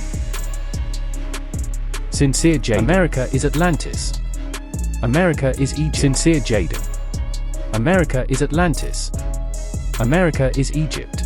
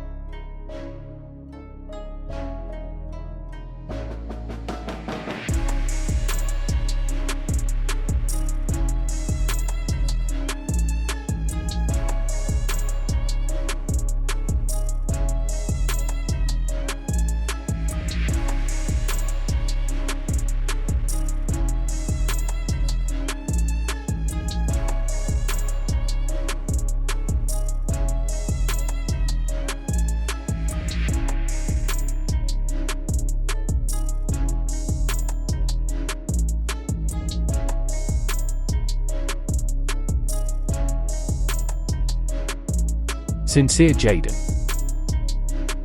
Sincere Jaden. Sincere Jaden.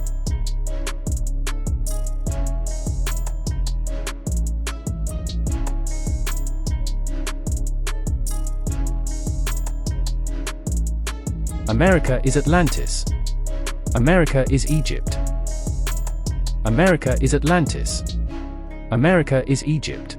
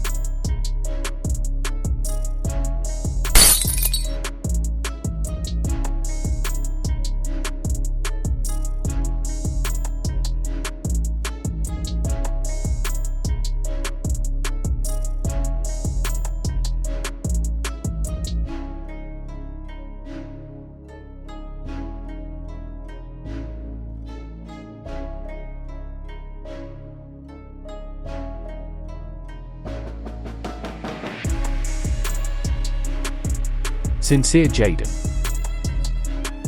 Sincere Jaden. Sincere Jaden.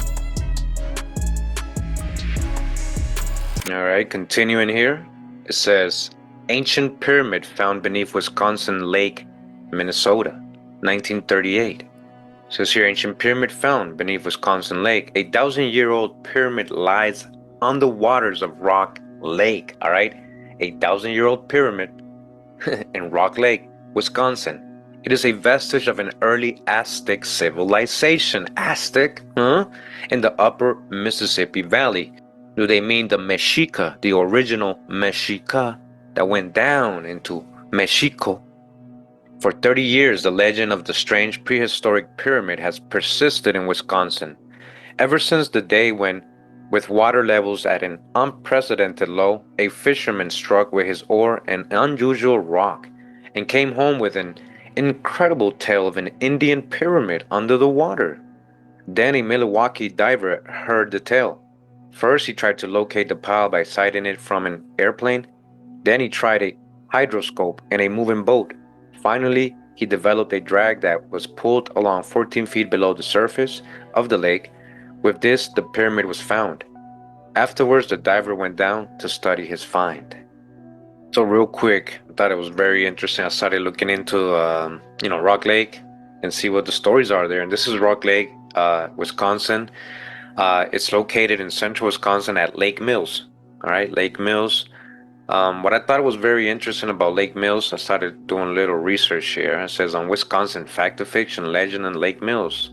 There actually is a legend there of pyramids. Part of their logos in their city, as you guys can see, Lake Mills, City of the Pyramids. All right, City of the Pyramids. Many actual stories here and legends of the pyramids. They name a lot of their businesses with the word pyramid. Motel Pyramid, as you guys can see here. Pyramid City Run.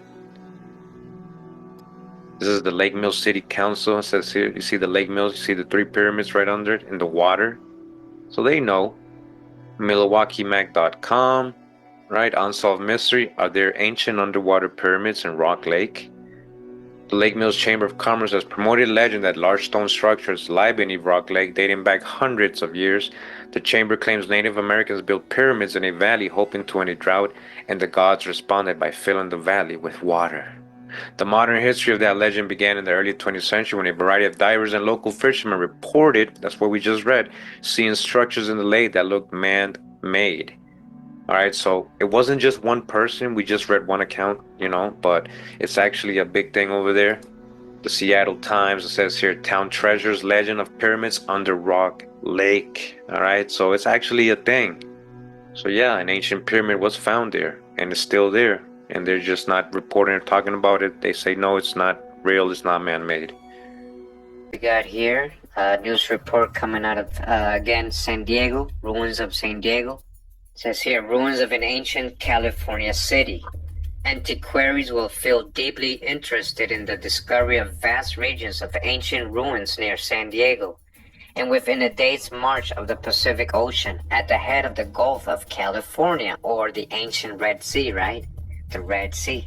Portions of temples, dwellings, lofty stone pyramids, 7 of these within a mile square, and massive granite rings or circular walls, round venerable trees, columns, and blocks of hieroglyphics all speak of some ancient race of men, now forever gone, their history actually unknown to any of the existing families of mankind.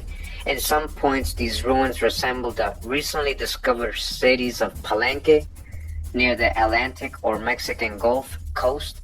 In others, the ruins of ancient Egypt, alright? Just like the ruins of ancient Egypt. In others, again, the monuments of Phoenicia, or like the monuments of Phoenicia. This is what they're finding here, right? And yet in many features they differ from all that I have referred to, but still they have their uniqueness.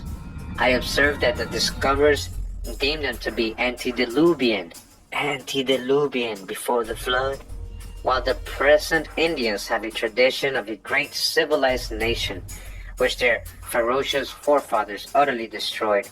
The region of the ruins is called by the Indians the Valley of Mystery. Wilworth's Chronicle. Let's call them pyramids because that's what they are. They're pyramids covered in grass, and so we call them mounds, but they're pyramids, and so they built their neighborhoods around these pyramids all over Georgia, and thanks to the Army and the state of Georgia and other whites, their cities were flooded. And so there are lots of black people underwater. There is a mound system up under Lake Lanier called Summer Hour. You heard right. Summer Hour mounds under Lake Lanier that makes up the Beaufort Reservoir. That's Smithsonian Identifier 9F016.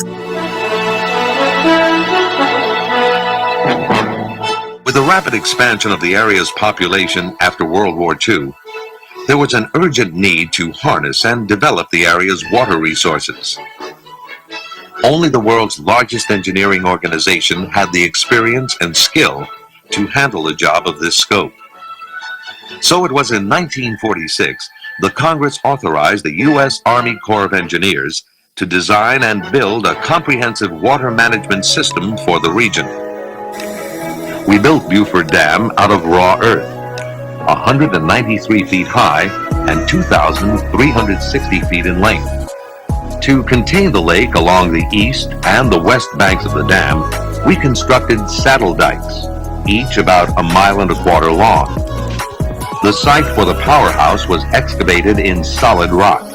There were also 2 Egyptian-like sarcophaguses found under Lake Lanier, with about 50,000 spectators watching. See, we were thinking it was just Lake Lanier that flooded that group of black people. Hundreds of lakes. Most of these mounds were burial sites. Most of them were council houses, and they were also used for other things. You have Wheelbank Mounds is under Lake Allatoona, under 90 feet of water. You have Rembrandt Mounds under Clark Hill Reservoir in Savannah. The Nacoochee Mounds in White County.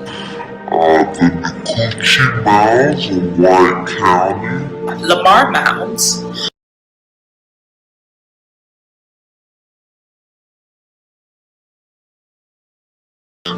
You have Rod's Mounds, Lake Jackson Mounds. It's where Georgia, Florida, and Alabama meets. There's mounds under there. A lot of them weren't excavated. A lot of these people had X amount of time to get out of these cities. Irene Mounds, that's in Savannah.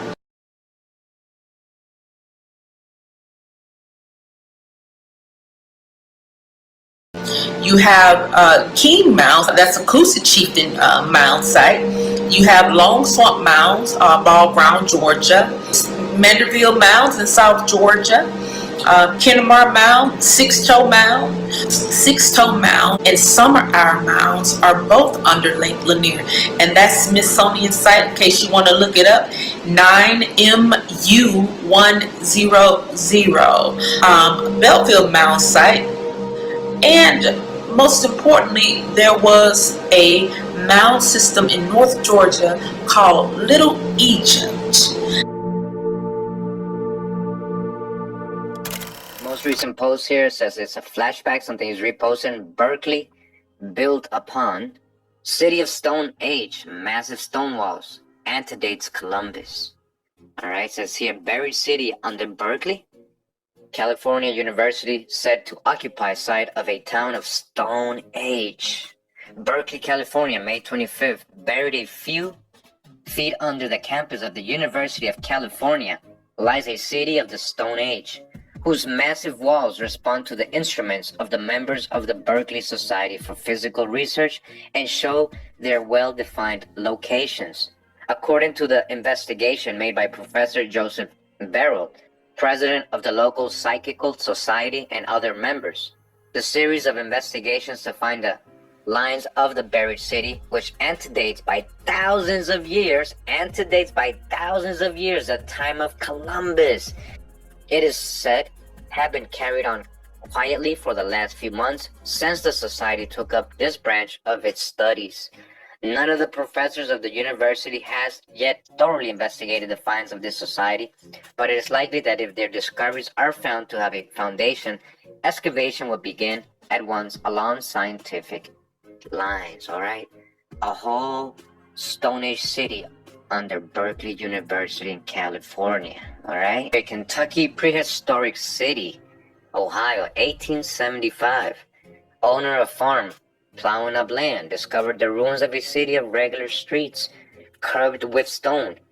Higher order of architecture and knowledge, and greater civilization than any yet found in this country. Alright, so let's read the report. It says here, Mr. Green Butts, the owner of a farm at Peeled Oak on Slate Creek, a noted section of Bath County, and plowing up about 60 acres of level land this spring, discovered the ruins of a city of regular streets, curved with stone, and evincing a higher order of architectural knowledge and a greater civilization than any other prehistoric remains yet found in this country. Many years ago, a faint trace of a similar city was noticed in Montgomery County near Mount Sterling. But the owners of the land, having little taste for backward researches, almost or entirely obliterated the evidences to make room for corn growing. You hear that? This being a fresh discovery, we have no doubt it will be visited by Professor Shaler and the archaeologists and the prehistorians of the country at large. Alright, moving on. It says here, the Great Wall of China. The Great Wall of Tartaria. The Great Wall of Mississippi. Says here, Mississippi's Great Wall. An interesting prehistoric work, the origin of which is a mystery. One of the scientific puzzles of the state of Mississippi is the Brandywine Stone Wall. It has long been a problem that is yet unsolved. Some time ago, Mr. Thomas Watson of Hasselhurst sent Governor Longino a pencil drawing of an immense pile of stones in the southeastern portion of Claiborne County, suggesting that the stone might be utilized in building the new Capitol. In a letter which accompanied the drawing, Mr. Watson stated that these stones, piled high on each other, cover an area of 4 miles square. Each stone is 6 feet long, 3 feet wide, and 2 feet thick, and they are joined together with an excellent quality of cement. No man knows how they came there. They may have been there for thousands of years. The builders, the Jackson News thinks, were some prehistoric race. It could not be otherwise. This structure is supposed to be a continuation of the Great Chinese Wall. Listen, this is supposed to be a what? Continuation of the Great Wall of China? all the way in Mississippi, which seems to begin below Raymond in the southern part of Hinds County, and which is traceable through Copaya. Alright, this is how long this wall is. Listen up.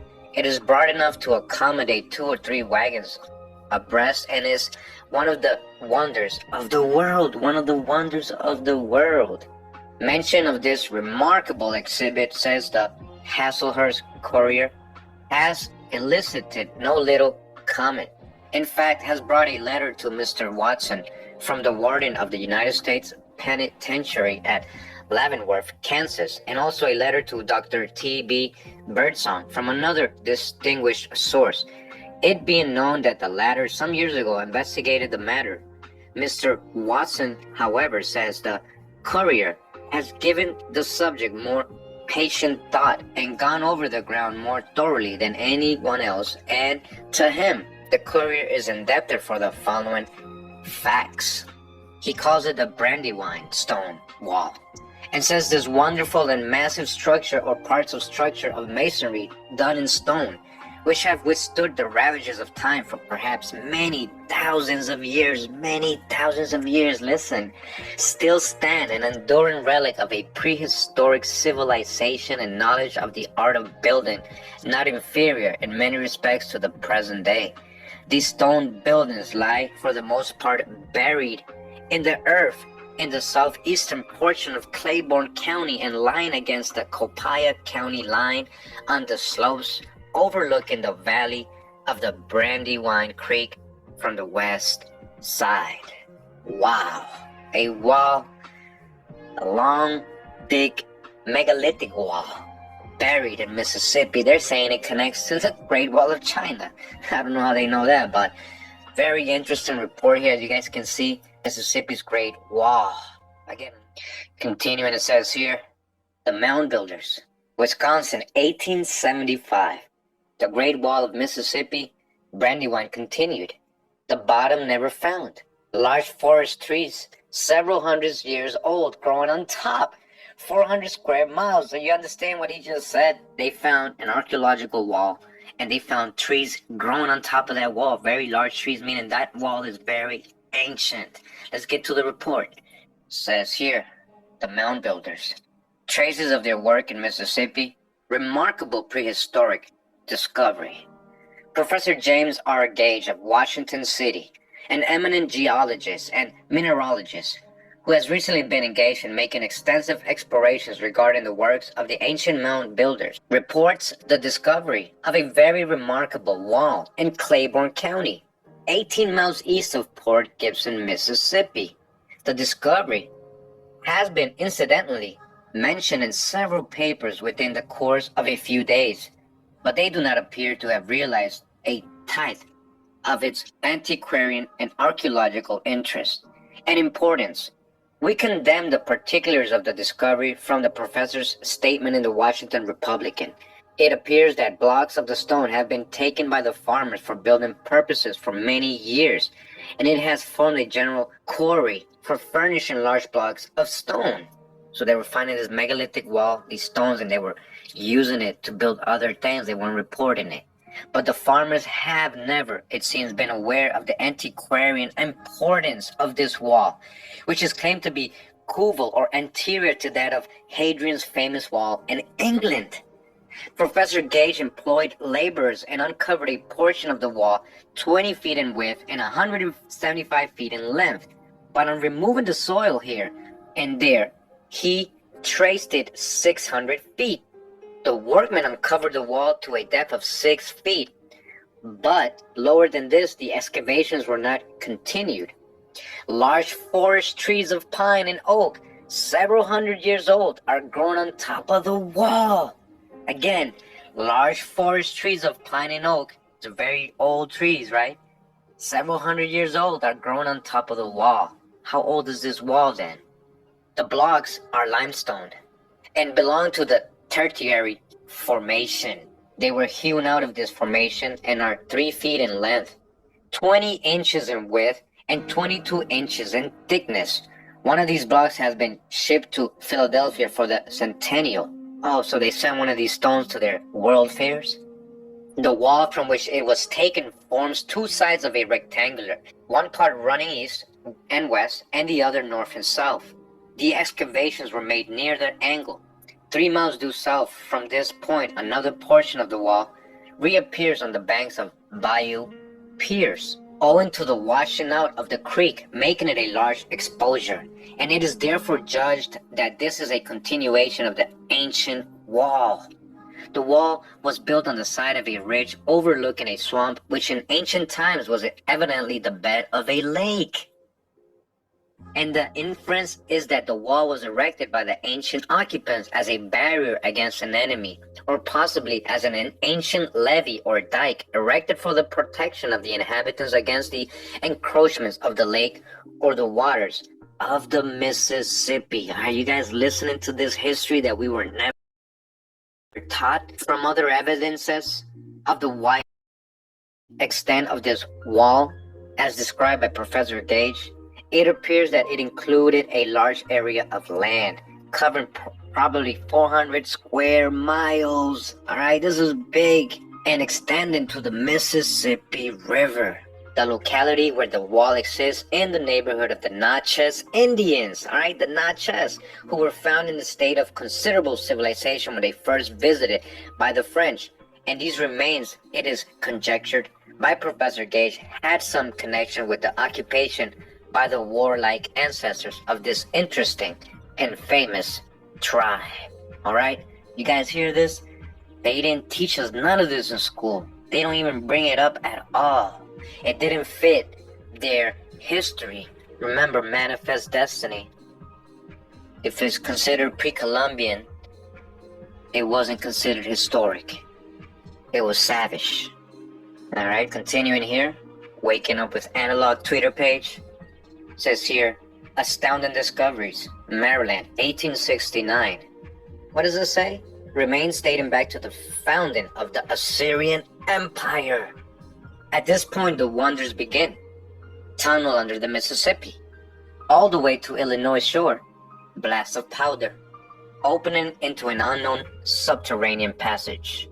Astounding discoveries. Prehistoric remains dating back to the founding of the Assyrian Empire, 44 centuries before Christ. It is generally known in this country and in scientific circles in Europe that the gigantic undertaking of bridging the Mississippi River at this point has been already begun, and that for more than a year, when the stage of the river would permit the sound of ponderous machinery has ceased, not day nor night. But the work of excavation has been going on until the solid rock has been reached for the foundation of the piers upon the western shore. One of the piers is already above low water mark, a triumph of mechanical skill. The blocks of stone of which it is built are huge as those of the pyramids, and yet by the application of original principles of mechanical and engineering skills, these gigantic blocks are moved as easily as the common foundation stones of our dwellings. The outer pier is not yet begun, the excavations therefore not being quite completed. At this point, the wonders begin, the end of which is not yet. What effect the discovery of this tunnel under the river, a tunnel under the river, may have upon the location of the bridge, the Board of Engineers will soon determine. About 4:30 p.m. yesterday, the workmen engaged in blasting the rocks in the bottom of the excavation for the foundation of this pier discharged an extraordinary large blast of powder when immediately after the port of strange phenomenon presented itself. Instead of having to wait the usual time for the smoke to clear away, they saw it ascend rapidly in a column as though issuing from the smokestack of one of our steamers. This soon cleared, and it was found that a steady amount of air with a strange damp odor was issuing from the cavernous excavation. You hear that? They made a blast, and that hole it left behind is in that cave. This air, this odor, this old damp air was coming out of it, showing that an opening had been made into some unknown subterranean passage. Upon descending to the bottom, the usual mud and water had disappeared through a dark, deep opening in the rock about 10 feet in diameter, made by the last discharge of powder. Ropes, ladders, and torches were immediately procured and careful explorations begun. We cannot now enter into detailed description, but having been invited to accompany the Board of Engineers with a delegation from the Academy of Science and Historical Society, we must reserve a full exposition of this wonder, full discovery, and we shall have made a more careful survey. Suffice it for the present to say it is certain that it passes entirely under the river to the Illinois shore, and whether it is wholly the work of some ancient race who once inhabited this land, and that's where it stops right there, alright, unfortunately.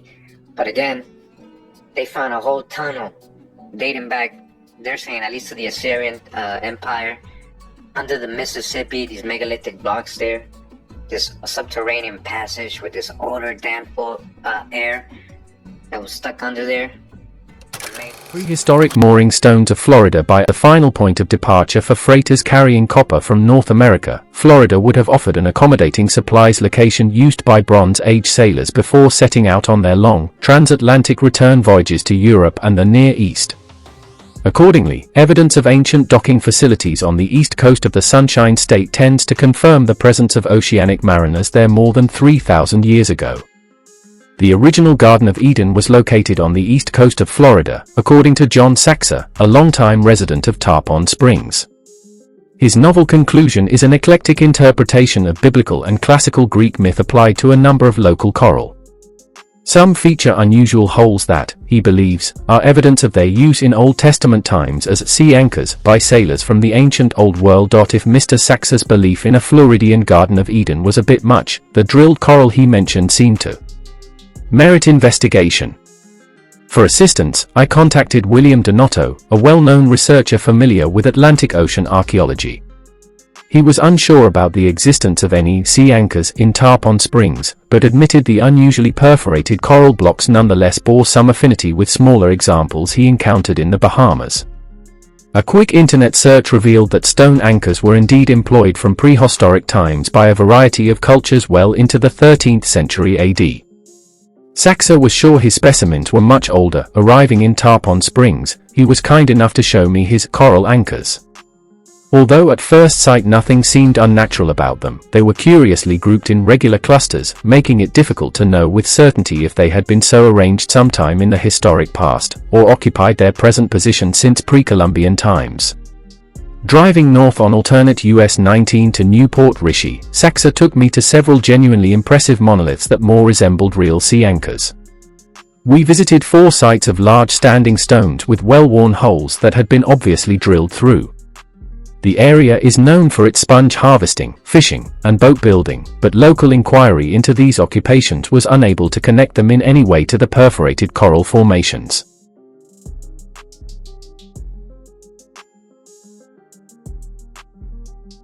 The closer I scrutinized them, however, the more they resembled, not anchors, but mooring stones.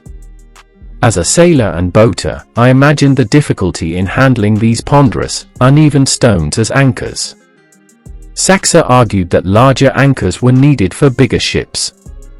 He then drove us to another site in downtown Port Richey, near a waterfront marina. Enclosed by a wire fence stood a defunct restaurant destined for demolition. Visible from the gate of the fence, about 20 feet away, was a large monolith bearing 2 carved faces. Their appearance was a real surprise, because they were by no means modern, suggesting, on the contrary, extreme age.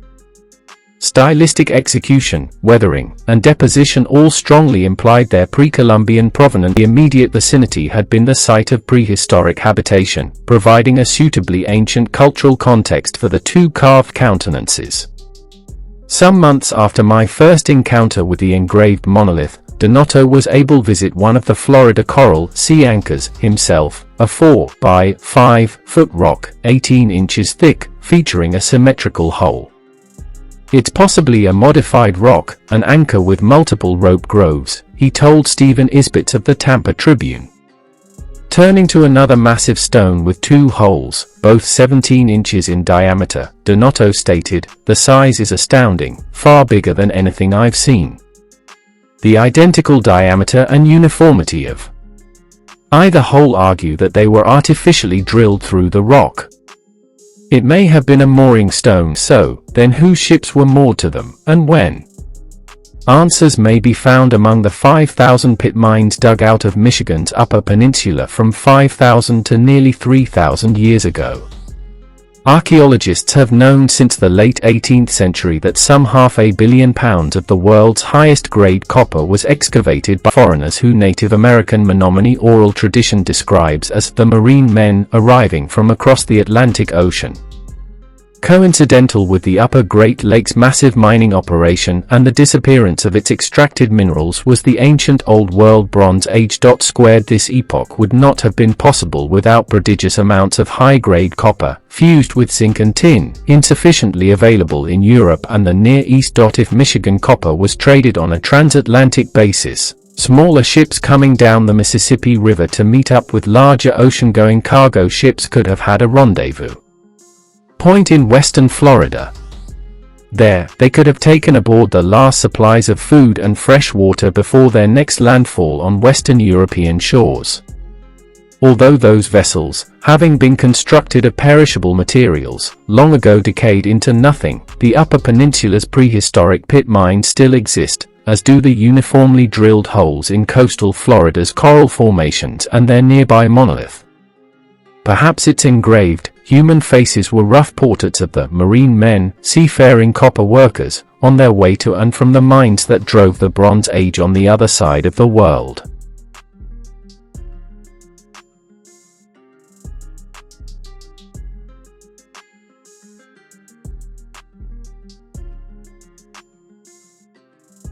A map of pre-Columbian America by Lee Pennington during spring 1982, an itinerant woodworker and amateur treasure hunter in southeastern Illinois allegedly stumbled into a cave containing stones engraved with the likenesses of Roman-era persons, Near Eastern mythological scenes, Egyptian hieroglyphic and North Semitic texts, and Carthaginian ships and symbols, etc. Although these objects seem too good to be true, their sheer number, at least 1,000, argued on behalf of their ancient authenticity. Here, close examination of a single artifact from the collection sheds light on the entire Burroughs Cave controversy. One of the largest of several Burroughs Cave map stones presents an intricate view of the Mississippi River watershed from the Gulf of Mexico to the Great Lakes, with markings indicating extended exploration along the Tennessee River and the Ohio River and, in one instance, exploration overland to Lake Michigan, roughly in the triangle-like shape of Easter Island. The stone measures 7 by 12 inches and weighs approximately 4.5 pounds.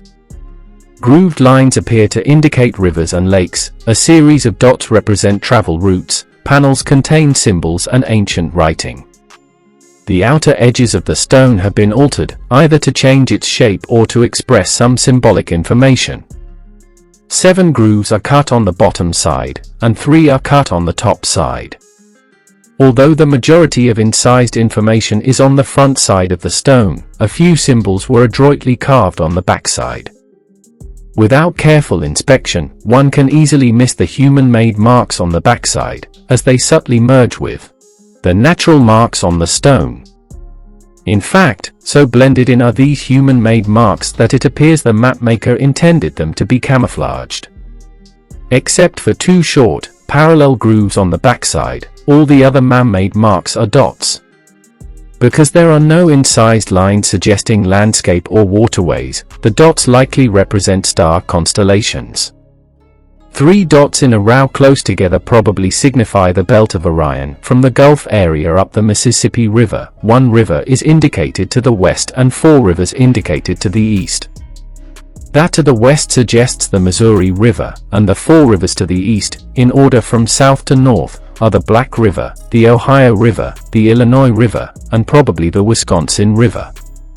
On the north side of the indicated Ohio River, the Wabash River, and either the Scioto River at Portsmouth or the Muskingum River at Marietta are shown, more than likely, the Scioto. South of the Ohio River appear the Tennessee and Kanawha rivers, with the Monongahela River at the very end.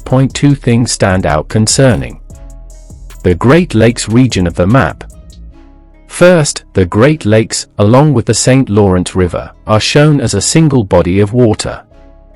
Not to make too much of it, but geologists tell us that Lake Superior, Lake Michigan, and Lake Huron were one body of water until about 100 BC, when isostatic rebound raised the land and separated the lakes. Second, Isle Royale is clearly indicated on the map in the northern section of Lake Superior. The one body of water depiction can certainly be offered as supporting evidence for the age of the map. Likewise, the showing of Isle Royale, a geographic spot not well known by the general public, but a place highly important in prehistoric America, tilts the scales of debate toward the map's ancient authenticity. Certain marks suggest that the starting point of the map, and thus the beginning point for the explorers, is probably the Gulf of Mexico, rather than that more modernly logical choice, the St. Lawrence Seaway. For example, the dots, which seem to symbolize time travel measurements, begin at the Gulf and emanate north along what clearly represents the Mississippi River, east along the Ohio River, and south down the Tennessee River. Each dot may refer to the average distance one could expect to travel in one day, or some other designated time period. Strangely, although there is a clearly marked gulf at the bottom of the map with the Mississippi River emptying into it, there is no indication of Lake Pontchartrain. Perhaps that might be expected, if the base camp of the mapmaker explorers were located at the Gulf area rather than in the St. Lawrence area, and cartographers were merely attempting to show distances to and from their camp. For that purpose, just indicating the Gulf would be sufficient. It should, however, be pointed out that Lake Pontchartrain was formed sometime between 2000 BC and 600 BC, again, more supporting evidence for the genuine antiquity of the map stone. Clearly, it does not show various landmarks, as is the case on some other Burroughs cave map stones. Instead, our map stone under discussion is more concerned with the waterways and approximate distances, via dots measuring units of time, between various points. There are 42 dots from the mouth of the Ohio River to what is apparently the present-day area of Pittsburgh, a distance of 981 miles, indicating average travel of a little more than 23 miles per day. Canoeing enthusiasts believe it is possible to travel 15 miles per day paddling upstream, more than 30 miles per day traveling downstream. Interestingly, an average of traveling both ways, with and against the river current, averages 22.5 miles per day. 18 dots run overland on the map stone from the north side of the Ohio River at the mouth of the Tennessee River to the west shore of Lake Huron, a distance of roughly 532 miles, averaging out to around 30 miles travel per day. That perhaps sounds excessive, especially for someone walking along primitive trails. It should be remembered, however, that the German army marched approximately 60 miles a day during the first year, 1941 to 1942, of their. Another mapstone currently in the possession of John White depicts the Great Lakes area, but also somewhat less detailed is the area to the south. Compared to the 18 dots on the mapstone under discussion, the John White counterpart shows 21 dots. On the White mapstone, the dots start at a point south beside a horseshoe or igloo-like image, and run north to Lake Huron. Lines of dots on both mapstones appear to represent the same overland trail. In addition to the dots on the mapstone, there are 7 panels containing script on the front side. One panel, however, appears to have been scratched in recent times, the depth being much shallower and the patina totally missing. The fresh-looking inscription might be an older inscription recently scratched out, an unlikely assumption because of the lack of depth on the newer-looking inscription. Perhaps someone, fairly recently, scratched this mark here as a specific test for patina. The fresh inscription appears to have been scratched in with a pinhead. Clearly, all incisions on the stone were wrought with a metal instrument, probably made of iron. 7 panels contain from 3 to 11 letters or numbers. The inscriptions, all taken together, appear to include glyphs borrowed from Paleo-Hebrew, Phoenician, Etruscan, Greek, Old British, and so on. This mixture of letters on Burroughs Cave artifacts has caused several researchers to throw up their hands and connections between our Burroughs Cave map stone and other allegedly forged, inscribed stones, specifically West Virginia's Grave Creek Tablet, the Bat Creek Stone of Tennessee, and New Mexico's Los Lunas Boulder. All these lithic artifacts have something in common, other than their dismissal as frauds by mainstream archaeologists. They share some common, ancient, alphabetical letters. For example, the mapstone repeats 2 incised, small, parallel lines, 5 times on the front side and 1 time, the set mentioned earlier, on the back side. Although they were overlooked for years as part of the inscription on the Bat Creek stone, an identical set of parallel lines also occurs there. According to Alan Wilson, these 2 short lines represent the Qumric word dwy, which means the ruler. The Bat Creek stone and this mapstone also have at least 2 other letters in common. The Burroughs Cave mapstone also shares letters with the Grave Creek stone, at least 5, and the Los Lunas stone, at least 7. The Los Lunas stone was long condemned by conventional scholars as bearing a contrived alphabet, until the discovery of the Tel Dan Stele between 1993 and 1994 in northern Israel by a team of researchers and workers led by Israeli archaeologist Ovron Byron. The language on the Tel Dan Stele, now confidently dated to around 900 to 800 BC, is virtually identical to that on the Los Lunas stone. Several letters, at least 7, on the Tel Dan Stele are also identical with those on the Burroughs Cave mapstone, another inscribed artifact, less regarded as fraudulent than ignored, that shares some common letters with the mapstone is the Brandenburg Stone. Now housed in the Charlestown, Indiana, Public Library, the Brandenburg Stone was found in Paradise Bottoms near Brandenburg, Kentucky, nearly 100 years ago. Using the Colburn alphabet, Alan Wilson translates the inscription on the Brandenburg stone as, "Toward strength, to promote unity, divide the land, we are spread over purely, justly, between offspring in wisdom, to the power of one." If the mapstone is genuine, it has much to relate regarding the unknown ancient explorers of our continent during prehistory. Certainly many unresolved questions remain concerning Burroughs Cave. Even so, to ignore totally its artifacts and to dismiss them all out of hand without further study does irreparable damage to legitimate scholarship. Even if every single stone of the existing hundreds or thousands of them is a fraud, we need to solve the mystery as to how such a massive hoax, perhaps the greatest of our time, could have been accomplished and by whom. If, however, the stone artifacts are real, what a great tragedy it would be to simply yell "fraud" and lose them to oblivion. Of the existing hundreds or thousands of them is a fraud, we need to solve the mystery as to how such a massive hoax, perhaps the greatest of our time, could have been accomplished and by whom. If, however, the stone artifacts are real, what a great tragedy it would be to simply yell "fraud" and lose them to oblivion. Continue. Says here, passages on the north side extends to the Great Mound, now being removed by the Missouri Railroad. Monk's Mound, an enormous chain of mounds from river to bluffs, 9 miles. Tunnel under river and mounds connected. Alright, that tunnel, look at that tunnel that was going under the Mississippi in the previous report, look, it's connecting to all the mounds. This is amazing. Opening in mounds to subterranean highways connecting the mounds, going even under the Mississippi River. Let's read this. It says here, one of the passages opening on the north side seemed to follow the course of the river, and it is believed extends to the Great Mound, now being removed by the North Missouri Railroad. Listen, the destroying mound, right? They were destroying these mounds. These mounds were connected by subterranean tunnels.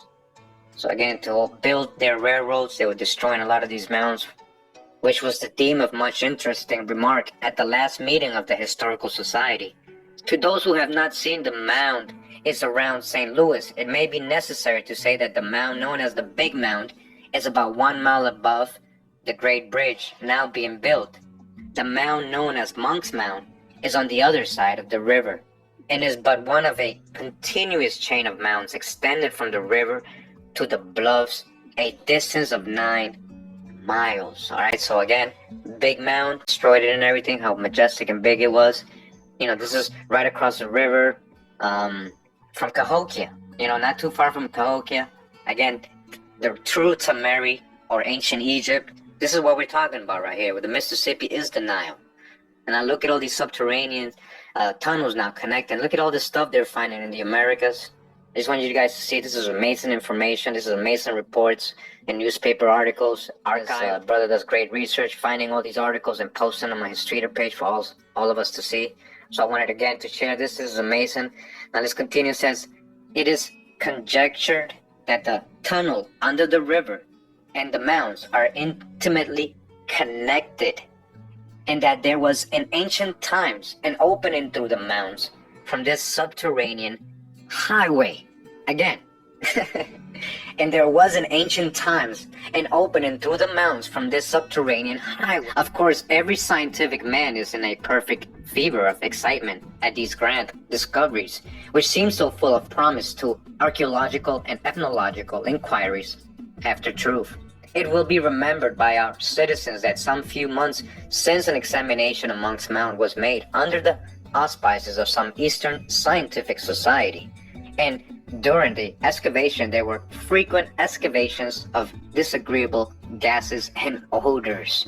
Oh, sorry, you see this air trapped down there is old. Yet we will not speculate or wait in almost breathless suspense for future development. Alright, so it's amazing. Who knows? Who's to say there isn't subterranean tunnels connecting all these ancient sites, even all the way to the west, right? California and all that. Continuing, it says here, prehistoric South Dakota, MO 1894. Prehistoric South Dakota, antiquarians are excited over the discovery of a tomb in Egan, South Dakota, containing the skeletons of 22 men whose height averaged 8 feet. Again, more giants, 8 feet tall. The tomb also had a rude altar and several bronze utensils. All right, they found 20 giants, South Dakota. And when we continue, it says here, came to a flight of 41 steps, another chamber of wonders. The walls sculptured in a bas-reliefs and runic inscriptions. Translations, Ahasuerus' crowning of Queen Elizabeth. Another, Luke, Deuteronomy, and Frank going into captivity. All right? What does all that mean? Let's read. So it says here, passing through its pilastered hall above described, we observed a descending opening about 7 feet high by 3 feet wide. Following this in its windings, about 50 yards, we came to a flight of 41 steps, ascending which we found ourselves in another chamber of wonders. Oval in shape, about 7 feet long, 20 feet high, and 3 feet wide, the walls of this last chamber were sculptured in magnificent bas-relief and runic inscriptions. Professor Bacchio, the learned Sancrist of the university, who was with us, has taken upon himself the task of translating the inscriptions. On the meaning of some of the words and the colossal sculptures, he already speaks very confidently. One of the magnificent groups he is certain is intended to represent Ahasuerus, crowning Queen Elizabeth, and another group of colossal figures representing emptives following the car of a victorious conqueror are portraits of Luke, Deuteronomy, and the Frank going into captivity. This remarkable discovery, following so quickly the one at Rock Island, will awaken the intensest interest throughout the world. All right, it was supposed to interest the whole world what they were finding here in America. Do you see what they're finding here? It is very desirable that the Savans, into whose hands the rich treasure of the Rock Island discovery has fallen, will send representatives here so that we may compare notes. For it is possible that both these wonders and those discovered here were the works of same ancient people. All right, and guess what? We never heard about this. Professor Bacchio. All right, We never heard of none of these discoveries. Continuing, says here, paved by ancients. Kansas, 1895, I believe. Prehistoric stone roadway in California. Ancient mining camp. Age indicated by the growth of large trees upon it. You understand, there's trees growing on this one too, just like in the one in Mississippi. Traced to a wall of a well-executed masonry, another wall. Does it connect with the one in Mississippi? They were saying it connects with the one in China. So this is actually on the way, right? California. Well-executed masonry. Surrounding an arrastro mill, a keystone, 19 stone homes. Inscription deciphered. Says here, paved by ancients. Discovery of a remarkable prehistoric road in California. Some weeks ago, a local newspaper reported interesting discoveries made on the north slope of San Miguel Mountain by Herman C. Cook and C.A. Favell, two mining prospectors. The discoveries comprising a prehistoric stone roadway, a number of mining tools, and unmistakable traces of an ancient mining camp. The age of the roadway was indicated by the growth upon it of large trees. Right, trees growing on this large. This is an old road. What were believed to be the dumps of one or perhaps two mines were also found. All right, ancient mines and chunks of ore which carried gold and silver were picked up there. All right, they were doing this. That gold rush in the 1800s. No, the ancients were already doing this in America, in California. This is what they're telling you right here. The prospectors have been very reserved in speaking of their discovery. They arrived here a few days ago, however, and it has leaked out that it is of much greater interest than at first supposed. The stone-paved road was traced to a wall of solid and well-executed masonry. This was found to surround an enclosure now filled with debris, but which is believed to be an old arrastra. A portion of the floor is there, and fragments of crushing stone were found. Near this astra was discovered the mouth of a tunnel filled with debris. This is now being cleaned out. A keystone surmounted the arch at the entrance, and the walls are well defined, though somewhat disintegrated. In the vicinity are also traceable the foundations of no less than 19 small houses and a flat stone bearing an inscription which has not been deciphered. Is thought to mark the location of the tunnel, another tunnel, and the pushing of the investigation into the mountain will lead to more interesting discoveries than any yet made bearing on the life of ancient man in this region, San Diego, California. All right, this is very deep, and again, they didn't do no further studies or anything, and they didn't let none of us know. They reported on these newspaper these things, and they never really followed up on these things because it doesn't fit their historical narratives. It doesn't fit the whole Indians were savages, manifest destiny. It says here beneath LA, San Francisco, and San Diego, buried cities. From this conclusion must not be drawn that the remainder of America is not also a venerable antiquity, because the reverse is the truth. Still, California, from her mountain peaks, has patiently seen, with ever watchful eye, the land to the east of her gradually rise, shaking the salt sea from her back, while the west and south volcanic action has shaken the earth into fragments until it has become a prey to the devouring water, leaving the present state as the only monument in this part of the country to testify to the ancient grandeur of the land and the high civilization to which it gave birth. All right, the high civilization that it gave birth. We're talking about America, right? Beneath the soil of California is hidden vast wealth. All right, listen. We've already gone over the skeleton remains they found here, the oldest humans, right? We've already gone over the Calavera skull and all these other findings in California, right? This ancient land, this vast wealth hidden underneath, right? Much greater indeed than any of her rich mines have ever yet produced, while beneath the foundations of her cities, more especially of San Francisco, Los Angeles, and San Diego, All right, listen to this. Beneath these cities, right, these major cities of California, beneath them, this is a news report, right? He buried the remains of mighty cities. There was mighty cities right under these cities. There's other cities down there. Reset.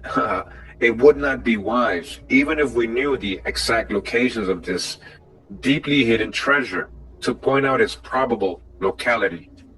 It would not be wise, even if we knew the exact location of this deeply hidden treasure, to point out its probable locality.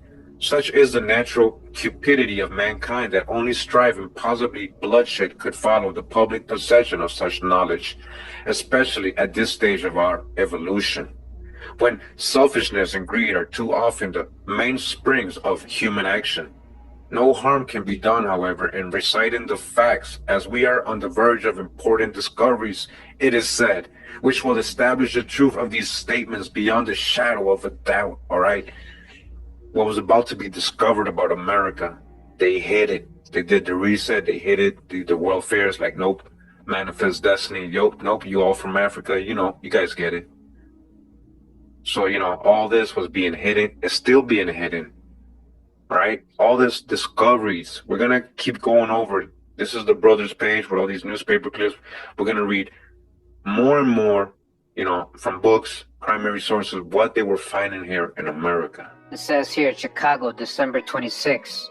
The Daily News, Bloomfield, Kentucky, special of December 25th says, J. A. Allen, of this place, while excavating a foundation for his new grist mill, struck the dome of a cavern of immense proportions, from which a strong current of cold air issued with great force as the workmen made the opening.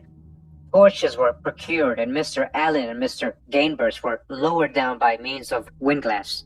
It was about 60 feet from the surface to the floor of the cave, which they found to be level and sandy, as if were once the bed of an ancient subterranean stream. They followed the main avenue for a distance of over 2 miles. Alright, so they're in a cave, right? And they walked 2 miles inside the cave. And it looked like an old stream. And discovered an opening and a cliff on the farm of Benjamin Wilson. And a well-beaten path was easily discerned that was once trod by human beings, although it is now, in many places, covered with forest trees and undergrowth. Mr. Allen and Mr. Gainsborough, after emerging from the cave, started back to town and reported the result of their discoveries. A large party was at once formed, which entered the opening of the cliff on the Wilson farm. On one of the main avenues, numerous evidences existed that the place had evidently been the abode of cavemen, as numerous relics were found in the shape of pottery and bronze bric-a-brac. A sepulchre was discovered in a large niche on one avenue at right angles with the main avenue, and in it are numerous mummified bodies. They found how many bodies? Right here, so many mummies. Check it out. 100 or more being in plain view. Over 100 mummies in this cave. 3 of the mummies were removed to town, where they excite great curiosity. I wonder where they ended up. And museums that we call British Museum, the Cairo Museum, things like that. Think about that. The formations in the cave are beautiful beyond description. Stately towers of stalagmites, suggestive of grotesque and unique figures, are encountered all along the wonderful subterranean avenue. There's a beautiful little lake with water as pure as crystal. And as usual in cave streams, it is full of tiny eyeless fish. The avenues of the cave will measure, in all probability, about 7 miles, so that it may fairly be considered another rival to the Mammoth Cave, and certainly one of the great cave wonders of Kentucky. While serving as the director of the Smithsonian's National Museum of American History, historian Roger Kennedy was shocked to learn, for the first time, that massive ancient city remains existed in North America.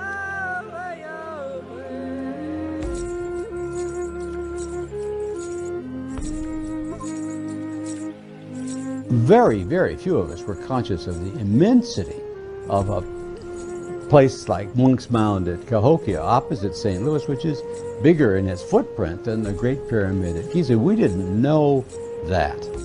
Most Americans have no idea that ancient cities with advanced architectures once dotted the ancient North American landscape.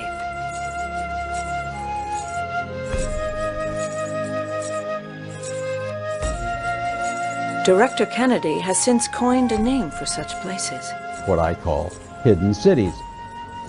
I use the term because these were very big places. There were more people, we now know, in Cahokia, across from St. Louis, than there were in London or Rome. There were major population centers in what are now Nashville and Cincinnati and Pittsburgh and St. Louis. Why is it that top historians didn't know about such things? And why is it that they are not generally known among the modern are unaware of Hopewell and Cahokia as world-class achievements, of course, UNESCO World Heritage Sites? Not only did Kennedy, as a historian at the Smithsonian, not know about them, at least one president of the Society for American Archaeology had never been to Cahokia. There were tens of thousands of architectural consequences that are now hidden behind our junk and our architectural achievements. Once I started talking about it, I found lots of other Native people who had no idea that these sites existed and were there and what they were all about and the history of them. That, to me, in and of itself, is amazing.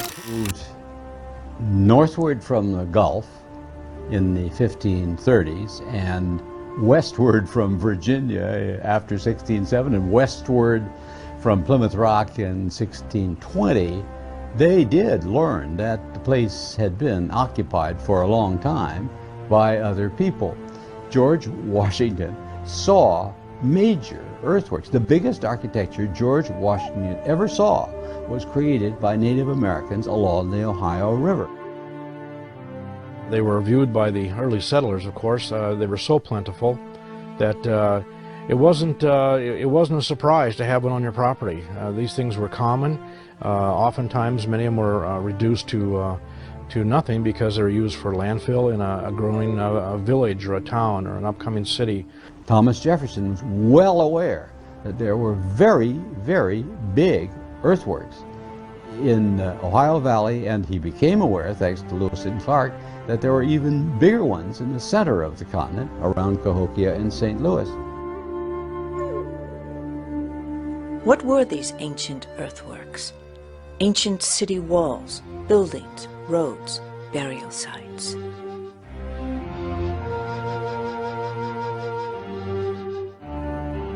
Artifacts of iron were found, artifacts of hardened copper, stone tablets with writing.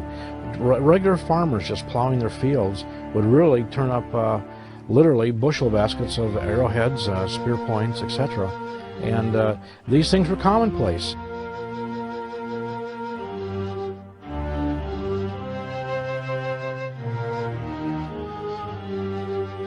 But the mounds that we see and the earthen banks and the ditches, to see them in such a great quantity and number, there had to be, just had to be, a very, very large population here at one time.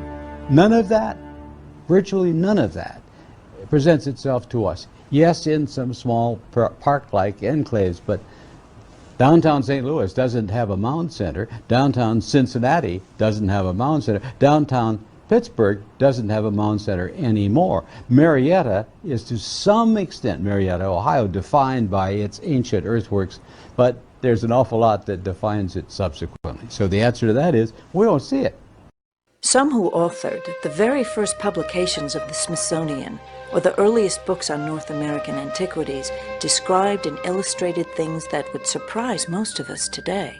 Some people, such as Caleb Atwater and Squire and Davis, they believe the artifacts that they were finding around these mounds and cities and earthen structures, that this was representative of an advanced civilization.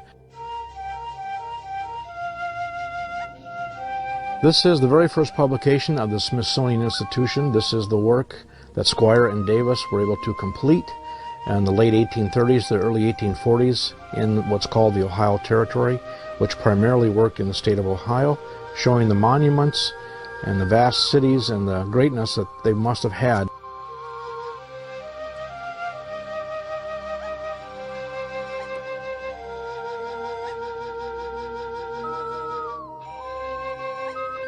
Some of the sites that they surveyed and the maps that they made is our only knowledge that these sites even existed now, because they were destroyed or they were intruded upon and their original configurations were greatly altered.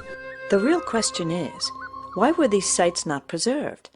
And why are these advanced civilizations not more commonly known of today? The answers can be found in two surprising places. First, in the 19th century implementation of the doctrine of manifest destiny, and second, in the then emerging conflict between evolutionary science and religion. Remarkable curiosity. This come out of a newspaper out of Georgia, 1887. Found in Oxico, votive made of jade. The features of the god are decidedly Mongolian. A crystal skull, such as found in California, perfectly transparent, enclosed in a case made of lizard skin. Crystal skulls, too, previously found. Two remarkable curiosities were exhibited at the meeting of the American Association for the Advancement of Science on Friday. One was a votive adze made of jade and measuring 10 to 13 to 16 by 6 inches and 45 by 8 inches thick, tapering to a blunt edge.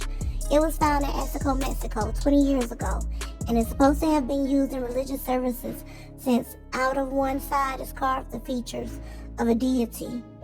The stone is excessively hard, resisting edged steel tools, and how it could have been carved and polished by early people is a mystery. The features of the god are decidedly Mongolian, and it was suggested that it may have been carried by migration and the original peopling of this country. The other specimen likewise came from Mexico, having been found by a Mexican officer just before Maximilian's conquest. It was a crystal skull measuring 3 to 16 long, 53 by 8 inches wide, and 5 to 11/16 high. It is carved very perfectly out of rock crystal, such as is occasionally found in Calaveras County, California, and is almost perfectly transparent. It also is highly polished and is enclosed in a care made of skin of a Mexican lizard. It was stated that several small crystal skulls have been previously found in Mexico, rarely measuring more than 2 inches in diameter, but none so large or perfect as this. Who made them or how they were produced are questions it is impossible to answer. This is from 1833, this article right here, regarding the Mandans Indians. Some 1,500 miles up the river Missouri, above the Mamons, will be found the Mandans.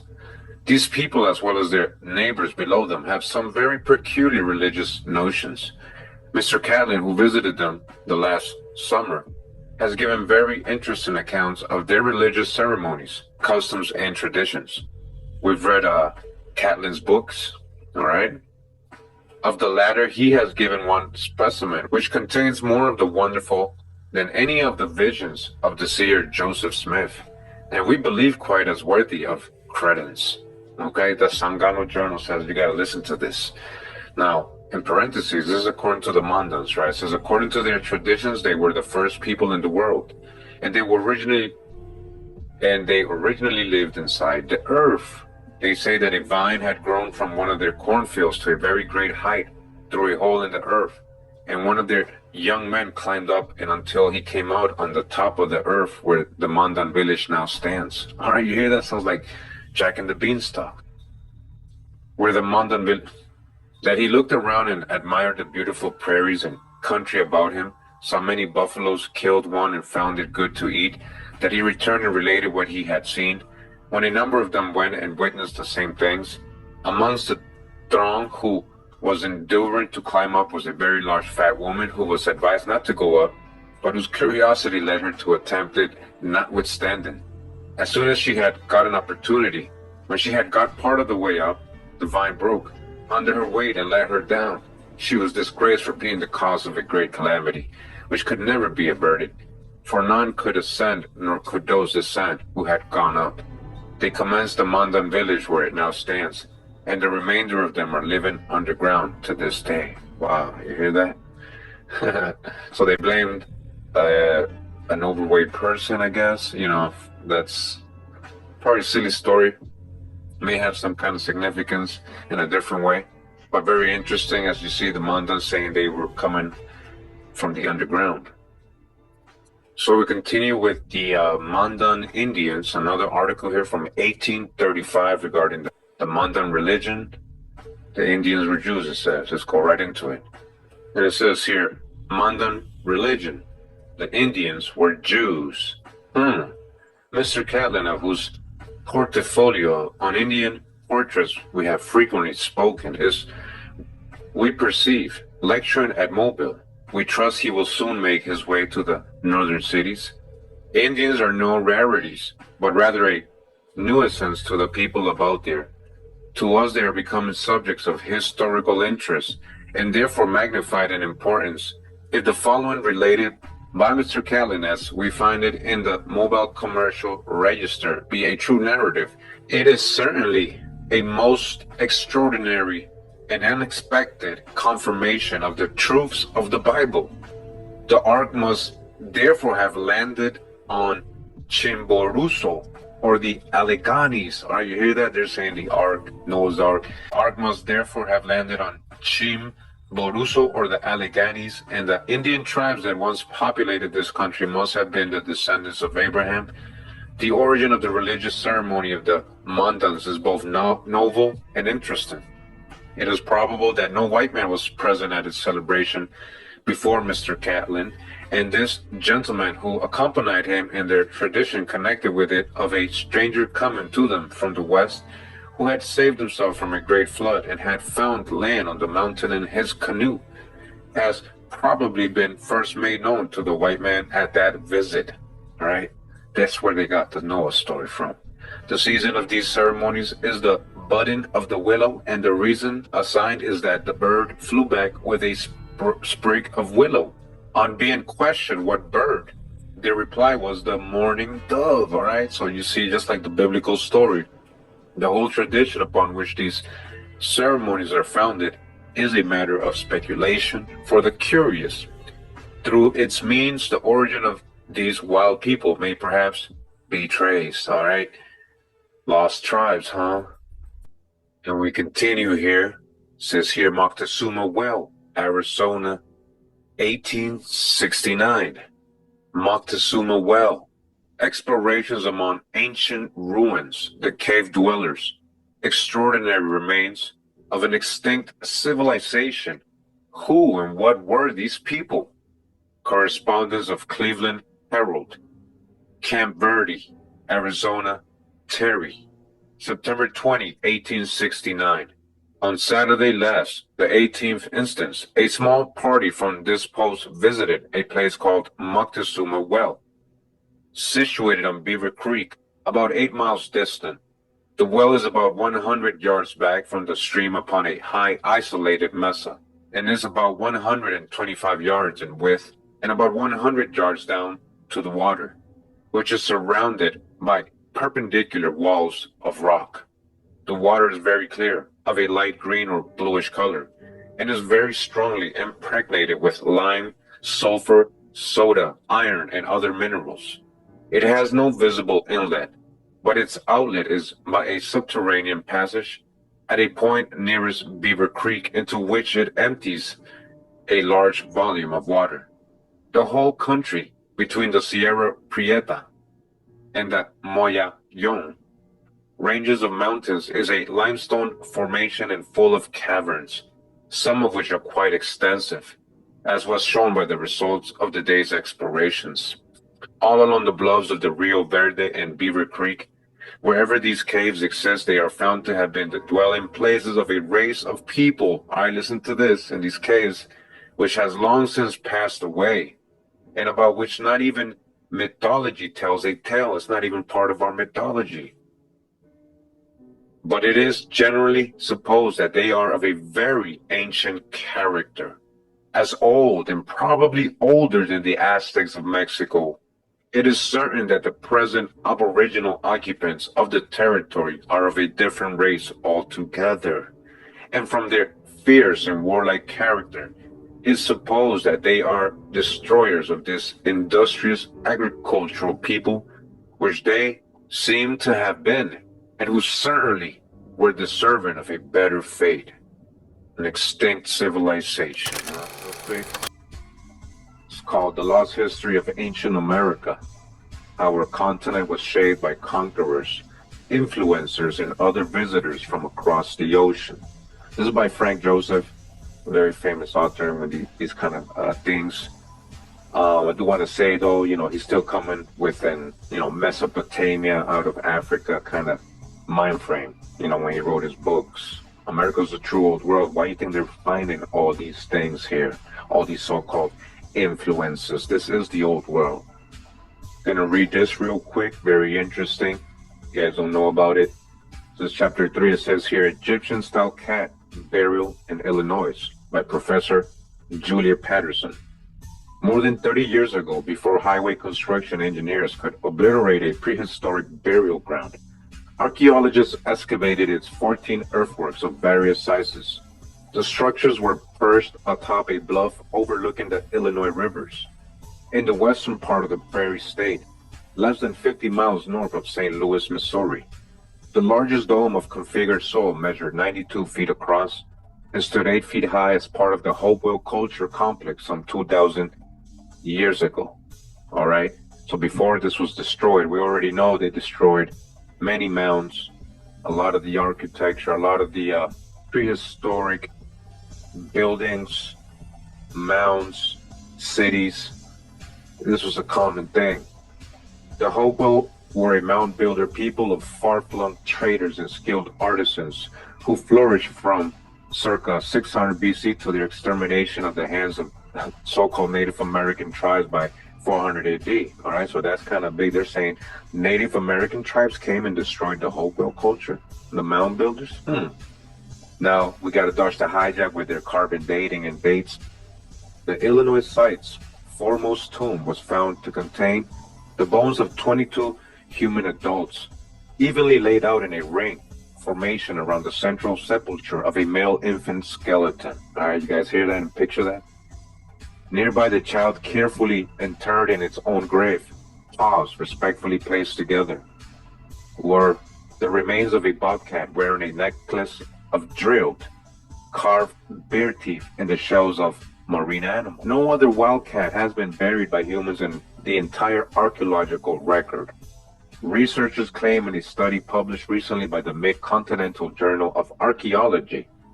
But this supposedly unique discovery went unrecognized until 2011 when Angela Perry, then a PhD student at Britain's University of Durham, re-examined the bobcat's bones, originally misidentified as those of a puppy. All right, you hear that? So they were saying it was a dog, but this was a cat. They were doing it. Were they doing it deliberately? Most likely. She and her colleagues surmised that the Hopewell had tamed the creature, and its revelation is therefore insightful into the human domestication of animals. Perhaps, but the Illinois find might be significant of something else. The interred bobcat was only between 4 and 7 months old when it died of natural causes. There were no cut marks or signs of trauma, writes David Grimm, and signs suggesting that the animal had not been sacrificed. The pomp and circumstance of the burial, she says, suggests this animal had a very special place in the life of these people. Though no other ceremonial interments of the kind have been found in pre-Columbian setting, many hundreds of thousands of ritualized feline graves are known in Egypt. where Bast, the famous cat goddess, was worshipped from at least the late First Dynasty, 2900 BC, probably during earlier pre-dynastic times. And that's interesting, Bast, right? This was like a Black Panther female, right, goddess. And we went over that. Now, if you haven't seen my original Black Panther video, Wakanda in America video, make sure to go check it out. We talk about Bast in that video, and that literally, you know, that's a black jaguar. That's what was here. One of the warrior Amazonian queens. Yeah, they dressed up as jaguars too. And you know, that the whole thing comes from over here. These comparisons join a vast body of complementary evidence accumulated on behalf of pharaonic influences at work in pre-Columbian America. That's because ancient Egypt was here. The real Nile is the Mississippi. At very least, they suggest that although the Hopewell were not themselves transplanted Egyptians, they were nonetheless inheritors of a cultural legacies left behind by visitors from the Nile Valley to our continent during prehistory. All right, so that's all conjecture, that part, because again, he's coming with an out of Africa background. And we begin with a news report coming out of Ohio, 1902. They found an ancient sepulcher. Expedition organizing to explore supposed relic of the Stone Age. A remarkable discovery has been made on the shores of Prince William Sound. While a prospector named Leeds was out with a party of natives looking for mineral, he came to the entrance of a large cave, almost concealed from view. Leeds entered the cavern and was astonished to find there 14 wooden canoes, each containing mummified corpse. Stone implements were found beside the bodies, and stone slabs covered the canoes, everything indicating that the bodies had been placed there during the Stone Age. The find was as big a mystery to the natives as to the white man. Their tribe has been on the shores of Prince William Sound from a period so remote that their traditions do not run back to the time of its advent there. Yet they have had no knowledge of the cave or of the character of people who are interred there. Nor do the present natives use stone implements. Leeds did not disturb the bodies, but carefully marked the site of the cave, and after prospecting returned to Valdez.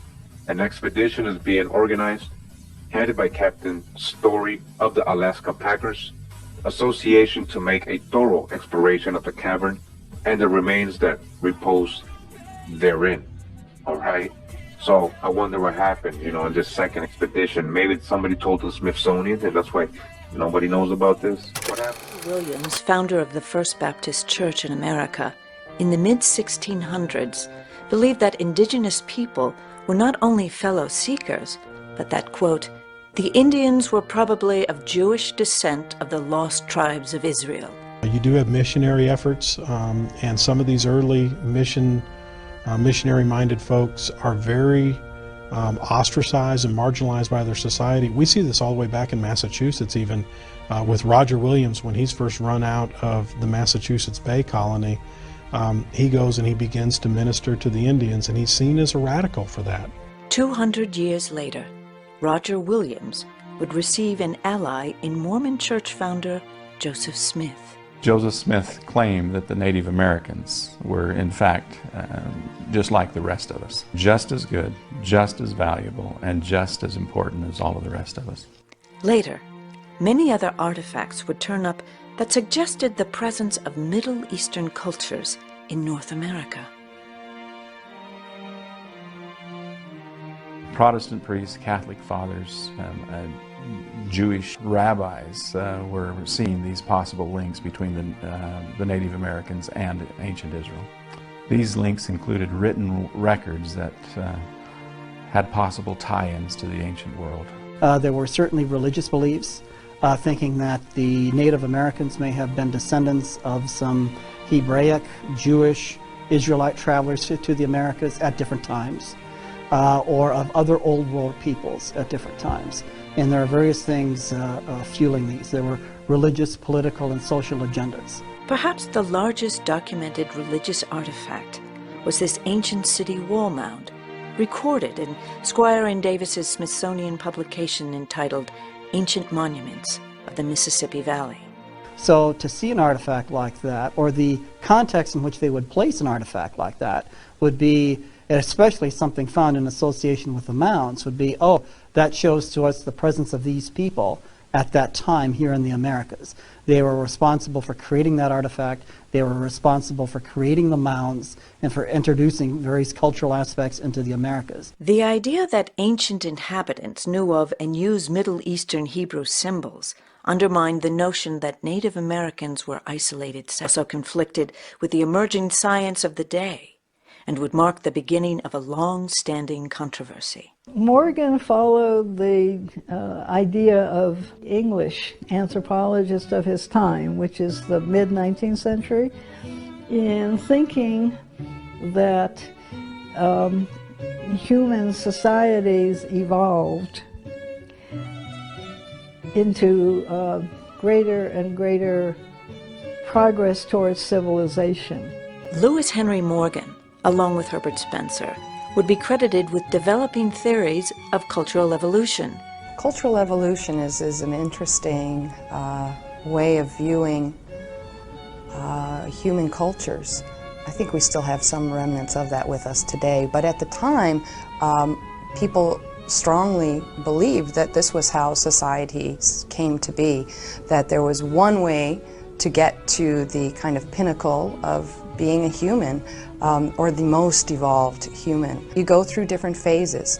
You start out as a savage, you then learn and experience things through your environment, you work with your technology increases, you become somehow more advanced and move through the stage of barbarism, and then eventually you reach the pinnacle of being an evolved human, which is civilization. Morgan's theories of cultural evolution labeled Indians as savages and some religious people as barbaric. That was very racist, but was accepted by just about all the leading intellectuals. If Morgan influenced the leading intellectuals of the day, what influenced Morgan?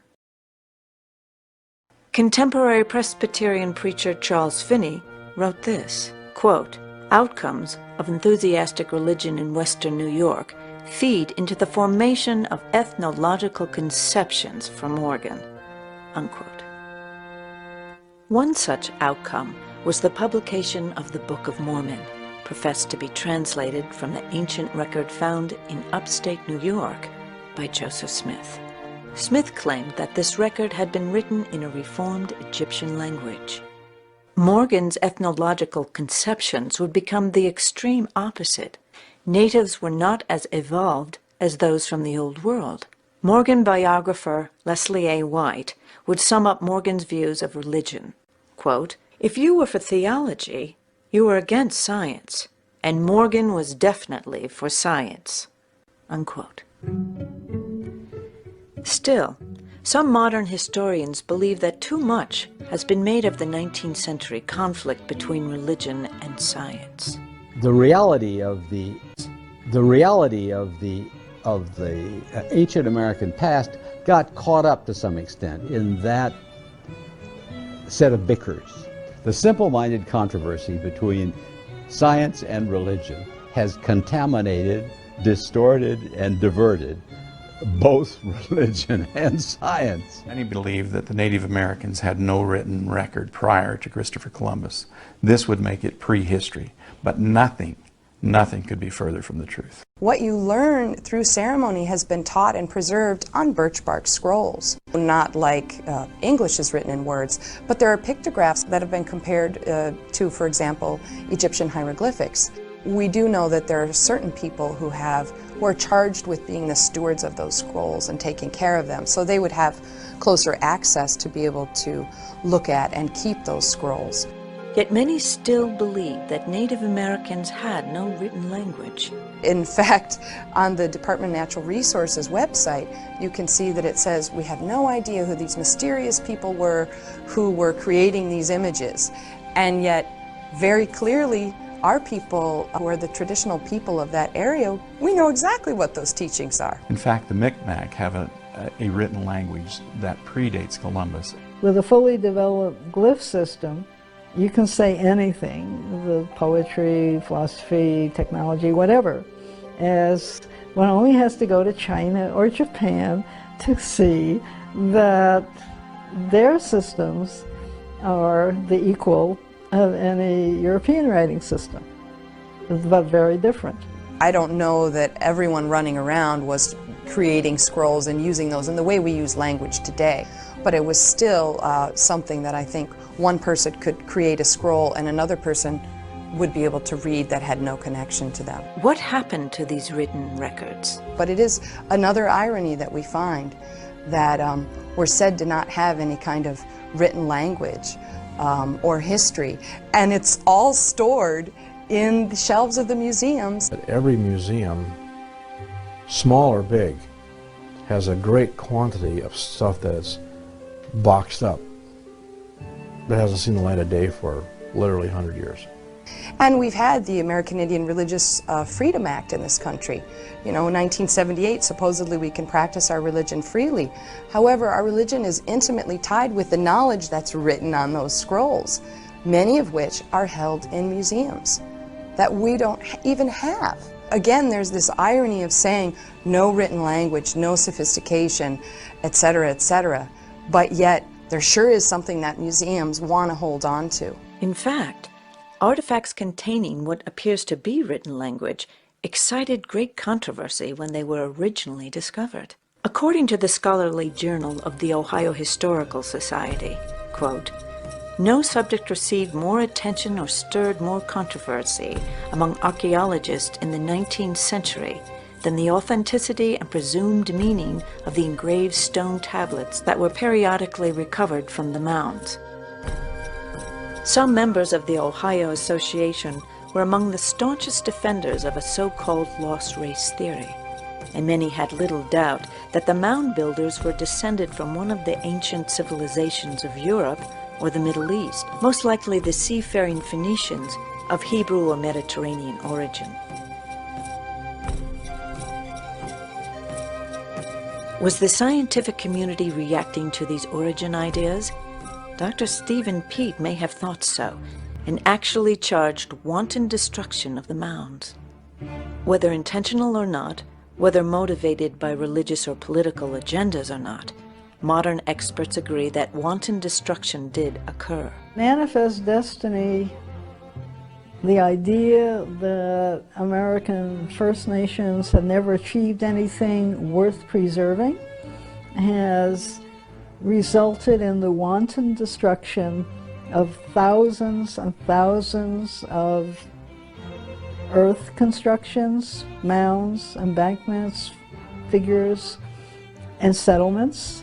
So we have lost incalculable amount of archaeological data because of no appreciation of their value for historical purposes. I think the origins of our pattern of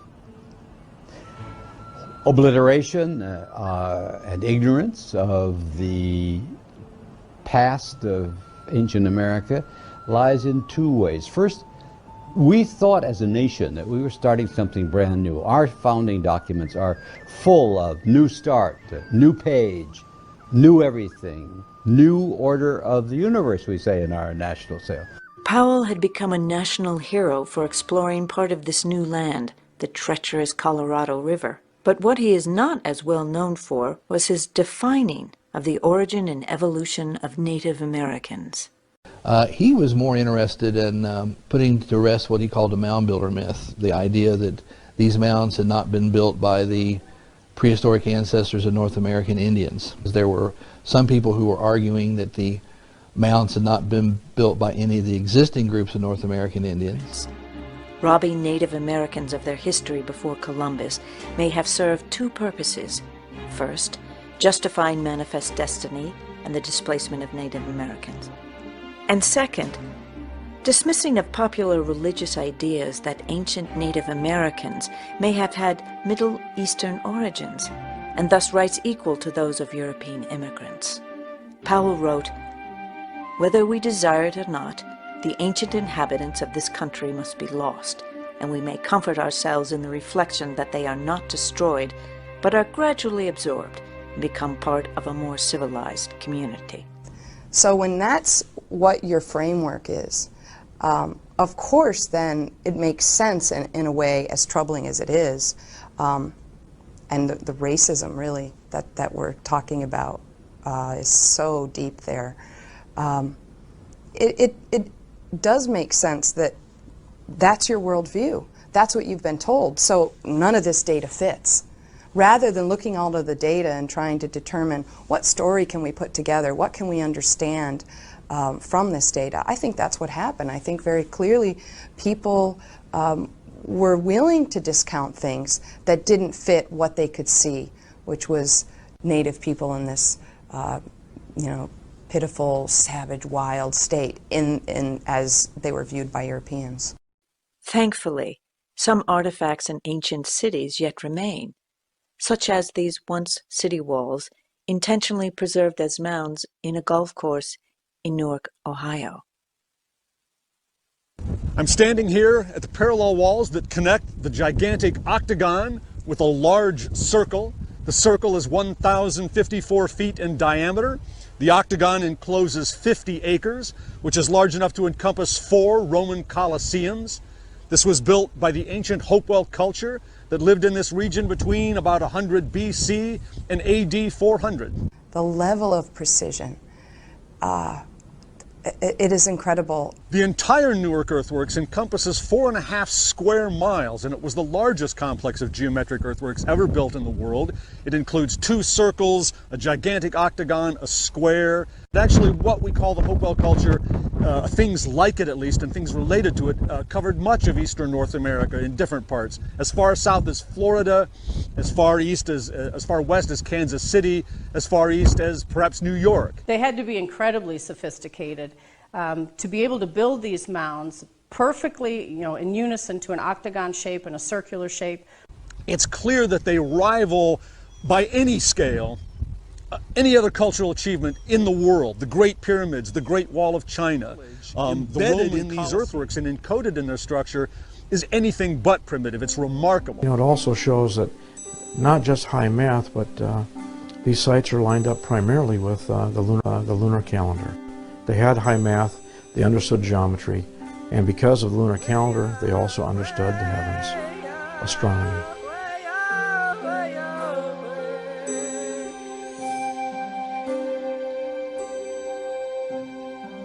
What I've learned now is just how amazing they were in terms of their knowledge of the solar system and of mathematics. And then they had the unit of measurement was 606, which they call the stade. One side of the Great Pyramid from the base to the tip of the apex is 606 feet. If you square inside the octagon, which the surveyors like to call, it's a term they use, squaring the circle, and you divide that up into 4 equal parts inside of cubes, you'll find those cubes are all made of 606-foot lines per cube side. The angle of the Great Pyramid of Egypt runs 51.8 degrees up the slope from the base to the angle.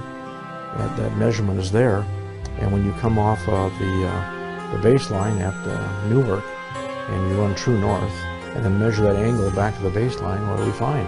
51.8 degrees. So, did they have the same math as the ancient Egyptians?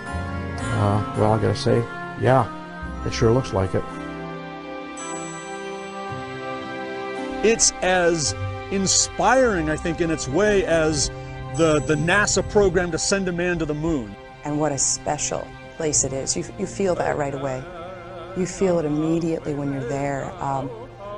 I was in a kind of strange position because I was on a job interview when they took me to the site, and I was literally just from the presence of the place moved to tears and felt kind of uncomfortable as a person in a job interview, but yet having these strong emotional feelings and some connection to this place and the history that was there. And it just occurred to me, how could this be?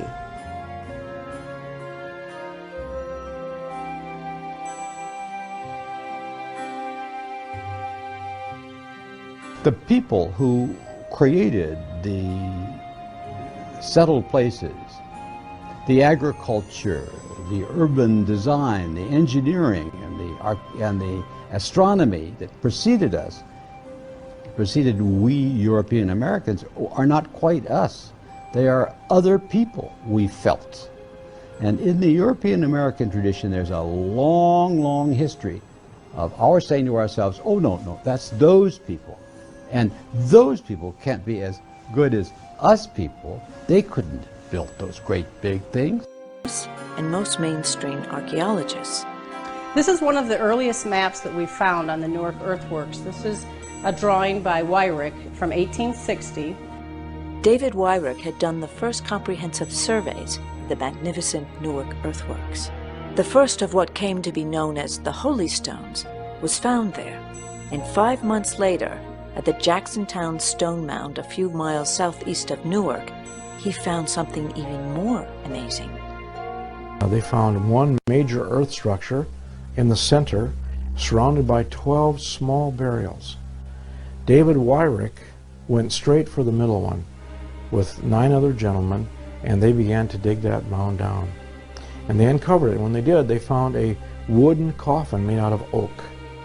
And opening up that coffin, in there was a large skeleton of a man, but also in this coffin was a little box, no more than maybe about 8 or 10 inches in size, and it was cemented shut. Wyrick and the men, while they're all there together, they pried this box apart, and in it was a black stone.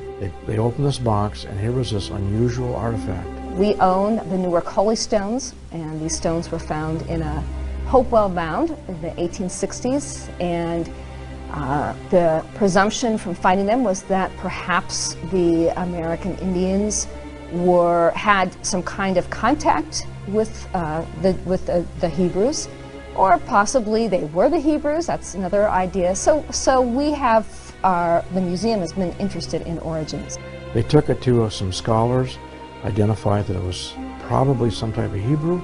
They took it to some rabbis living in the area, and upon looking at it, they said yes, they could read it, and it was a complete rendition of the 10 Commandments.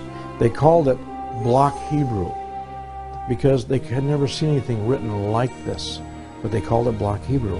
And so then naysayers started picking on Wyrick. He was accused of sticking this stone in front of these 9 men somehow and being able to hide it and conceal it. Upon examination, mainstream archaeologists proclaimed the stones a hoax, while many diffusionists continue to believe in their authenticity. There has been good points on either side for whether they are a first millennium piece of artifact or something that was devised in the 19th century. And then it wasn't until sometime in the 1900s, lo and behold, in Israel, they find, guess what? They found block-style Hebrew. That block-style Hebrew was given a name by the experts, monumental Hebrew, because of the way it was written. Long after Wyrick. After. Mainstream archaeologists dismiss such findings, in part because scientific protocols and rules of evidence were not followed in their acquisition. The science of archaeology was really in its infancy at that time. There were only a few people using what we would consider to be even remotely modern methods. But what of the tens of thousands of artifacts found prior to the establishment of these modern methods? Should we ignore these artifacts because they have been irreversibly separated from their original surroundings?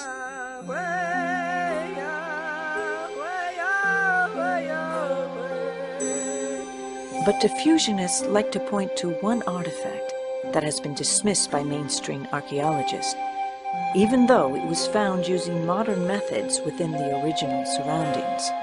They can't say that about the Bat Creek stone because the Bat Creek stone was found in the course of an official excavation by the Smithsonian Institution. Okay, then Bat Creek stone went to the Smithsonian Institution in Washington. They didn't understand it. They thought it was Cherokee since it came from Cherokee country. They did not realize it was Hebrew. And they published it upside down, and then they threw it in a box in the sub-basement of the Smithsonian. and ever after it was poo-pooed until some Semitic scholars like Cyrus Gordon came and vindicated it. Cyrus Gordon, who was one of the great Semitic scholars of our generation, he talks about the writings that were found in this very area and how he was able to translate those things, translate that writing. When it was turned over, they were trying to figure out what type of Native American wrote this, and Cyrus Gordon turned it upside down. He recognized that it was actually Phoenician. Phoenician, this older form of Hebrew, dates to the Old Testament Babylonian captivity and the scattering of Israel. Are there other linguistic evidences that may lend support to diffusionist ideas?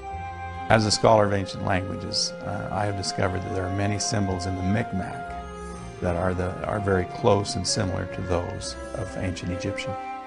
About 700 BC in Egypt, there was a language that was developed or came in that was called Meroitic from the kingdom of Meroe, which many Egyptian scholars have even called Reformed Egyptian because it's so different than what the standard Egyptian that we know.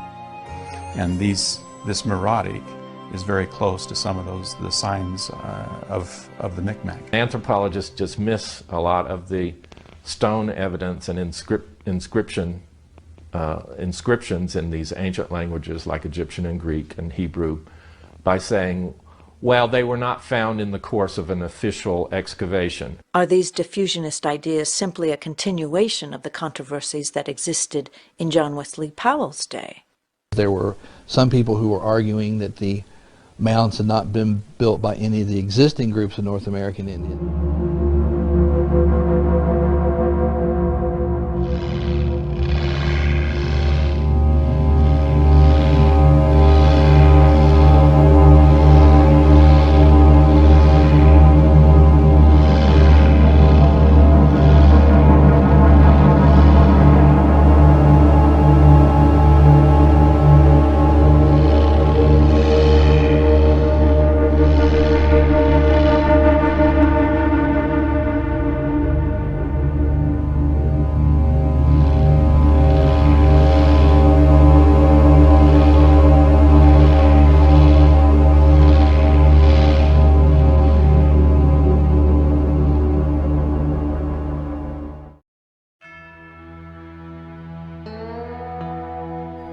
The legendary Buffalo Bill Cody discovered the bones of giants and recounted how giants had hunted buffalo on the Central Plains of America.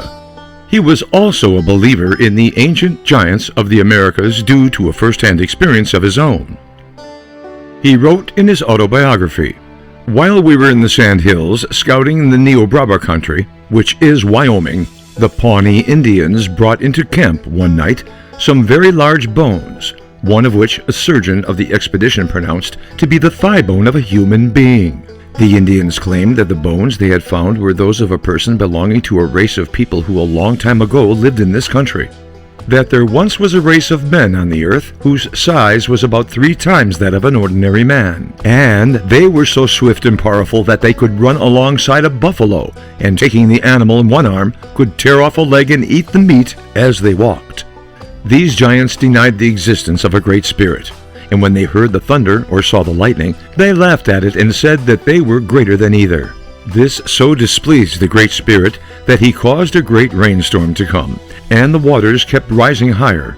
And here is one of the passages that tells of the giants in the land, as well as serpent monsters. It hints at an epic battle in which they were slain, and then notes that the remains of these giants are still found throughout the land. The Wendigo's giants, mentioned in a Longfellow's poem, Hiawatha, 1855. The Wendigo giants were part of the legend of the Algonquin-speaking tribes in the northern U.S. and Canada, which included the Ojibwe, Eastern Cree, West Main Swampy Cree, Naskapi, and Innu tribes. According to these tribes, the Wendigo's giants were much larger than human beings who craved human flesh, often having the supernatural powers of the Manitou.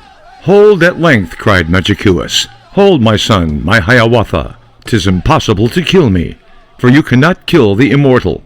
I have put you to this trial, but to know and prove your courage. Now receive the prize of valor. Go back to your home and people, live among them, toil among them, cleanse the earth from all that harms it, clear the fishing grounds and rivers, slay all monsters and magicians, all the giants, the Wendigos, all the serpents, the Kinabeeks, as I slew the Mishimoqua, slew the great bear of the mountains, and at last, when death draws near you, when the awful eyes of Pogok stare upon you in the darkness, I will share my kingdom with you. Ruler shall you be henceforward, of the northwest wind, Keewaydin, of the home wind of Keewaydin. Thus was fought the famous battle, in the dreadful days of Shasha, in the days long since departed, in the kingdom of the west wind. Still the hunter sees its traces, scattered far o'er the hill and valley, sees the giant bulrush growing by the ponds and watercourses, sees the masses of the Wabeek lying still in every valley. Again, this poem was written with the assumption that readers would understand about the giants that were in the land. Longfellow continues, "The water was higher, so that it drove those proud and conceited giants from the low grounds to the hills, and then to the mountains, but at last over the mountain tops were submerged, and then those mammoth men were all drowned." After the flood had subsided, the Great Spirit came to the conclusion that he had made man too large and powerful, and that he would therefore correct the mistake by creating a race of men of smaller size and less strength. This is the reason, say the Indians, that modern men are small and not like the giants of old. And they claim that this story is a matter of Indian history, which has been handed down among them from time immemorial. President Lincoln made reference to ancient American giants. Being tall himself, Lincoln often joked to listeners that he was most likely a descendant of the giants that inhabited North America. Again, a reference that only works if most of the listeners are aware that giants did once roam the land and were extinct, making any such thing patently impossible, and thus funny to the listener. It was very similar to hearing someone joke today about being an old dinosaur. People in Lincoln's day were well aware that giants had roamed the Americas, and likely had seen or known someone who had seen the actual skeletal remains of these creatures. The St. Louis Post-Dispatch, St. Louis, Missouri, May 1900. The world's tallest giants. Men who have been notable for height in prehistoric and modern times, and the legends of the Indian tribes of Arizona and northern Mexico teem with tales of a race of giants who once lived on the mesas. Scientists say that prehistoric man was a little hairy creature bearing a closer resemblance to a monkey rather than a man. Darwinism enforces this belief. The hilts of the weapons of the men of the Bronze Age are too small to be clasped firmly by men of today. Their armor is too small for men of today. But the finding of a prehistoric skeleton in the Grand Canyon of the Colorado would, if authenticated, overthrow all the arguments of the scientists. 40 miles from Flagstaff, Arizona, is the town of Hull. A guide there has unearthed the petrified skeleton of a man whom he estimates to have been at least 17 feet high. An old Indian led the guide to the human monster's tomb. The skeleton lay face down on a shelf under a projecting rock. The Weekly Advisor, Montgomery, Alabama, July 1877. The Jackson County Giant. The most wonderful creature ever seen in Alabama, supposing to be a species of the Brobdingnags. And now a slight description of this fearful creature will not be out of place and will be quite interesting to scientific men in particular. First, he was carefully and accurately measured with a tape line which, Ad Caperton, had taken along for that purpose. His height is 21 feet 3 inches, 6 feet 8 inches across at the shoulders. Arms, 7 feet 9 inches long. Fingers, 14 inches long. His head is about the size of a flour barrel, 9.5 inches between the eyes. His beard is 6 feet long. The eyes of this monster are most frightful to look upon. They open perpendicularly instead of horizontally. The eyeballs are near the size of cantaloupes, and indeed look something like them, being striped and the stripes coming out to focus in the center, variously colored, each alternate stripe being deep red and the other green, and they glare most ferociously. In fact, it was pronounced by the whole 300 to be the most wicked eye they ever saw. His mouth is shaped like a triangle, and from it protrude a couple of tusks 8 inches long. His complexion is between a pea green and a sky blue, and the nails on his fingers and toes 16 inches long. The Call Leader, Elwood, Indiana, April 1925. The ruined city of the giants is barred. A prehistoric Indian town, 2,500 years old, is found in Nevada. St. Thomas, Nevada. Cleopatra and Mark Antony were carrying on the most notorious love affair of the ages beneath the Egyptian moon, while thousands of miles away in what is now Nevada, a feather-bedecked Pueblo Grande. This is evidenced by the excavations being carried on in the Muddy and Virgin River valleys near here, which show the Pueblo Grande was the largest single prehistoric settlement ever found in the Western Hemisphere. Culture had not yet found its way into the barbaric city, less countries to the north of the Italian peninsula, and Christianity was unheard of at that time. The ancient Plutes of Nevada were worshipping the sun. Not once did the excavators come across glass beads, metal, or types of crockery that would indicate the white men had known these giants. The Weekly Journal Miner, Prescott, Arizona, February 1898. A battlefield's crops. Relics of a giant race found on a Florida farm. A large number of skeletons have been put together, and the result has been surprising. A majority of them are nearly 8 feet in height, correspondingly broad in the shoulders, with a mighty arm reach that would astonish even a Fitzsimmons or a Corbett. All the other frame bones are correspondingly larger, being much larger than the bones of an ordinary human body. A great many scientists have visited this section this winter, but none of them could explain this strange find, except on the hypothesis of a complete massacre and an extinction of this tribe. The Argos Reflector, Argos, Indiana, November 1900. A find of giant's bones.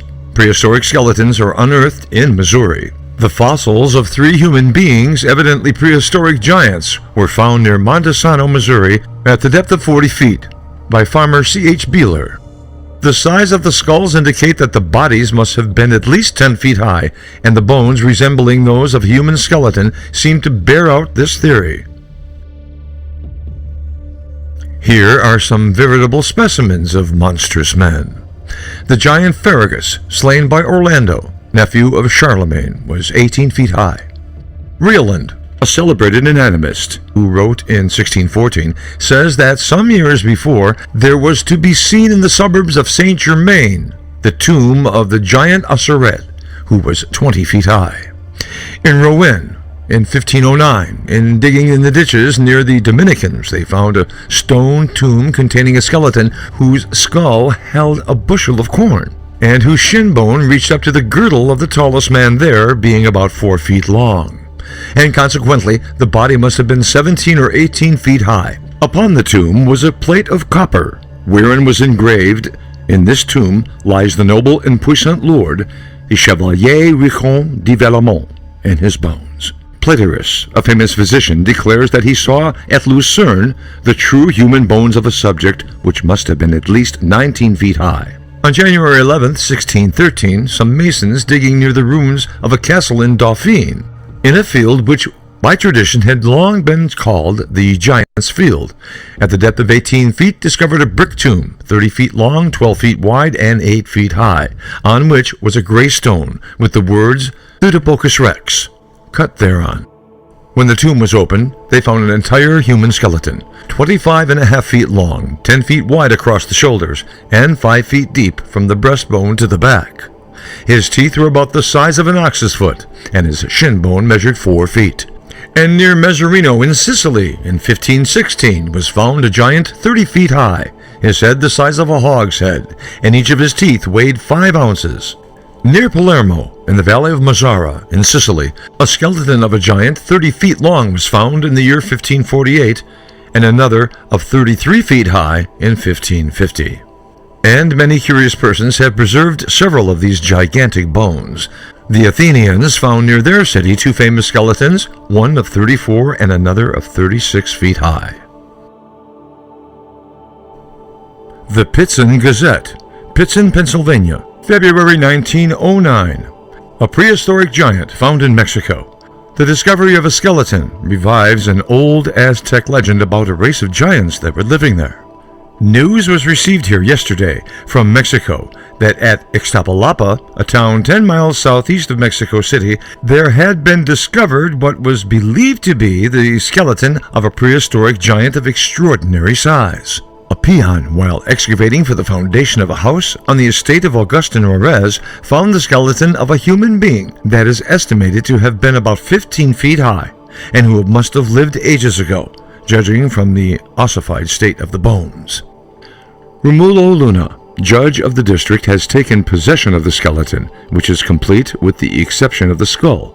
Judge Luna says that as soon as the search for the skull is finished, the skeleton will be forwarded to the National Museum of Mexico, which has an almost priceless collection of Aztec antiquities.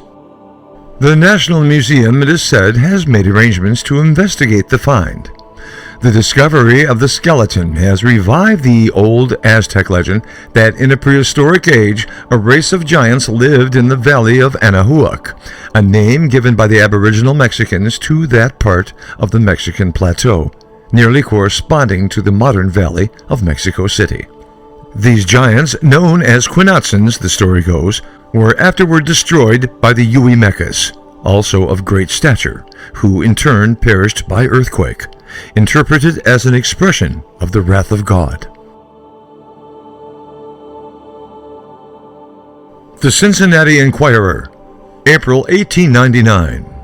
A giant skeleton found in a riverbank with a tomahawk at his side. A remarkable discovery was made by Harry Beamer of Brownstown, Virginia, a teamster near the wharf landing. The recent flood had washed away a portion of the bank at that point and exposed to view a skeleton, which, when dug out of the bank, was found to be of enormous size. The skeleton was evidently that of an Indian. A pipe and a tomahawk were found by his side. The skeleton is in a fair state of preservation and is 14 feet in length. The skull, jaws, and teeth of the giant red man were well preserved. The Indianapolis News, Indianapolis, Indiana, November 1975. The remains of vanished giants found. One of the strangest contributions ever to come to hand tells of the existence in what is now Indiana, long before statehood and even before the Indians came here, of a mysterious giant mound builders race whose men were more than 9 feet tall. Mr. Robinson, who told of seeing the huge skeleton exhumed, added that according to the men of science who were there, they were the remains of a white race that had inhabited that part of the country before the advent of the red man. He said there were no signs of anything like pottery, no signs of metalworking of any kind, just simply the bones of a dead and gone race of human beings that we today know practically nothing about. We know not whence they came or where they went. It is said that the giant-like race had worked very hard to entomb its dead. The rocks in the mound had been placed end to end with no attempt to plaster or seal them together. And I want to set something straight here. I kind of stand against an opposition against a lot of people on this. Nephilim are defined as giants in 2 places in the Old Testament. Once before the flood in Genesis 6 is translated giants. There were giants in the earth in those days, and also after that, when the sons of God came in unto the daughters of men, and they bare children to them, the same became mighty men, which were of old, men of renown. After the flood in Numbers 13, 32, and 33. And they brought up an evil report of the land which they had searched unto the children of Israel, saying, The land through which we have gone to search it is a land that eateth up the inhabitants thereof, and all the people that we saw in it are men of a great stature. And there we saw the giants, the sons of Anak, which come of the giants, and we were in our own sight as grasshoppers, and so we were in their sight. Now the Egyptian priesthood was given all the fallen angels' knowledge that they kept in the great library of Alexandria and other locations worldwide. So understand that when the fallen angels left their first estate, it means they didn't stay where God had placed them, came to earth, had sexual relations with earth women, and produced this race of giants. And for the record, after 45 years of studying this stuff night and day, writing numerous books, every culture in the world refers to that.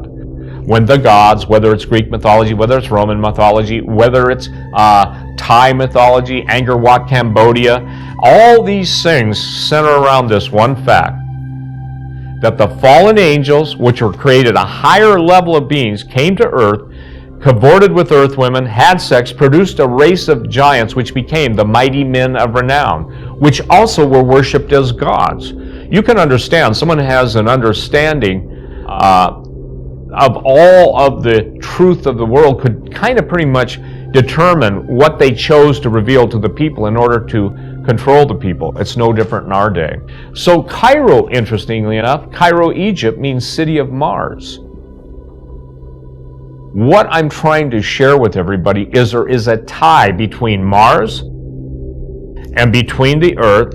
They're both sister planets. About 98.7% of both the spin axis and the tilt are similar. I mentioned briefly that the pyramids are found worldwide, above ground, underground, and beneath the ocean. The pyramids are aligned with the constellations in the sky, normally Orion's Belt and Pleiades at the time they were built. Even the book of Job, the oldest book in the Old Testament, states when God is talking to Job and Job is trying to converse with God on his level, and guess what? God won that conversation, Job lost that conversation.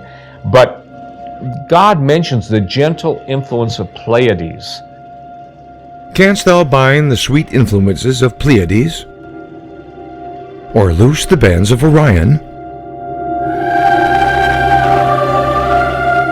Canst thou bring forth a Mazzaroth in his season, or canst thou guide Arcturus with his sons? Knowest thou the ordinances of heaven? The fascination of the ancients with the sky was based on simply one fact. They were terrified of what they had seen in their own time frame, in their own written history, in the myths and legends associated with it, but it always centered around a word, catastrophism. When Immanuel Velikovsky wrote his book, Worlds in Collision, he was basically laughed at, mocked, he was ridiculed, scorned, because he didn't fit the Powell doctrine. Because contemporary science is allowed only through the gatekeepers, and unless you're an initiate of the mystery schools, mystery religions, or higher levels of Freemasonry and all of the different secret societies, you're never allowed to know this. Because if you are allowed to know this, then you get right back into the realm of spiritual conflict. You get into the duality of God, the creator, versus devil, the rebeller, and also the adversary of mankind. And so that's why they want to cover it up. As was described to me by an insider in the intelligence community when he said, I saw the half-human animal hybrids in cages, and they were crying out to me, help me, I'm human. And he says, Steve, only part of them was human. I'll tell you what, it's tough to live with that.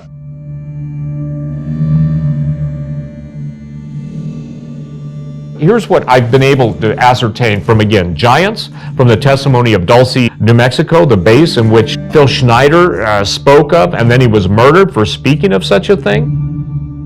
He talked about the giants to me. He talked about the genetic experiments going on in Dulce, New Mexico, and he talked about the war between the aliens. Now, here's what I want to make clear for everyone.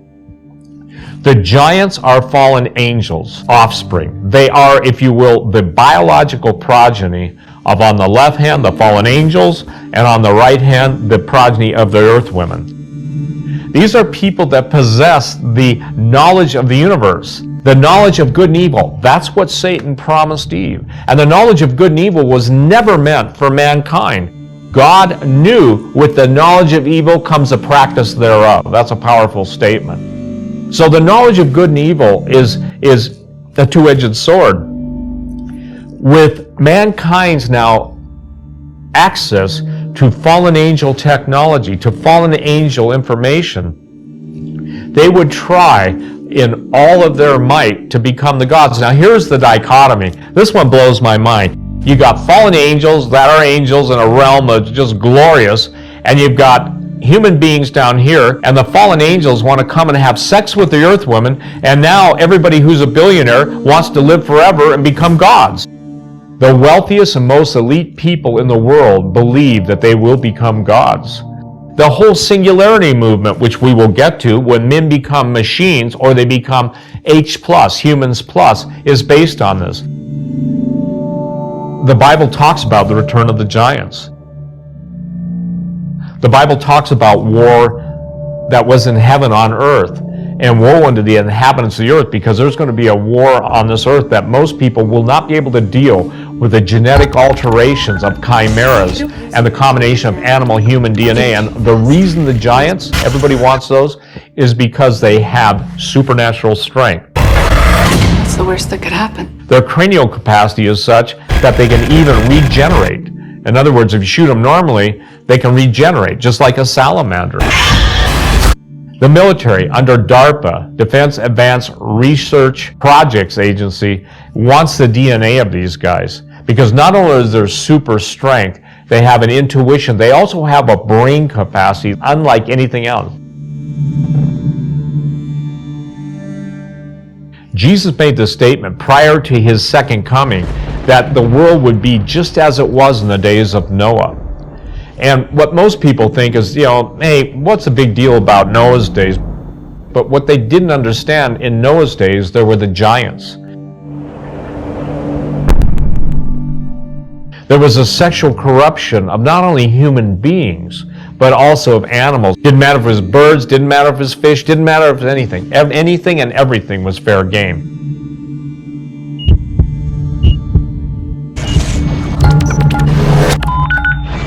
So transhumanism is where we're at now. 20 years ago, people didn't believe it, and now they're only beginning to believe it. And 20 years ago, they were here. Now it's this much further down the line. As you understand the development of science fiction, you can see this stuff, that someone through the medium of science fiction has pretty well told you ahead of time. It goes beyond the island of Dr. Moreau.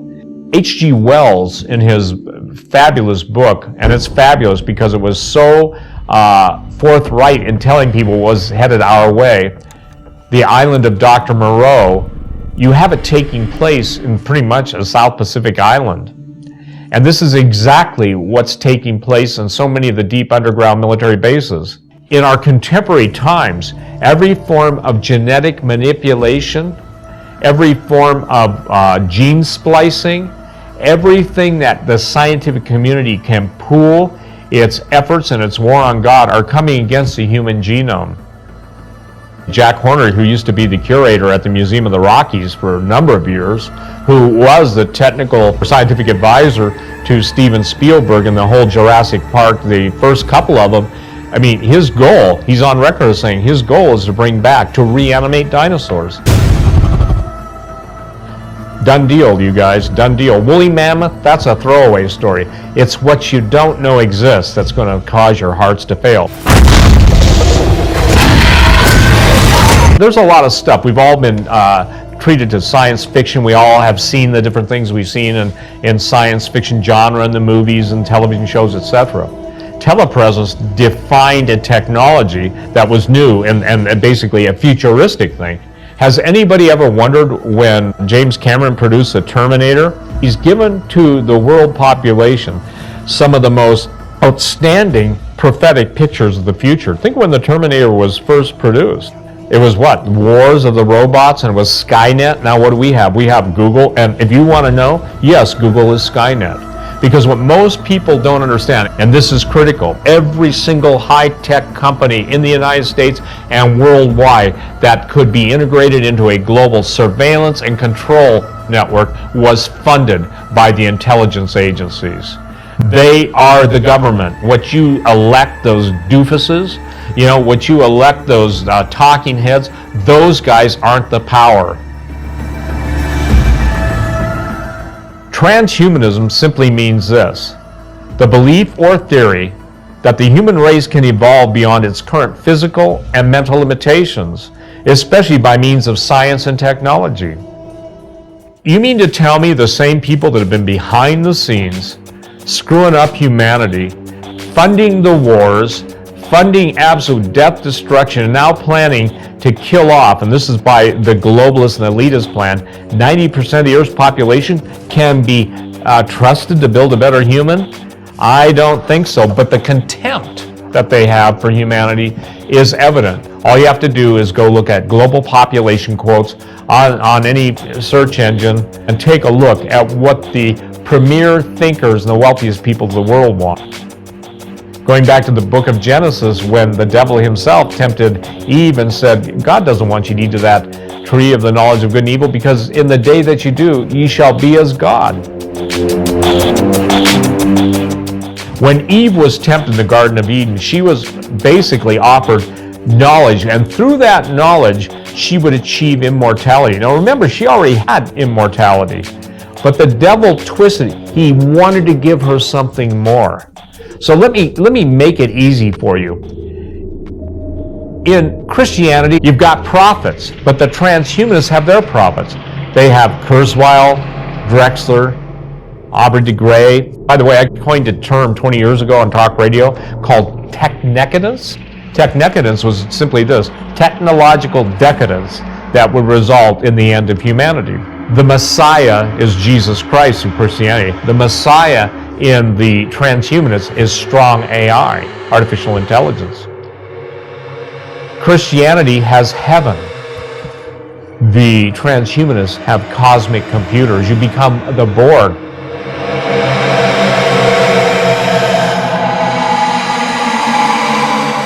Now, what's interesting about strong AI, it has come out that robots now are developing their own languages between each other, get this, and that those who are supposedly programming the robots can't understand it.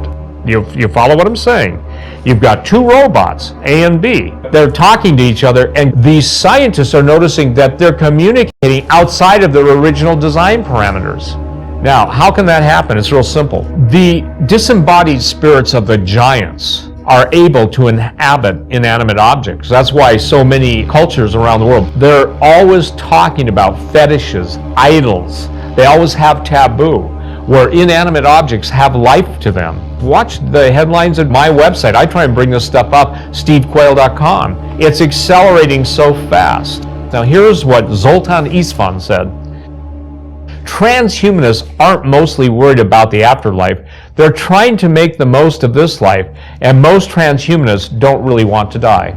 Isn't that interesting? He's one of the most famous transhumanists in the world. In the majesty of Yellowstone, it's no place else like it on Earth. Some people say 50% of the geothermal features in the world are in Yellowstone. Others say 60%, 10,000 vents. But while everyone's looking at the supervolcano, an amazing discovery was made, actually a Nobel-winning discovery was made in Yellowstone in one of the geyser pools called the Mushroom Geyser Pool. In essence, a little thermophile bacteria, microscopic, changed the history of genetic engineering forever. And what's interesting, that Kary Mullis, who conceptualized this in 1983, is hailed as one of the monumental scientific techniques of the 20th century. Let me tell you why. A thermophile bacteria simply means it exists at higher than normal temperature or reacts differently at different temperatures. What Kary Mullis discovered a method of amplifying DNA, basically shattering every paradigm in the scientific world at that point. Kary Banks Mullis received a Nobel Prize in Chemistry in 1993 for his invention of the polymerase chain reaction, PCR. The process, which Mullis conceptualized in 1983, is hailed as one of the monumental scientific techniques of the 20th century. A method of amplifying DNA. PCR multiplies a single microscopic strand of the genetic material billions of times within hours. The process has multiple applications in medicine, genetics, biotechnology, and forensics. PCR, because of its ability to extract DNA from fossils, is in reality the basis of a new scientific discipline, paleobiology. Yellowstone changed everything in the world. Isn't it interesting? I love it there. I go there. I fly up there. I'm probably there as much as anybody outside of a park ranger, because it's such a fascinating place. So every scientist in the world wants to know how life exists on other planets in an acidic or basic environment, how something can live at 350 degrees, how life forms could, quote, "their word, not mine," evolve. The point is that Yellowstone is probably, in my opinion, the most important pivotal point on the planet, and will become increasingly so. By stepping into Yellowstone, you're stepping into the future. Kary Mullis's discovery in Yellowstone and the ensuing developments based on that made the combination of any form of organic genetic material possible. Imagine all of the DNA. Now go back to what I told you about the eyewitness report at the Smithsonian and what he told me, that they have every form, well, hey, if they're lying about the giants, what else are they lying about? That's the whole history of the world. Whether it's archaeology, anthropology, look up the great anthropological frauds, such as the Piltdown Man. You remember when Neanderthals, were just part of the human evolutionary chain, and now guess what? They're totally separate species. Any scientist that dare tells the truth is ostracized. And do you know what controls the scientific community? Money. Not a Jeopardy question. Money. If someone comes up with the truth that is contrary to the agreed upon lie, they're defunded and they go into obscurity. I've talked to too many of them. Good example is Royal Rife. Royal Rife came up with the understanding that all sicknesses are based on specific frequencies on a cellular level. Guess what? Science is coming right around because they need that. They need that. That which they deny in the past, they bring forth into the future. Another good example, I said this on Antarctica. Antarctica has the world's leading scientific and religious leaders going down there for some unusual findings that have been there. Well, in my book that I wrote called Empire Beneath the Ice, How the Nazis Won World War II, I know who they're meeting with. Because even though Admiral Byrd, people can argue with his diary, the extreme measures that these global controllers use to kill, ladies and gentlemen, anybody that would come forth with the truth in those days was beyond understanding. James Forrestal was thrown out of the 3rd floor of Bethesda Naval Hospital. And God bless him, his main concern was to tell the American people what was really going on in Antarctica and what they had found.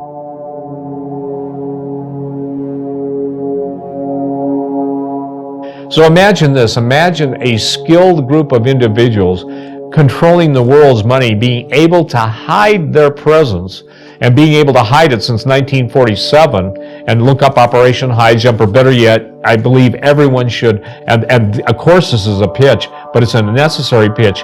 If you don't understand Operation High Jump, if you don't understand the Empire Beneath the Ice, you won't understand why everybody is down there, from the Pope, Putin, the ex-entity in the White House. All those guys have gone down there. The religious leaders, good night, Patriarch Kirill, the head of the Russian Orthodox Church. One of our former astronauts been down there, and he had an episode down there where he had to get carted out or flown out to New Zealand.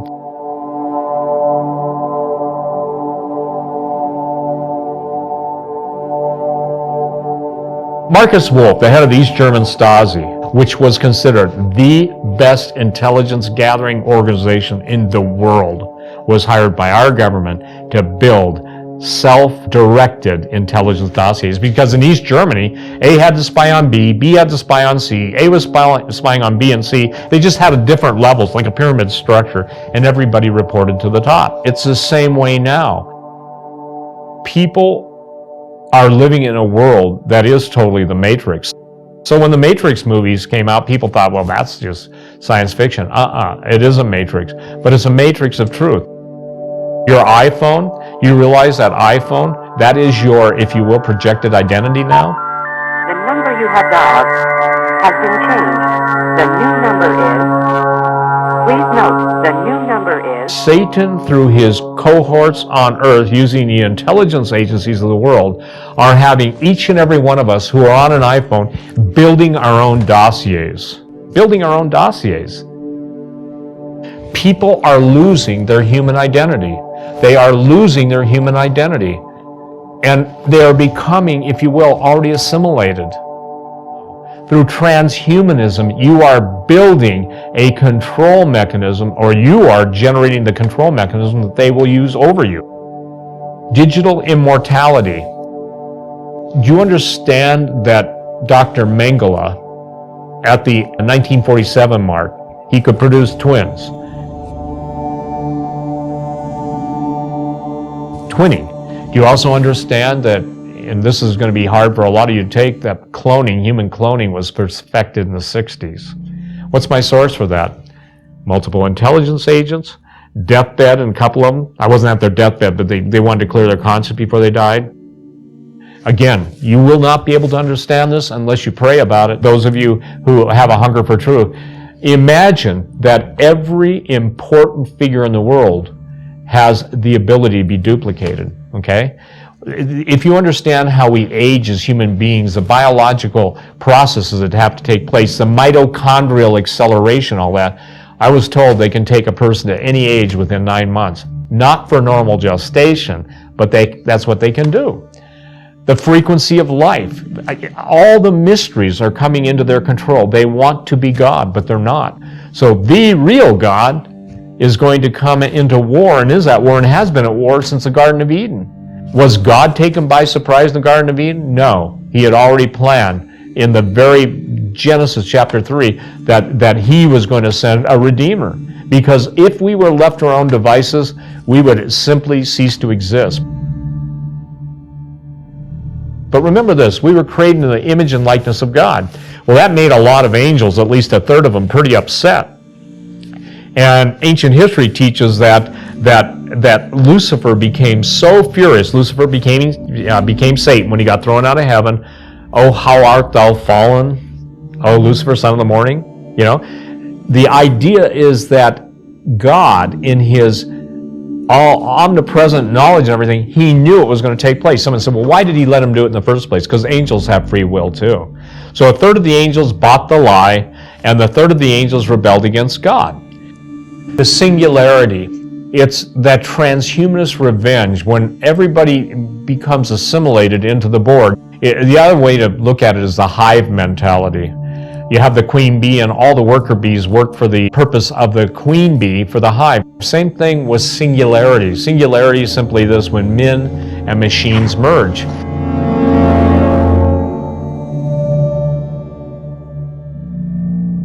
Remember what I said about what happens if you've got a disembodied spirit that embodies in an inanimate object, causing it to be animate? These are headlines. A new kind of eternal life. The growing Christian transhumanist movement.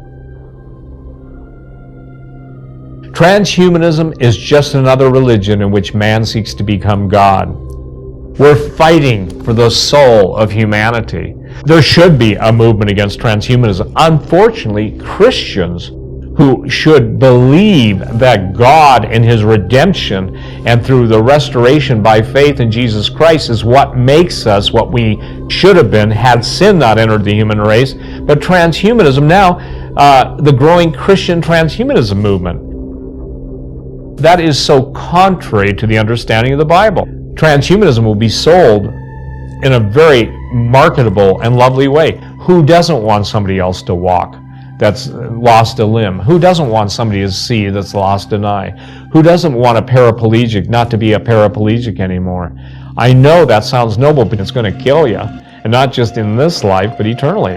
Reverend claims AI have souls and can be saved by Jesus Christ. Jesus Christ died for his creation and not their creation. This guy is basically saying that robots can be saved, you know? Well, they can't, because they're not creating the image and likeness of the living God. They're shaking their fist at heaven, saying, you didn't do a good enough job, God. You know, we'll do a better job. Those people that shake their fists at heaven are the people that are inoculating children with vaccines, causing autism or worse. They're the ones that are genetically altering bacteria to be race weapons based on race-specific weapons. These are the ones that are designing a higher form of killing, a better way of killing, and at the end of the day, they want everybody dead but them. Eternal life through science rather than God. And what that's producing as creating spiritual bankruptcy. The reason people are losing it, do you know that right now one of the psychological problems in America is people don't know who they are anymore. Their identity is locked up in the electrons. Identity has been divorced from humanity. Artificial intelligence is the ultimate assault on that which God has created. AI and transhumanism, could quest for superintelligence and eternal life lead to a dystopian nightmare? The question I'm asked over and over by people all over the world is, why giants? Why giants? Why is this so important? Because, ladies and gentlemen, the giants and their fathers, the fallen angels, have infected the entire human race. And so I'm gonna share a couple things that have been written that I think are really critical. And it's this one's coming from the Dake's Bible. It was a purpose of Satan and his fallen angels to corrupt the human race and thereby do away with pure Adamic stock, through whom the seed of the woman should come. This would avert their own doom and make it possible for Satan and his kingdom to keep control of the planet Earth indefinitely. It was said to Adam and Eve that the seed of the woman should defeat Satan and restore man's dominion. The only way then for Satan to avoid his predicted defeat was to corrupt the pure Adamic line, so that the coming of the seed of the woman into the world would make it impossible. This he tried to accomplish by sending some of his fallen angels to marry the daughters of men, as in Genesis 6, 1-4. The main object of Noah's flood was to do away with all the satanic corruption, destroy the giants, and preserve the pure Adamic stock, as to make good the guarantee of the coming of the seed of woman, as in the plan of God. The vision which Isaiah son of Amos saw against Babylon. Lift up a standard on the mountain of the plain, exalt the voice to them, beckon with the hand, open the gates, ye rulers, I give command, and I bring them. I'm in chaos. Giants are coming to fulfill my wrath, rejoicing at the same time and insulting. A voice of many nations on the mountains, even like to that of many nations, a voice of kings and nations gathered together. The Lord of hosts has given command to a warlike nation to come from a land afar off, from the uttermost foundation of heaven. The Lord and his warriors are coming to destroy all the world. Howl ye, for the day of the Lord is near, and destruction from God shall arrive. Let me read Isaiah 45:18. This was what turned the cogs in my brain on when I understood this 45 years ago. For thus saith the Lord that created the heavens, God himself that formed the earth and made it. He established it. He created it not in vain. He formed it to be inhabited. I am the Lord, there is none else. We've got a contradiction there between Isaiah 45:18 and Genesis 1:1 and 1:2, unless you understand that something took place that resulted in the waste. You can conclude that as originally created, the universe was a very beautiful, appointed for the purpose of which God brought it into being. It was in fact, as Isaiah says, in no sense created chaos, but formed to be inhabited.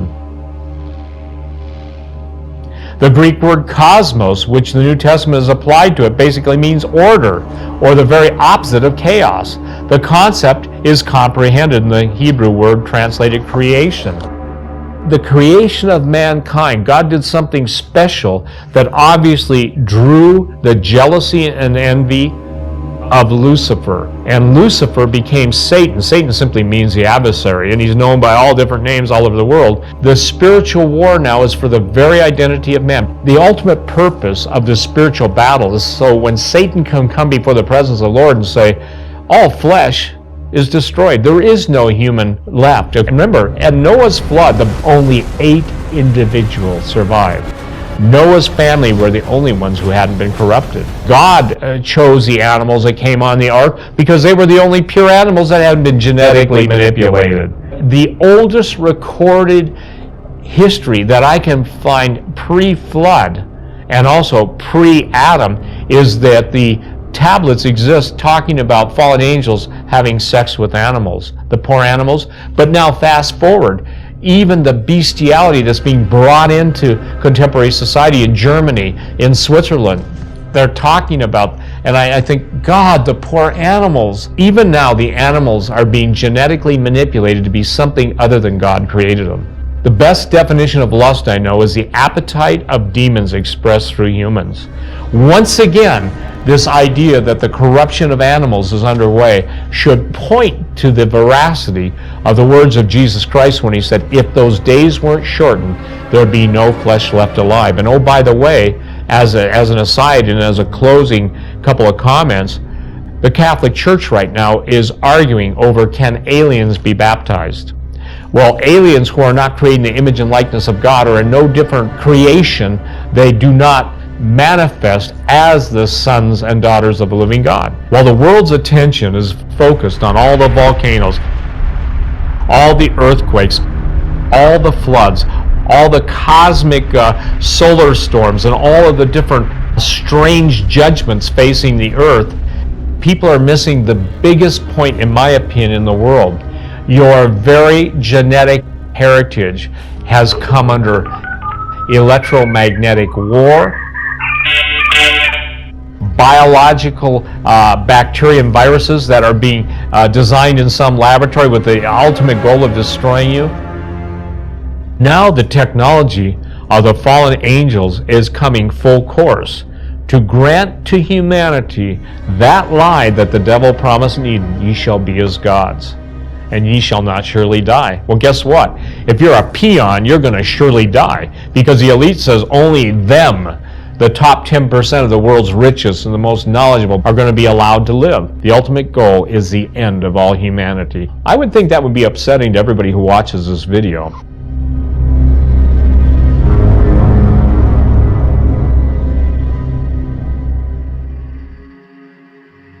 People are losing it. Right now, they're losing it. They're losing. They can't understand why all the hurricanes. They can't understand why all these events. Every volcano pretty much in the world now is triggered. The great earthquakes are being triggered. Why is this? The reason I've gone to this trouble, I believe this is my calling, to get you prepared. You can say, why would anybody talk to me? Well, here's the promise that God made to me 46 years ago when he appointed me a watchman. I didn't even know what a watchman was. When he told me I'd have a Joseph ministry, I didn't even know who Joseph was. I didn't know anything.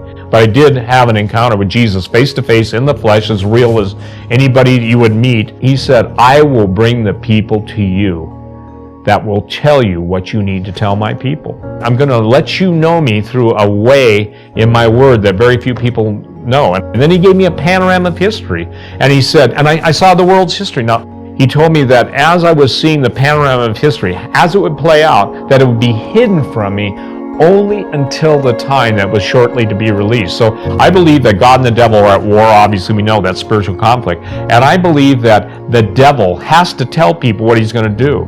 But because of the subtlety of the devil and the sinister nature of deception and seduction, people will watch it and think, oh, that's only fantasy. That's how they leak everything, everybody. That's how they leak everything. Remember Minority Report? Hey, it's here. Everything they agree to or tell you is in the future. It's my contention. It's already here. Understand, I am a non-religious person. Even to this point, I get tagged with being a crazy evangelical. I'm not an evangelical. You think the evangelicals invite me in to talk to their church? We continue. We got a cave found in Indiana, Alaska, 1924.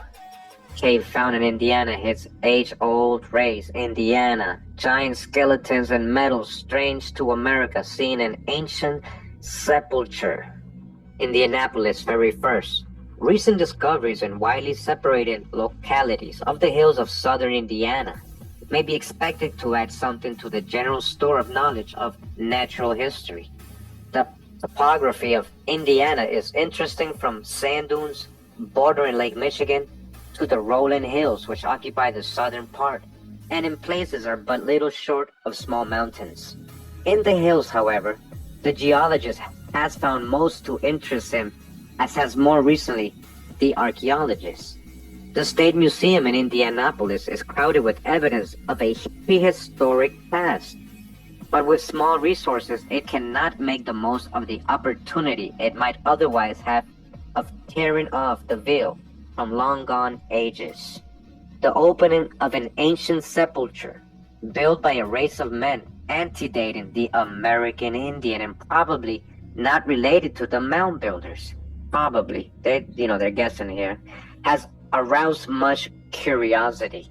This occurred in Jennings County, 10 miles from North Vernon, in a bend of a small creek where some excavating was done in a mound built by human hands and reaching 100 feet in height and about the same in diameter.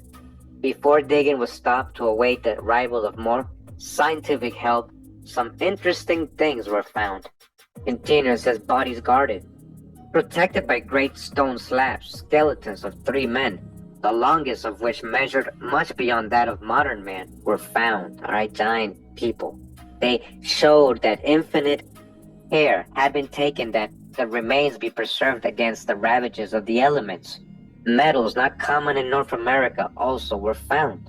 Although the locality has been settled more than 100 years, residents near Folsomville in the extreme southwestern part of the state did not know until recently that a cave of mammoth proportions existed close at hand. The discovery was made by a hunter who accidentally stumbled up on the entrance. The cave revealed some things which easily outdo the author of the Arabian Nights, and have the added advantage of more veracity perhaps. The most interesting find was of species of blind snakes, which hiss so loudly that the Stygian gloom of the earth's innermost recesses becomes all the more hideous. Nestor and some friends succeeded in capturing 2 specimens alive, and they were sent to the Smithsonian Institution in Washington. Do you see what happened? See who's always involved, right? And you know what they did. They just hid all this stuff. After Nestor and his party had proceeded a distance of 1,500 feet, they came upon a pit which apparently had no bottom. It was sounded to a depth of 2,500 feet.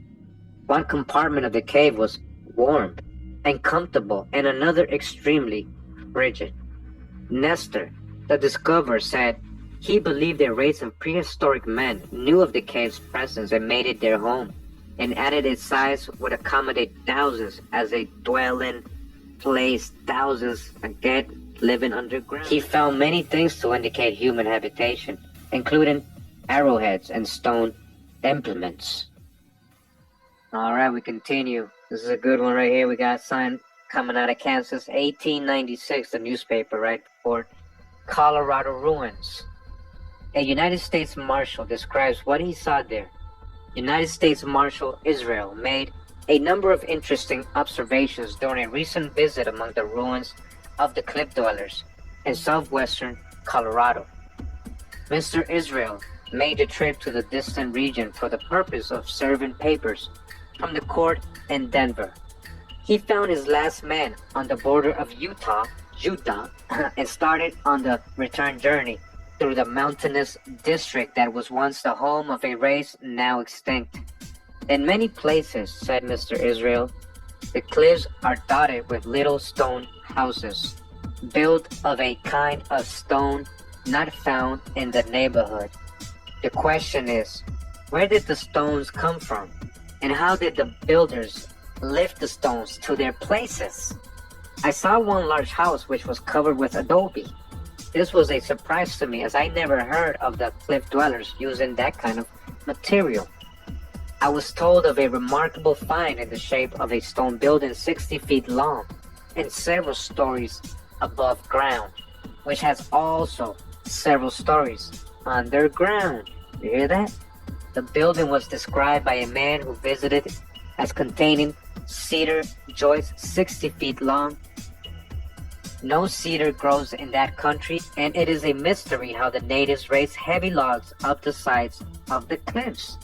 Continues, says Mr. Israel says the Smithsonian Institution has an agent in the field who is preparing to carry away a large number of relics from their ruins. Alright, you guys heard that? You see somebody telling you what I was just saying? what I've been saying in these videos about the Smithsonian Institute, we already know what they do. Everybody who does research into these occult or mysterious things they found here in America, you know that the Smithsonian comes around and things seem to disappear for good from all history. Look what they're telling you here in this newspaper report. He literally said he wasn't even lying. He was just being honest of what he was experiencing. He was just like, Smithsonian agent, an agent, right, came and what? Carried away a large number of relics from the ruins. A second representation from the east is expected during the summer, so they had more people coming. And within a few years, there will be little of interest in southwestern Colorado for the lover of antiquities. You see what they did? They took it all. The despoilers are at work, and the buildings are being torn down, and the skeletons and mummies of the original inhabitants are shipped to the museums of the Atlantic states and Europe. Alright, body bag, major drop, hold up, that's a... Man, I wasn't expecting this, guys. Alright, shout out to Waking Up with Analog for sharing this with us, finding these great newspaper reports. They're clearly telling you the agenda. Listen to what they were doing. You know, it's not just theories. They were literally destroying the old world structures. We know this, right? Resets and all that. But they were doing it to the ancient ones too. The indigenous ones, the ones that were out of place, that didn't fit their narratives. Remember Manifest Destiny? Look what they were doing. What they were doing? They were at work. And the buildings are being torn down. And the skeletons and mummies of the original inhabitants are shipped to the museums of the Atlantic states in Europe. The British Museum has Egyptian mummies, right? Oh yeah, what Egypt? America, the true Egypt. Yeah, they're telling you right here they were doing it. Like I was saying, how do we know they weren't shipping all these mummies they're finding in America into Cairo, into Germany, into England, into all these museums all over the world? They're talking about, oh, it came from Egypt, being all subliminal. They meant the Egypt, yeah, but they meant to marry, Mary. There is no law in Colorado under which the intruders can be punished. There is no law. You can't go against the Smithsonian, huh? But this is a deep one right here. I hope you guys pay attention to this. First-hand report of what he saw them doing. Again, this was from 1896. By that time, they already had destroyed everything. Imagine. Reconstruction, huh? Or deconstruction. Continuing here, it says here we got a news report from DC, Ruins Cover Village, 1923. Says here, Ruins Cover Village, Albuquerque, New Mexico, October 20. Ruins of an ancient Pueblo Bonito, New Mexico, which revealed to geologists a prehistoric underground settlement, are declared to be only the upper story of still another buried village. All right, underground, but they only found the top of it, the top of the building. Neil Judd, Director of Excavations of the National Geographic Society, has announced that diggings disclosed the second underground city covers at least 3¼ acres. Underground city, 3¼ acres. This is from the National Geographic Society. All right, this is stuff they didn't tell us. Among the dwellings found in the Pueblo, Mr. Judd said there was a building of 800 rooms. You hear that? One of the buildings had 800 rooms. This is an underground city in New Mexico. National Geographic's letting you know. All right, 800 rooms in one of these buildings, of which 500 were on one floor. 500 rooms in one floor. Many of the underground dwellings stand 4 stories high, he said. 4 stories high, and they're underground still. They're still not even above ground, and they're already tall. From 1899 in Washington. Prehistoric maize. Seed found in an Indian mound planted in Egypt. Some queer-looking corn having a mysterious origin is on exhibition in this city. 2 years ago, some men near Fairfield, Illinois, while excavating an old Indian mound, found encased in a cemented stone jar several hundred grains of some vegetable bearing a striking resemblance to corn, although it was at least several hundred years old. The grain was in a perfect state of preservation. One of the men became interested in the queer-looking cereal and planted it on his farm near Fairfield. Not many of the grains germinated, but what did prove a novelty, both in color and in size of the stalks. The stalks grew colossally large and tall, with thick leaves of a dark green color, suggestive of the fossiliferous age. The farmer seeded several acres to the new cereal this year and was astounded at the result. The yield was twice as bountiful as the standard variety of corn, grown on the same ground, and the weight of the corn was nearly phenomenal. One ear weighing nearly twice as much as the average ear of white corn. Throughout the fall drought that prevailed over all Egypt, the leaves of this new Indian maize remained phenomenally green. Some of the corn was put on exhibition in the city, where it is attracting great attention. It is of a deep copper color, resembling the white variety. When lightly parched, there are 16 rows of kernels to each ear, averaging 25 grains to the row. The grains are usually large and of a sweet, palatable flavor. Alright, so do you understand what they are saying here? They found an ancient seed of corn in an Indian mound. They planted it, grew many acres of it, and it gave so much corn. It was plentiful, it was large, it was ancient. Planted in Egypt. Alright, we continue. We got here a news report from Missouri, 1838, from 1838. It says here, mining region of Missouri. The St. Louis Argus states that the celebrated mountain of magnetic iron in that state has an elevation 350 feet above the surrounding plain and is 1.5 miles across its summit. The ore of which this mountain may be said to be substantially composed yields 80% pure metal. If it be magnetic, as it said, what a stupendous battery this Lord of Davenport's electromagnetic machine! It would drive all the factories the prairies could hold, and all the steamers that could float on the Mississippi. No engines, no fuel, no coal mines would be wanted. You hear that? What would become of Fulton and Mock Chunk? In every direction for miles around, besides iron ore, are found plumbago and sulphuret of lead, and 5 miles south is a magnificent pyramidal mountain, of the nacreous oxide of iron, 300 feet high, and a base of 1.5 miles in circumference. Let that stand for Egypt's sake, a Pompey's pillar in nature's flower garden. This pyramid is not in plates, but huge masses of several tons weight, yields also 80%. Copper is also found in Missouri, and its wonderful lead mines all the world know. The Pine Ridge and its region furnishes that lofty timber in abundance, many of the trees being 90 feet high and 4 feet diameter, and Washington County is a perfect bed of metallic treasures: lead, gold, silver, copper, rust, chalk, black lead and brimstone, cornelian and other precious stones, freestone, limestone, grindstone, and burstone. St. Genevieve County has numerous quarries of magnificent marble and vast caverns of beautiful white sand resembling snow, and is much prized by the Pittsburgh people in the manufacture of flint glass. A railroad is talked of from the mines to the coal regions of near St. Louis.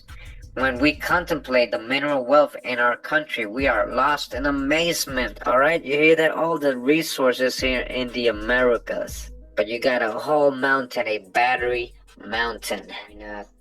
Continuing right here, it says here, ancient miners of Texas. This is from 1887, this news report.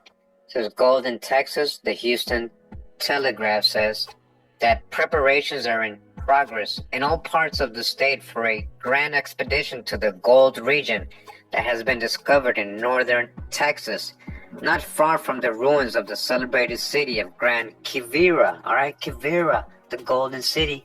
Cities of gold. The 7 cities of Cibola. Immense excavations are shown along the foot of the mountains, and the ruins of vast cities indicate that these mines were once worked by millions of people. The geographic formations of this region are similar to those of the gold regions of California, alright? Ruins of these cities. These were worked by millions of people, these mines, alright, for many, many years. Much gold over here. We continue. With another report coming out of Nebraska, says here prehistoric find 1891 prehistoric find the remains of the king of mound builders dug up in Ohio, Chillicothe, Ohio, November 17th. Mr. Warren K. Moorhead and Dr. Crescent, who have been prosecuting excavations here for the past 3 months in the interest of the World's Fair. Alright, in the interest of the World's Fair, huh? The World's Fair? Why? Have just made one of the richest finds of the century in the way of prehistoric remains. These gentlemen have confined their excavation to the Hopewell Farm, 7 miles from here, upon which are located some 20-odd Indian mounds. On Saturday, they were at work on a mound 500 feet in length, 200 feet wide, and 28 in height. At the depth of 10 feet near the center of the mound, they exhumed the massive skeleton of a man, which was encased in a veritable copper armor. Alright, so another giant who had copper armor. The head was covered by an oval-shaped copper cap. The jaws had copper moldings, and the arms were dressed in copper plates covered the chest and stomach. On each side of the head, on protruding sticks, were wooden antlers ornamented with copper. The mouth was stuffed with genuine pearls of immense size, but much decayed by the ravages of time. Around the neck was a necklace of bears, teeth set with pearls. At the side of the male skeleton was also found a female skeleton, the two supposed to be man and wife. It is estimated that the bodies were buried where they were found fully 600 years ago. Messrs. Moorhead and Crescent consider this find one of the most important that they have yet made, and believe that they have at last found the king of the mound builders. The king of the mound builders. He was decked out, all these pearls and stuff, even in his teeth. He had the grilled pearls. Wow.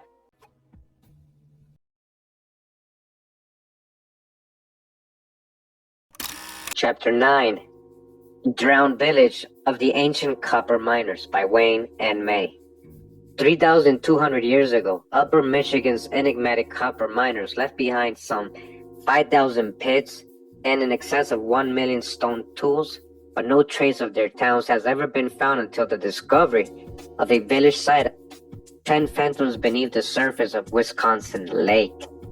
Due to the site's untouched, if presently unguarded condition, its exact position is concealed as some measure of protection.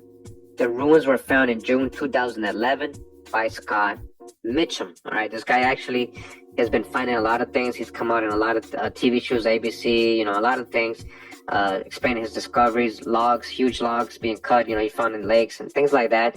He's the owner of the Superior Water Log Company, operating in Wisconsin, Canada, and Brazil. Mitchum said, "I had never looked in deep water off the island point, but knew the rocky shore gradually sloped down, but previously only covered the first 20 to 30 feet around the island, not in depth. As I got closer, I slowed to an idle and waited until I could see the bottom. I knew I had extra visibility, so I would be able to view greater depths. As the rocky bottom started to appear, something immediately caught my eye, a formation of piled rocks. I got the max, put it on, and dumped my face overboard to see mounds and circles of stone perfectly stacked." All right, here's a picture of it. The grouped rocks right here, as he's saying. "I quickly returned to shore, tied up the boat, and put on my diving suit. The sun was already down, so I didn't have much time. I swam back to where the boat had been hovering earlier, and could faintly make out dark structures lining the bottom in every direction. But declining light conditions terminated my dive. The next day, June 23rd, I arrived back at the site around 2:30 in the afternoon. Conditions were windy, with lots of pollen on the water, so visibility was not the greatest. I put on my scuba gear and dove with a camera in hand. As I swam down to the largest mound, I could see a dark, long pile of rocks, its vicinity littered with hammers and other stone tools, including what appeared to be a wood planer made from some sort of marble-like non-local stone. I logged the site via my global positioning system. All right, so here's one example of he's talking about a sunken circle with a small triangular monolith at its center. The same type of three-pointed stones was found inside a Wisconsin earthen mound at Aztlán. All right, Aztlán, a 13th century ceremonial center, less than 200 miles south of Scott Mitchum's underwater find. The significance of these triangle stones is unknown. All right, now imagine, this is at the bottom of Wisconsin Lake. When was this above the water? How long ago was this? Mitchum went on to find what he describes as workbenches used for pounding and grinding. At one of them, two tools were left on top, a hammer and a grinder. The surrounding lake bottom was profused with stone arrowheads, but an awl and fishhook were made of copper. And other fishhooks he found was much bigger, four-sided, and likewise copper. Right, metal stuff here. Mitchell's most remarkable encounter was with a mini pyramid, about 4 feet wide and approximately 4 feet high. Listen, because all his dives occurred between depths of approximately 30 and 60 feet, the material he found can be dated back from 4,100 to 3,200 years ago, when water tables in the upper Middle West began to rise from previously lower levels. In other words, the structures and implements he observed were on dry land prior to the 2100 BC, after which they were progressively covered by rising waters. This period tends to affirm their identification with the Great Lakes region, ancient copper barons who were busily engaged in large-scale mining operations just then. All right, and they're talking about, yes, there are ancient mines, people mining. They don't know who did it, and all this was going to Europe and Asia, and all these, you know, what they were getting out of this, it was going all over the world. Because in its present pristine condition, the site is extremely vulnerable to vandalism and theft, it must await the final installation of security systems before its precise location is publicized. Until then, the ancient copper miner's workshop is concealed in a murky darkness that has preserved it for more than 40 centuries. All right, when are they going to release this, right? When are they going to protect this? Continue waking up with analog. A wonderful cave in Iowa. A wonderful cave in Iowa, in the Lead District within a few miles of the town of Dubuque, is a cave lately discovered, which abounds in inexhaustible quantities of rich lead ore. Some of the apartments are beautiful, full of spar and other formations. In one section, the caverns extend to an unknown distance. It has been traveled 3 miles without any signs of its termination. 3 miles, and they turned around. They're like, hey, this is going too far, guys. Let's turn back. Or without the sight of walls on either side. Compared to this, the Mammoth Cave of Kentucky and other subterranean wonders dwindle into littleness. The American continent, when it shall be fully explored, will be found to contain the most magnificent natural curiosities in the world. Got another wonderful cave, Missouri, 1845. Wonderful cave. From the Missouri Statesman, we learned that a most extraordinary cave has lately been discovered in Howard County in this state. It seems that one of the neighboring farmers, wanting rock for building, commenced digging at this place, and by the sound emitted when struck with a shovel or hoe, he discovered that there was a cavity beneath. Removing the dirt, he discovered a wall of stone, built evidently by human hands. After displacing this wall, he had free access to the cave, but we subjoin the following account from the Statesman. The cave has been explored to the distance of 300 yards, 25 or 30 yards from the entrance is a sort of room, the sides of which, according to an account we see in the Glasgow Pilot, present a most brilliant and wonderful appearance. The writer who entered the cave with a lantern says, I had not proceeded far before I entered the principal chambers that by a single light presented the most magnificent scene that I ever beheld. The ceilings of this splendid cavern is some 18 or 20 feet high, and of a hectagon form, the whole ceiling presenting a shining surface. as though it was set with diamonds. Continuing, very near the mouth, another writer says, there is a stone shaped like a horse, but not so large, being only about 3 feet high. The head, neck, and the body are entirely finished, and part of one hind leg, all the rest is solid stone. The neck is made of 3 pieces, and stuck or fastened together, something like cabinet makers, but the corners of drawers together, dovetailed. The rest is all solid. In another part of the cave, the walls on one side are very smooth. On these walls, numerous letters, figures, and hieroglyphics appear, most of which, however, are so defaced as to render them unintelligible. Nevertheless, the figures 1, 2, 6, and 7 are quite plain. Just above these figures, the letters Don and Carlo are legible. Further on, the letters J, H, S appear on the wall. An arm of the main cavern has also been discovered and has been explored some 200 yards. A writer says, the walls and ceilings of this extraordinary cave are pretty much the same as in the other rooms. The walls have a peculiar and extraordinary brilliancy, occasioned, I discovered, from the fact that instead of stone as we first believed, we found them to be of a metal very much resembling sulfate of iron, but more of a silvery appearance. We had not proceeded very far before we heard a rumbling noise that occasionally broke upon our ears, a note the most thrilling and melodious I ever heard. We stood for a considerable time in breathless silence to catch the most enchanting sounds that ever greeted the ear of man, and it was only at an interval that we could summon courage to explore its source, which we did, and were much surprised to find it proceeded from a gushing spring in the side of the wall.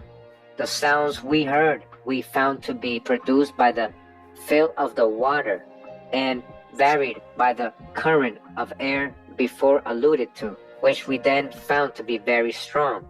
We each took a hearty draught of the limpid water of this gushing spring, and after surveying the diamond walls of the greatest natural curiosity in the world, we commenced retracing our steps to its mouth, when we found it to be quite dark and 8 o'clock at night. Alright, so this is what they're finding in all these caves, like a diamond cave, diamond ceilings with a silver metal walls and all that. Wow. And there's nothing new under the sun. Alright, we're going to read this article from North Carolina, 1839, from 1839. Nothing new under the sun. Only think, mummies found on this North American continent of ours. Mummies exactly like those of Egypt, alright? Again, are the Masons making it up when they're writing in their sacred books and teaching their initiates and all that, and that this is the true the original Egypt? This is where you find the promised land, Atlantis? Are they lying? And then they're finding mummies and all this stuff around here that they never told you about. Christopher Columbus is not so great a hero after all. A bold navigator and all that, but it seems he was mistaken when he supposed he had found a new world. Alright? Yeah, he was very mistaken. He knew where he was coming. He didn't never said that. He knew where he was going. He was sent over here. He met Indians in Ireland in the 1470s. He knew about the navigational stories of, he knew there was trade going on anciently, back and forth. He knew this was Atlantis. He knew this was the promised land. Read the notice of Dr. Hawks' lecture below. He is a native of our state and does her honor. Dr. Hawks delivered his lecture on Wednesday evening on the antiquities of America to a crowded room at the Stuyvesant Institute, and illustrated his remarks by transparent drawings prepared for the occasion. He first exhibited drawings of mounds, walls, etc., etc., in several parts of the western states, interesting only as exhibiting a link in the chain of testimony, and then proceeded to exhibit drawings representing ruins in Mexico and Central America. The audience listened with respectful attention. Some appeared to be quite interested, but there was an absence of all extraordinary surprise or enthusiasm. Not a man belonging to the Institute of France would have been able to have kept his seat, and having the evidences clearly placed before him, which at once overthrows and unsettles all the theories respecting the discovery of America, listen, and proves uncontestably that we are in the old world. Alright, it's not me saying it. Listen to this.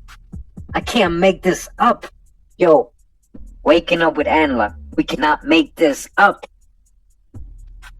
Once you see the overwhelming evidence, alright, that is placed before you, respecting the discovery of America, it proves uncontestably that we are the old world.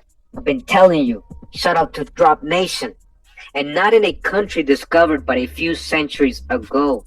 It goes further and throws a new light upon the Bible and prophecies, the only true historical record we have to guide us in such matters.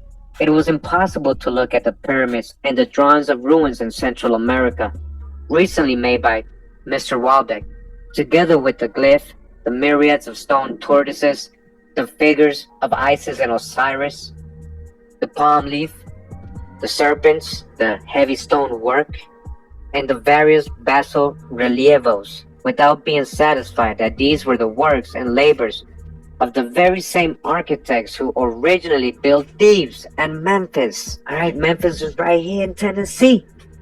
In our long, we hope to have a Champollion with us in the deciphering of the hieroglyphics and the true ancient history of this country. Alright, the true ancient history of this in the Americas. Alright, you guys hearing? Like everything we've learned on this channel, right? He's just confirming it. Once you really start deciphering the hieroglyphics and the true ancient history of this country will be made known. Alright, Dr. Hawks deserves great credit for his laborious research and his lucid views on this subject. He is a pioneer of a great work. A new era is opening in the history of our country. A new era is opening right now, guys. It was supposed to happen in the 1800s. 1839 they wrote this. 1839, that's almost 200 years ago. Almost. He says a new era, and what happened? What happened? All of a sudden, everything's in Africa, right? But right now, a new era is opening in the history of our country. An era in which we shall have extraordinary developments of the past and wonderful events for the future.